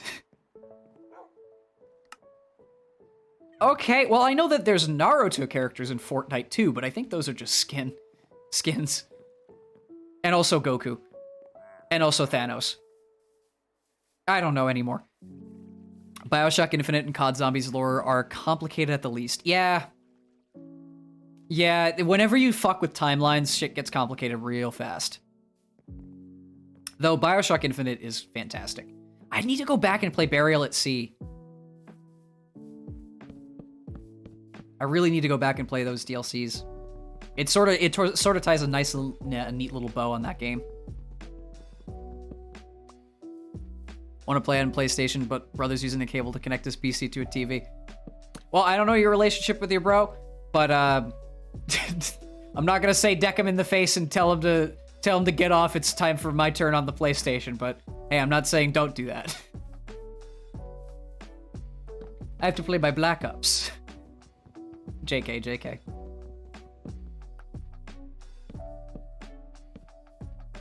Steal it! Full send. Just steal the damn thing. Oh, I see you're enjoying yourself. Mine now. Crimes. No, don't say that. Also, Fortnite has that Master Chief guy. My brother said he's from a stupid game called Halo. No, he isn't. He's the Green Man from... Oh my god. Oh, he's using it as a... Okay, got you. I'd still say steal it. You don't need multiple monitors. Screw it.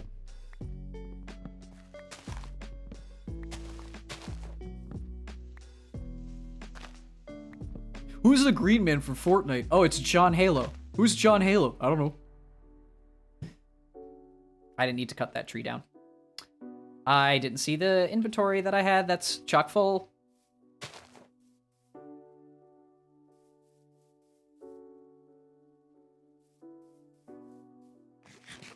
Ow. I can play Master Chief Collection again. I had fun with it, but I didn't really deep dive into any of the other Halo games proper, the ones that I had missed out on. Seeing them remastered is nice, though. I really, really need to play Halo 2. That's for sure. I've seen nothing but rave reviews about Halo 2. John Halo, the Green Stormtrooper, in his bed. Baddie robot girlfriend saved the universe from a Death Star. Well, isn't it several Death Stars connected to a bigger Death Star? Installation 00 is fucking massive compared to the other ones. Ever since you got a PC and TV's do monitor. Disclaimer, bad influence, do not listen. We're all bad influences on one point or another.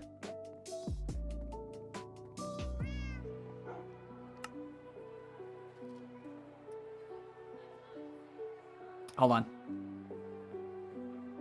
Oh, yeah, yes. Right, I forgot about that. At one point, we're gonna play Master Chief Collection simultaneously. I.e., I'm gonna get my ass kicked, and then you're gonna be like, bro, get up. It's just one grunt, and I'm gonna be like, but he shot me weird.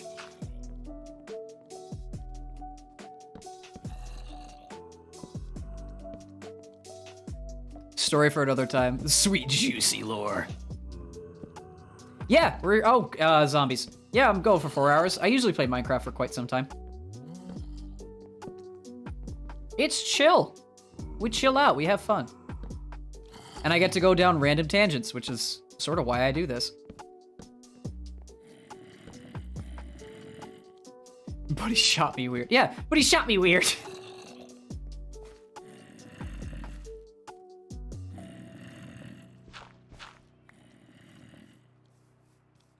Oh god, how did he get in? Hang on, there's an idiot I have to kill. No. Not allowed to say that. Not in front of my salad. Alright. I need to nap and get rid of these zombies, and then we're gonna finish up the houses. Which I still have not... Yeah, I know, I can't stop you.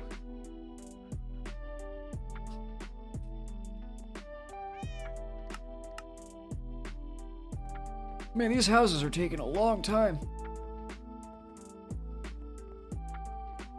Also, this fucking wandering trader will not leave, and he keeps screwing up my farms!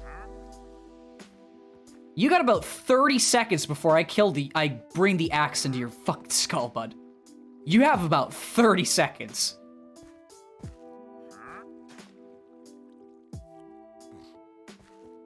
I'm watching you. If you mess up anything else... No, I'm waiting for him to do it now. I'm waiting for him to do it now. Have I played Terraria? No, I have not. The one reason why is because, I don't know, it feels like there's a huge barrier to entry for me. It just feels really complicated to me. I know people make a comparison a lot that Terraria is just Minecraft in 2D. It is absolutely not. From what I've seen, is way more of an RPG proper. And I don't know, it like I've played Minecraft for a long time, but I have not played Terraria for a long time, so it just I don't know. First impressions are like, I don't know what I'm doing.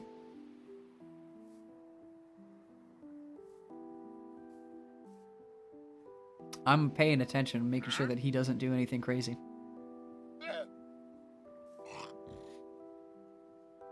I am the teacher in the classroom staring at the bad kid, waiting for them to screw up so they get immediate detention. Playing it since a bit after the release is still use the wiki. Oh god.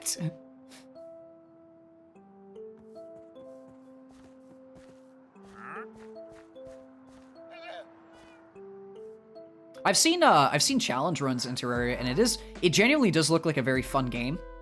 And obviously, like the Calamity mod, which is essentially like quintessential to the game at this point now, features the wonderful, the immaculate, the talented son of a bitch that is DM Dokuro doing most of the soundtrack. So I probably should play it, but it's just I feel like I'd be learning what's it called? I feel like I'd be learning quantum mechanics in a video game. All these basics be like 4 + 7 = question mark, 2 + 5 = question mark. Yeah, I remember that bit. Where it just fucks up the numbers. 5,000 items? 5,000 items. That's a lot.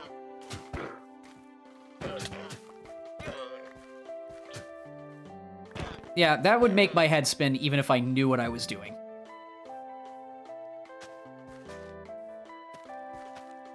Also, he looked at me funny, so, he's not here anymore.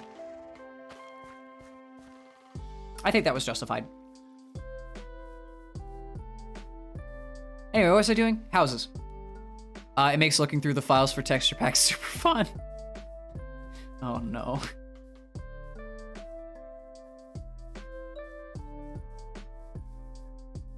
But I am, like... As an outsider looking in, it does seem pretty interesting to me because of its RPG leanings.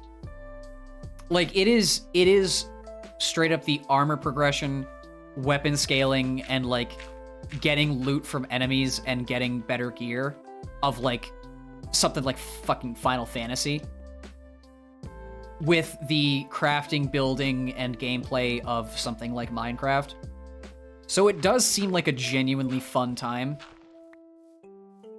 but it terrifies me with how much I would have to learn and understand. Minecraft, you can legitimately pick it up and sort of figure out the fundamentals. Like, its floor is pretty low, but its ceiling is very high. Whereas Terraria feels like it has a very high floor. I feel like most people who have played Terraria, at least with a passing glance, have maybe only fought King Slime, and that's it. If that. Oh, awesome. Yeah.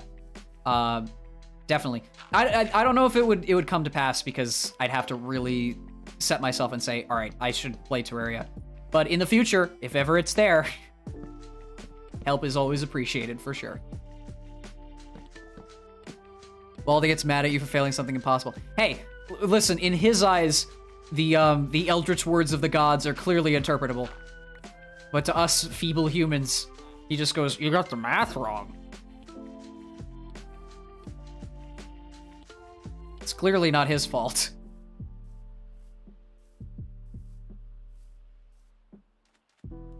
But yeah, it would be something I'd have to dedicate myself to for sure. Like, I know a lot of people really enjoy Stardew Valley, from what I've heard. Very chill, very social-centric. Pretty much just a farming and living simulator. But I would have to sit down, plan that shit out, and have an objective, because otherwise, I'd be just as lost. That's at least why I'm content with Minecraft above all else, because it's a familiarity thing above pretty much anything. It's obviously probably one of the simplest games to get into, which is why it's pretty nice. But I've literally played Minecraft since beta 1.7.3. I think that was the first version I ever touched. So this game has been at the front of my cerebral cortex for a long time. If I managed to beat Baldi's Basics, I'd be surprised. Yeah, if I managed to beat Baldi's Basics, I'd be surprised at myself.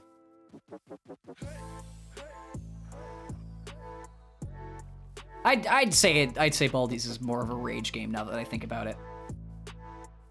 It's definitely up there. But yeah, that's why I play Minecraft as much as I do, because it's just been a part of my gaming repertoire for the longest time. Do I know every little odd and end of how this game works? No. Am I ever going to? I mean, if I try to learn, yeah. Is it that important? I'm a builder. I don't really care. Learning is worth it, but it's... Yeah, exactly. That's true with a lot of really in-depth games. The learning is often worth it. It's just actually putting the effort in and learning how it all works. Build a secret basement. Should I? Fuck, ow. Oops. I don't know where I'd build it. I hope I have enough for this. Please tell me I have enough for this. Yes, I do. Oh, son of a... In my house. All right, give me 1 second. Easy to learn, hard to master. Yeah, that's what it sounds like. All right, hold on. Just to demonstrate something. Let me build a secret basement in my house.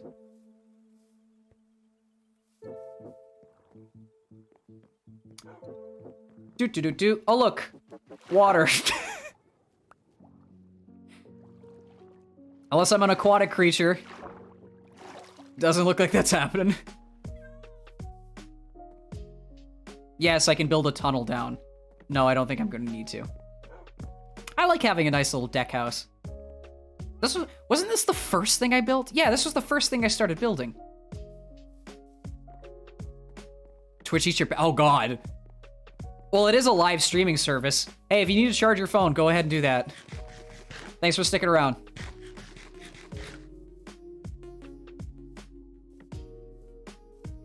All right, let's throw some bread at the villagers. Bam. Do your dirty work. Literally. Okay. Right. The last thing I had to do. Right here. Or should I build it off the side? I need to find a good spot for it. Watch stream while the phone charges. Hey, there you go. Killed 2 birds with 1 stone. Charging the phone, watching the stream. Shit. Where do I want to build this?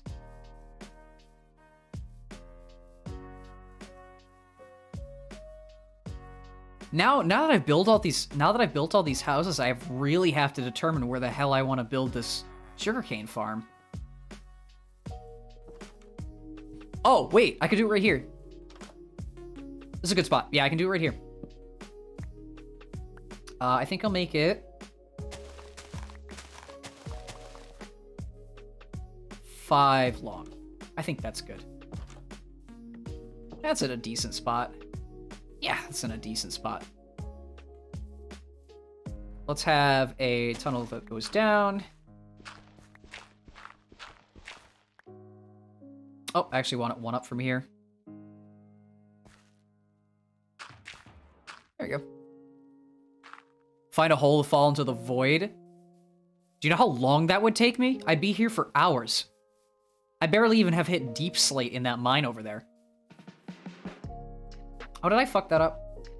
No, I didn't.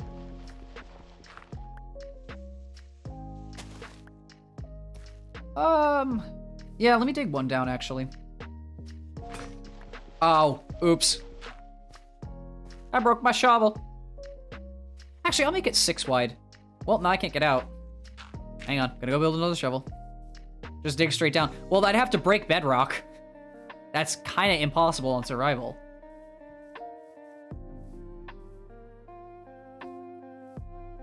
Maybe if I could invent a bedrock mining pickaxe.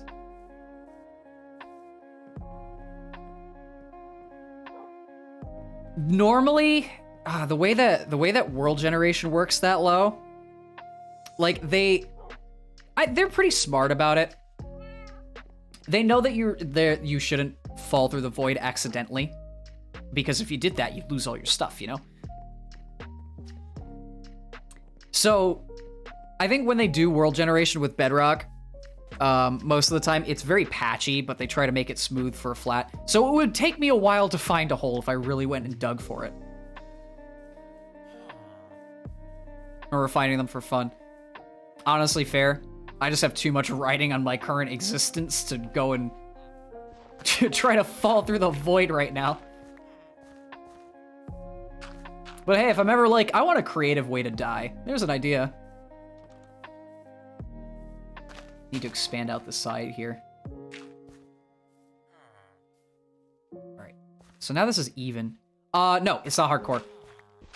I am far too much of a pansy to try to do anything like anything useful on a hardcore world. I care too much about keeping my progress. It is hard, so I'm not completely a wuss, which is why I've died so many times. But hardcore makes me physically ill. I wouldn't want all this wonderful work to go to waste. I'm sure a lot of people would love to see me burn, but yeah, I'm good. Take a pickaxe and dig.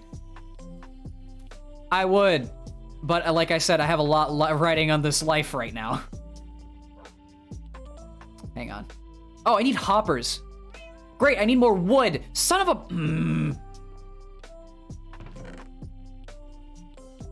Why have you forsaken me? How many hoppers do I need? What is 8 times... Sorry, I'm doing mental math. Alright, I need 8 chests? 8 chests. 1, 2... Fuck. 3, 4, 5, 6, 7, 8, 9, 10... 10, right? Yes. Leave my stuff in chests. At this point, I'm just gonna finish up this this sugarcane farm. I need iron. God damn it! Why am I always one step behind where my mental is? I also need to plan where I'm gonna place the sugarcane because I need a water source block behind it all.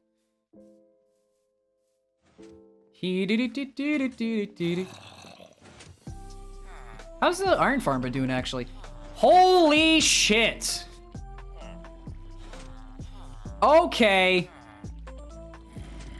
I have underestimated this. Damn.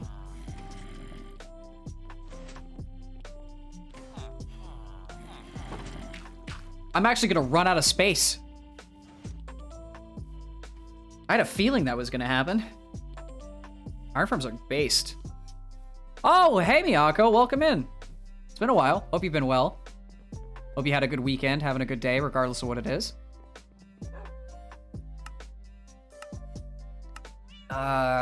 Hoppers. There we go.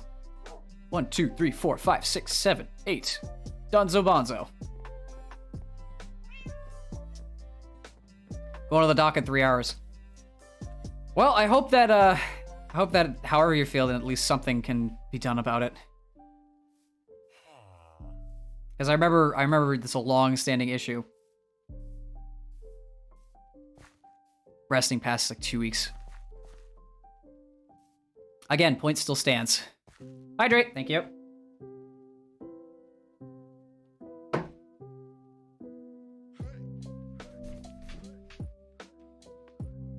Okay.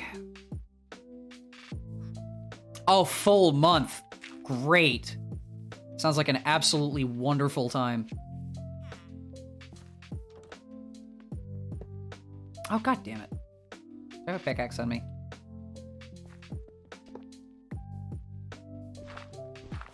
Yeah, I sincerely hope that things turn out well, because I know it's been causing you a lot of both physical and probably mental pain at this point. A whole month and 2 hospital visits. And finally, after all this time. Where'd my bread go? Oh yeah, I threw it at the villagers. Hang on, gotta go get more food.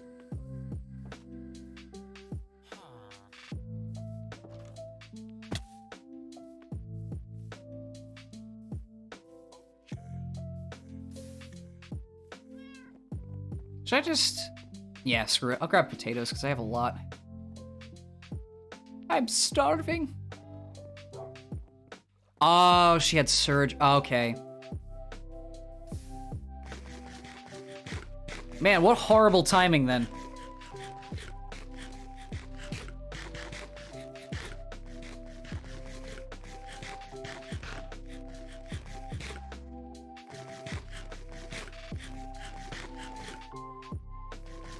It's like, hey, I'm kind of dying over here. Can y'all help me? Oh, sorry, she's out for a while. Cool, thanks. just a guy shows up to the infirmary, like coughing up blood, and it's like, can I get immediate medical attention? Oh, sorry, the doctor's out right now. She's on a honeymoon. Thanks, you're the best. Dies. Honestly, facts.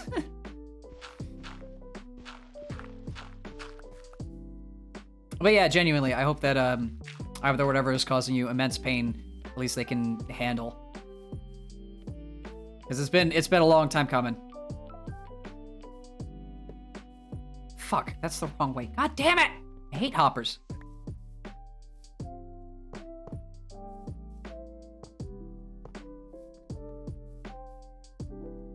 Bump, bump.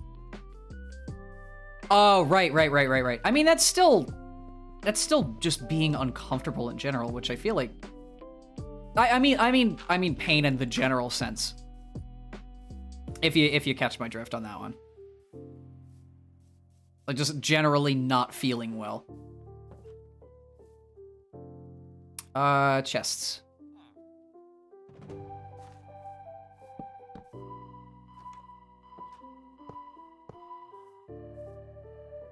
Oh, I blocked myself in. For fuck's sake. There we go. I need to make ladders. Physically fine, but mentally drained. Yeah, that's kind of what I was getting at.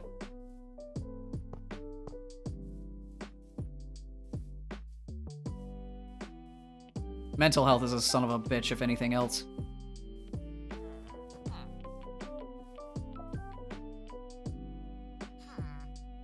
Don't you ha at me.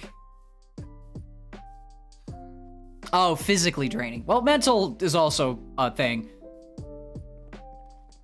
Both sort of come in tandem most of the time. Being physically unwell usually leads to being mentally unwell, and being mentally unwell tends to lead into being physically unwell. It's that wonderful slippery slope of, well, shit.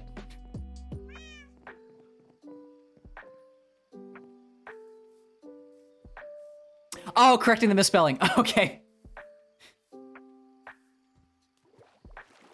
Hey, my point still stands.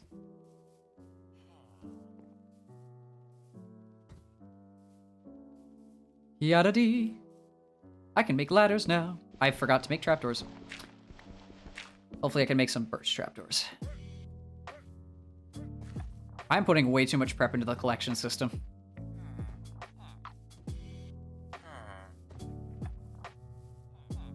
Fact that still do shit, but only... Yeah. I feel you on that one. It's like you're just barely good enough to function. So you can still do stuff, but like, I want to do more. I can't! Progress is progress nonetheless, even if it's in small increments. But it's like, I want to do more, and you just don't feel well enough to. That was me about 2 weeks ago, just for mental reasons.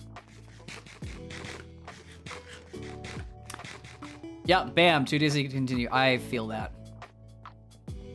But again, hope everything works out. I honestly have no idea what it could be. I hope it's something that's like easy to work out or something that can be medicated. I don't know what it could possibly be. But trying to look on the bright side. And hey, then you can do all the things that you wanted to do without, you know, constantly having to take a break.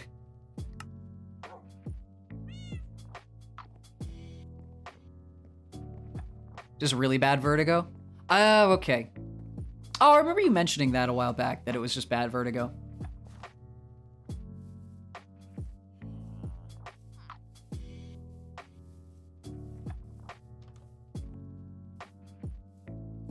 Yeah, I feel you on that one.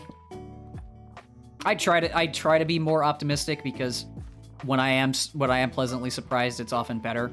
And you know, it's sometimes better to be optimistic, even if it is false promises. But I do feel you on that. If it's something that's been lasting for a while, then at that point you sort of go like, I don't care. If something fucking sucks, then it's just gonna suck. If something good happens, yeah, cool, awesome, appreciate it. Yeah, exactly. That's the pessimistic mindset. Most of the time it doesn't really help you, but the times that like positive news shines through, it's like, oh well, I was expecting something horrible, and at least I got something positive.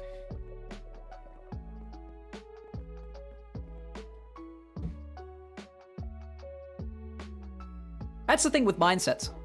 Oh, oopsie. Right, I was still in the chat menu. They all have their pros and cons. Even being realistic has its pros and cons. It's just about, it's all about worldview.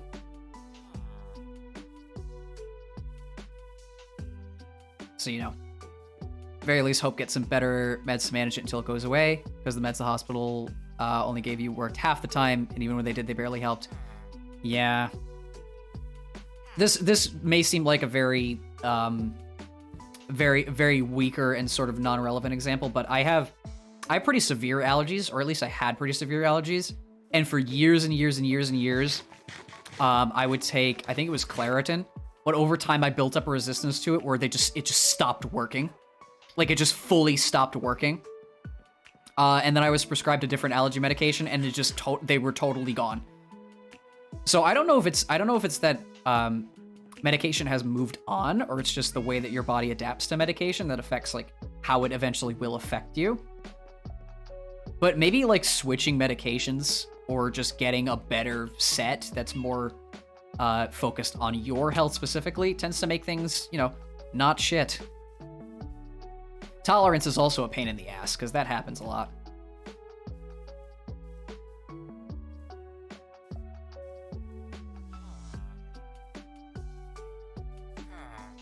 Apprentice Fletcher.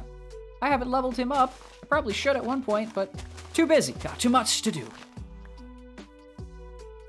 All right. Water collection system, probably not necessary. Legit, never take meds unless you absolutely have to. Even just ibuprofen, only take it if the pain is really bad, and when I do, it really helps. Honestly, same. I wouldn't say I'm not a pill popper. I take medication when I need it, for sure. I don't know, I just don't feel the need to medicate every so often. I'm more of the, you know what, if I stay strong and I just sleep it off, it'll get better kind of person. Yes, whenever I get a cold, it usually lasts 4 to 5 days instead of 1 to 2, and I feel like a truck hit me. But hey, I didn't take any pills. And I got to sleep. Let's go.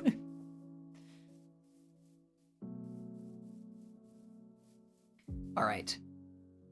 Right, let me dig a trench here.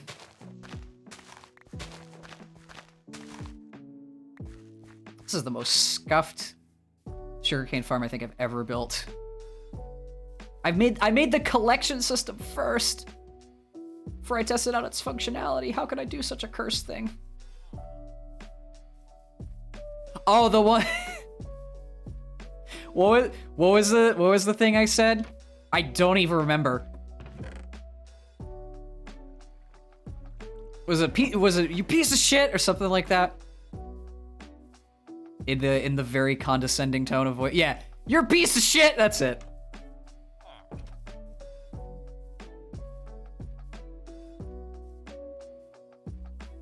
I'm a very emotional person. I like to express my emotions. And when I'm angry at a video game, I'm angry at a video game. I have fun with Dark Souls, though. I may rant and rave about how, oh, this doesn't make any sense, or I can't read this hit, or something like that. But I have fun with it. I just like venting. Can't wait to put it on the server. Uh-oh. You're a piece of shit.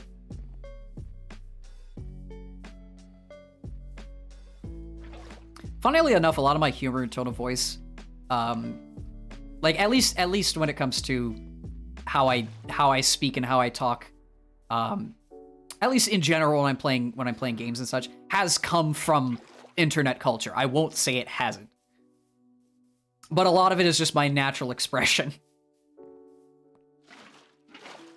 and a lot of the emotion probably comes from my mom. In all honesty, she's probably just as expressive and neurotic as I am.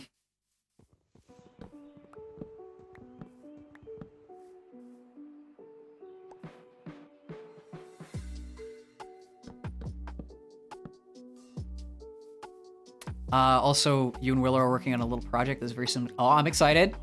I don't even know what it is yet, but I'm excited. I had a feeling it's a secret. Keep it secret. Keep it safe.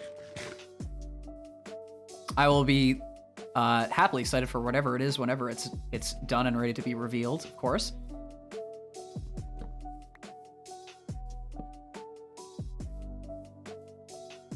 Gotta drop this in that corner to make that fleshed out and look less shit. There we go.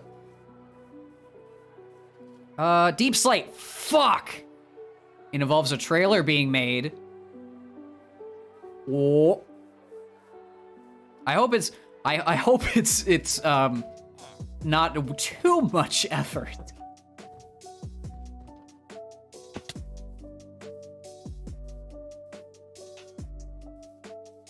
I know that I signed myself up for something that I had to push back, so.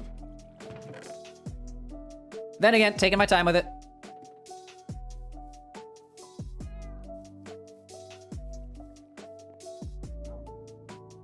Fuck. What was I doing? Wow, I really had a brain fart. I need a Deep Slate. Announced, revealed during one of the streams once the trailer's finished. I will probably be there, as long as I get the notification for it.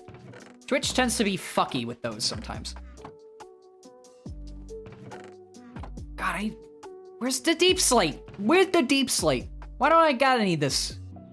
I need to go get more. Oh, time to go mining. I at least want to finish this small sugarcane farm before I sign off today, because it is... Oh my god, yeah. Pretty shortly. Jesus Christ. I'm not an endurance streamer. It is late. My sleep schedule hates me right now, but when does it not?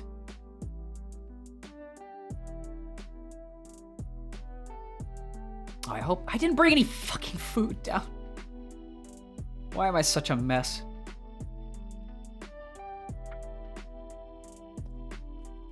Okay. Found the Deep Slate. I don't know how much I'm... Oh god, why is it all water? Why is it all water? Why is it all water? Actually need my help with the trailer. All the settings in OBS. I'm the audio guy, so I know the good OBS audio settings give us the best quality. Oh, okay. Yeah, just send a message at me at one point. I don't know when I'll be around, because my schedule is so fucked half the time.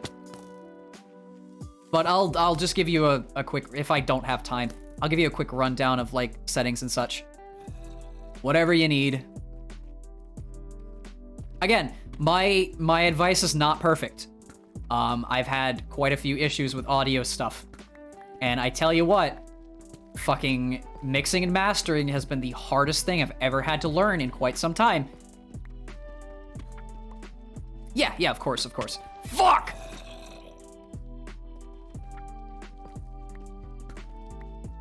But I can give you some advice at least. And I hope it helps.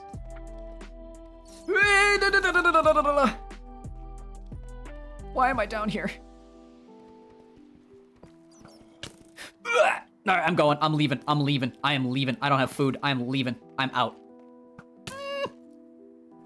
Don't you dare phase snipe me, you aimbot little shit! Fuck! I didn't even die in the nether that time.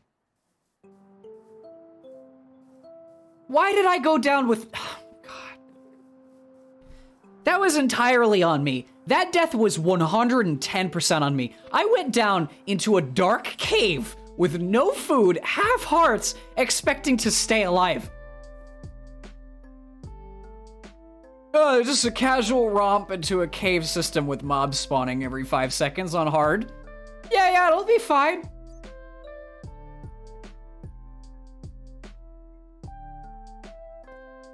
That had the same energy as, let me drink this bottle of carbonic acid. Nothing'll happen, alright? It's just what's in soda.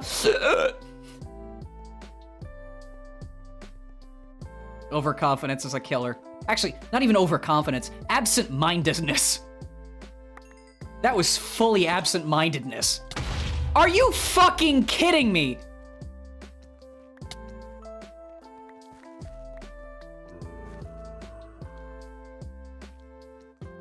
Can I leave? Can I get out? Do I have my... Okay, thank God. Did he destroy half my blocks? He better not have. That creeper better not have. I'm stuck down here. I'm stuck down here. I'm stuck down here. I'm stuck down here. No, I'm not. Bitch! I'm out. I'm outie 5,000. What did I lose? Okay, nothing important. I almost did. I almost did. I almost lost everything. Well, I didn't lose everything. If I had lost everything, there would have died in lava. God, I hate the Nether. I cannot get over how much pain and suffering just trying to get through that Nether fortress caused me. I was like, oh yeah, this'll be a fun time. I just need to get blaze rods. Takes 2 to 3 hours to find the spawner. Dies 20 times, 18 of which were to wither skeletons exclusively. Takes a century to get 5 blaze rods, and then the game's like, you know what, you suffered enough, and drops 3 in one go. That was exactly the amount I needed to. Never doing that again. Okay. It's probably not enough deep slate, but hey, it's a start. Oh, before I do that, let me go to sleep. I have this weird habit of building, like farms and such using cobble deep slate. I don't know. It just has a great aesthetic to it. Totally doesn't match the rest of the village, but it stands out. There's a drowned below my house. Of course, I can't do a Minecraft stream without dying at least once. It's just how this game works.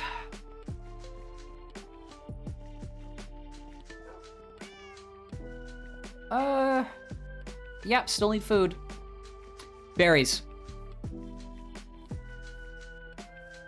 Did you say berries?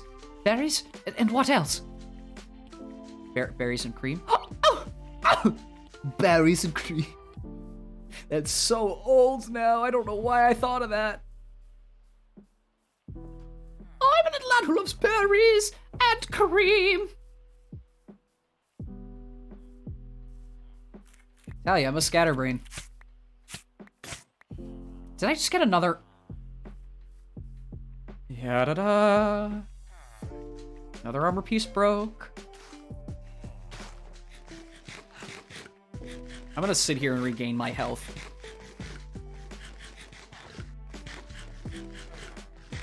I really need carrots.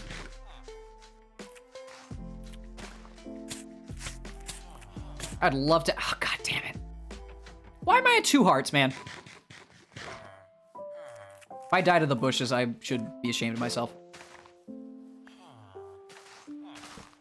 Uh-oh. I literally am just wearing Jordans right now. I have no armor to my name. I probably should go make some. I'll do that next time. I just need to finish this damned sugarcane farm. Oh, hi, Iron Golem. How you doing?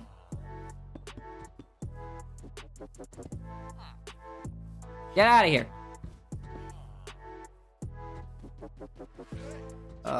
Pistons. Probably second level pistons, right? Yeah, I know where they have to go. Do I need to slab that or? Sorry, I'm planning how this is being built while also building it. My inventory is a mess. That's what happens when you work on multiple projects at the same time. Just forget to put stuff back. While I'm not busy, and by that I mean clearly busy, but also distracted, let me build an armor set again.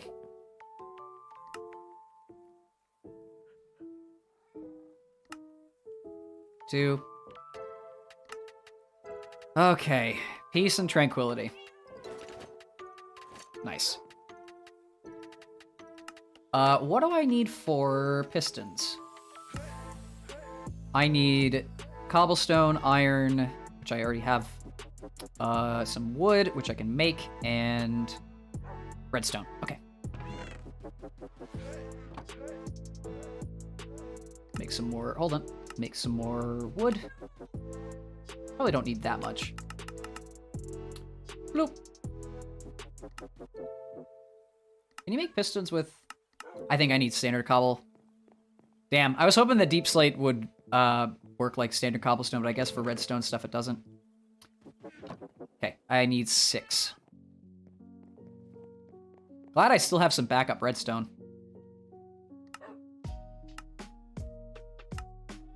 Well, 1, 2, 3, 4, 5, 6. Perfect. Why did I split the fence in half? Oh, I need observers too. I think I'll only get 1. Dropper. Observer. Quartz crystal. Yeah, I'll actually make 2. Oh. Fun little objects, these.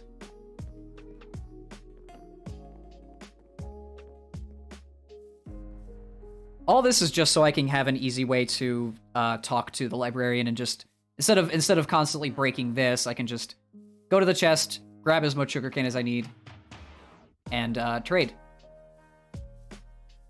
I don't have to keep running back, breaking all that, running back, breaking all that, running back, breaking all that. Okay. 1, 2. Oh shit! Already fucked it up. Where did my pickaxe go? Did I break my pickaxe? How the hell did I manage that? I must have been using it too much.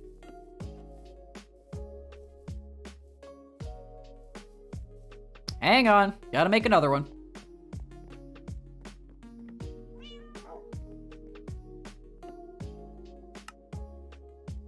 Boop. Running back to the crafting table, craft, run to the objective, build shit, run back to the crafting table, craft, run to the objective. Just Minecraft things, just Minecraft things.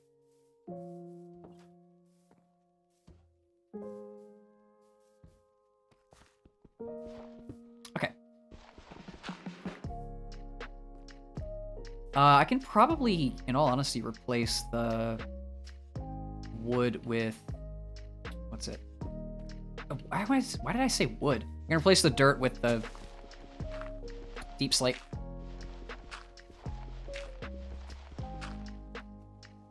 I forget that you can make it so that sugarcane can be up against a block.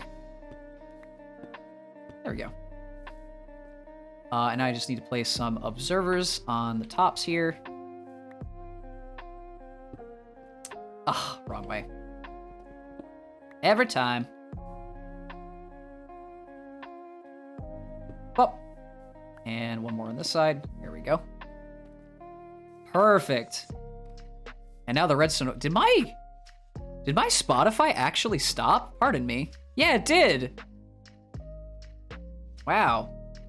That's, I think, the first time that that's happened in quite some time. Oh, Minecraft, don't crash on me. No, you son of a bitch. I really hope it auto-saved.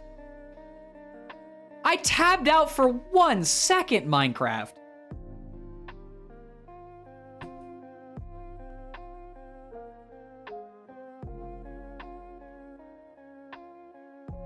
You better not screw with me. That would piss me off. If I lost progress. Woody.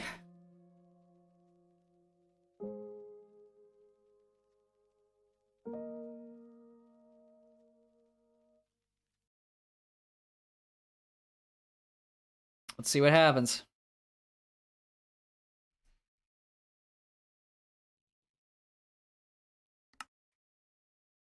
Okay, it was a minute old. Okay. We're okay.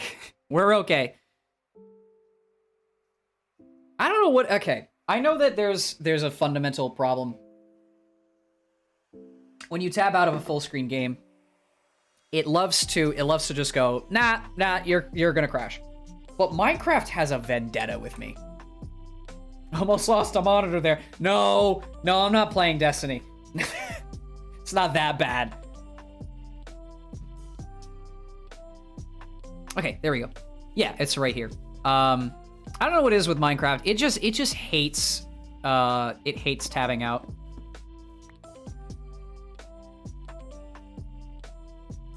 And I play in full screen because it's the most it's the least performance heavy for me. All right, let's make sure that this works. Aha!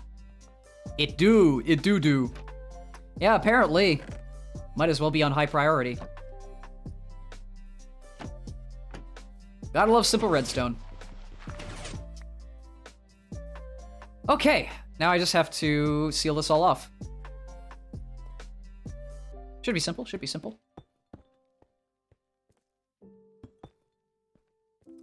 And I'm out of deep slate again. Well, instead of going into the cave this time, I'm just gonna mine parts of the mine that are visible to me and not a death trap waiting to happen. After I, fully tank up on berries. Man, I must be getting a lot of sugar.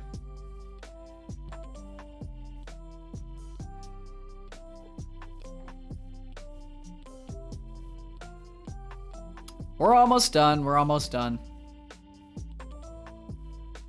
That way with the sugarcane farm, if I ever decide to properly build again, I can have that automatically running in the background, so it's just free emeralds.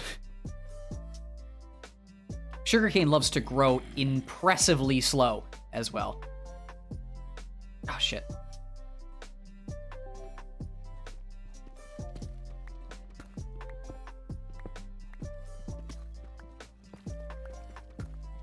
I don't know how much I'm gonna need. I'm probably should bring about 20-ish up, methinks.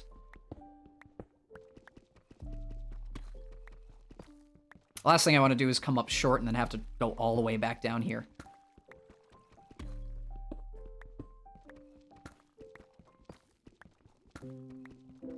It's nice that they added about 64 layers to the bottom of Minecraft, but they could at least make Deep Slate not ridiculously hard to dig.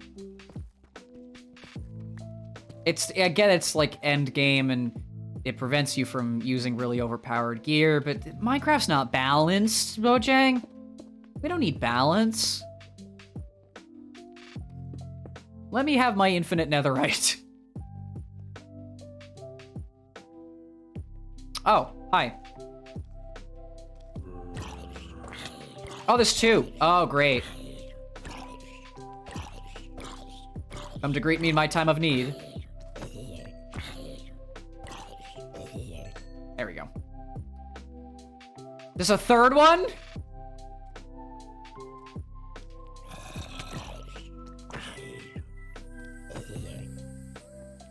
It better be all of them. No more shenanigans. No more shenanigans. They really tried.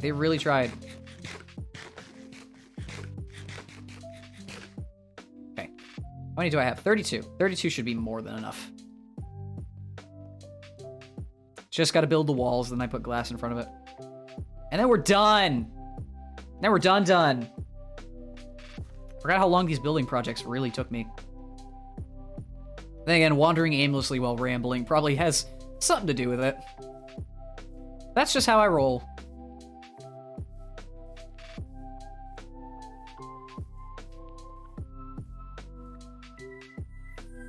My resource game is also kind of mediocre purely because I'm focused so aggressively on building.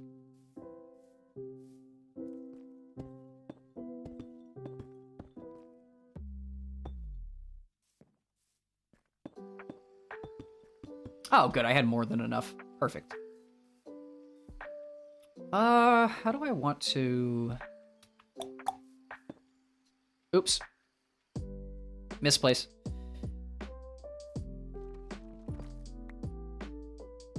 Oh, shit. I think just a flat glass pane wall will work.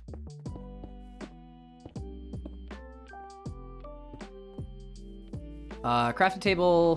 Why do I not have a portable one at this point? Zoop. Have I even got any of these to grow? Of course not. All right. Glass panes. Nice. 1, 2, 3, 4, 5, 6, 7. There we go. And that's the last thing that I had to do. Let me torch this bitch up. Up. Up. Yeah, you won't see the back. Nobody cares. All right. Did I lose that shovel still? Yeah, I gotta make another one. Path blocks for the win.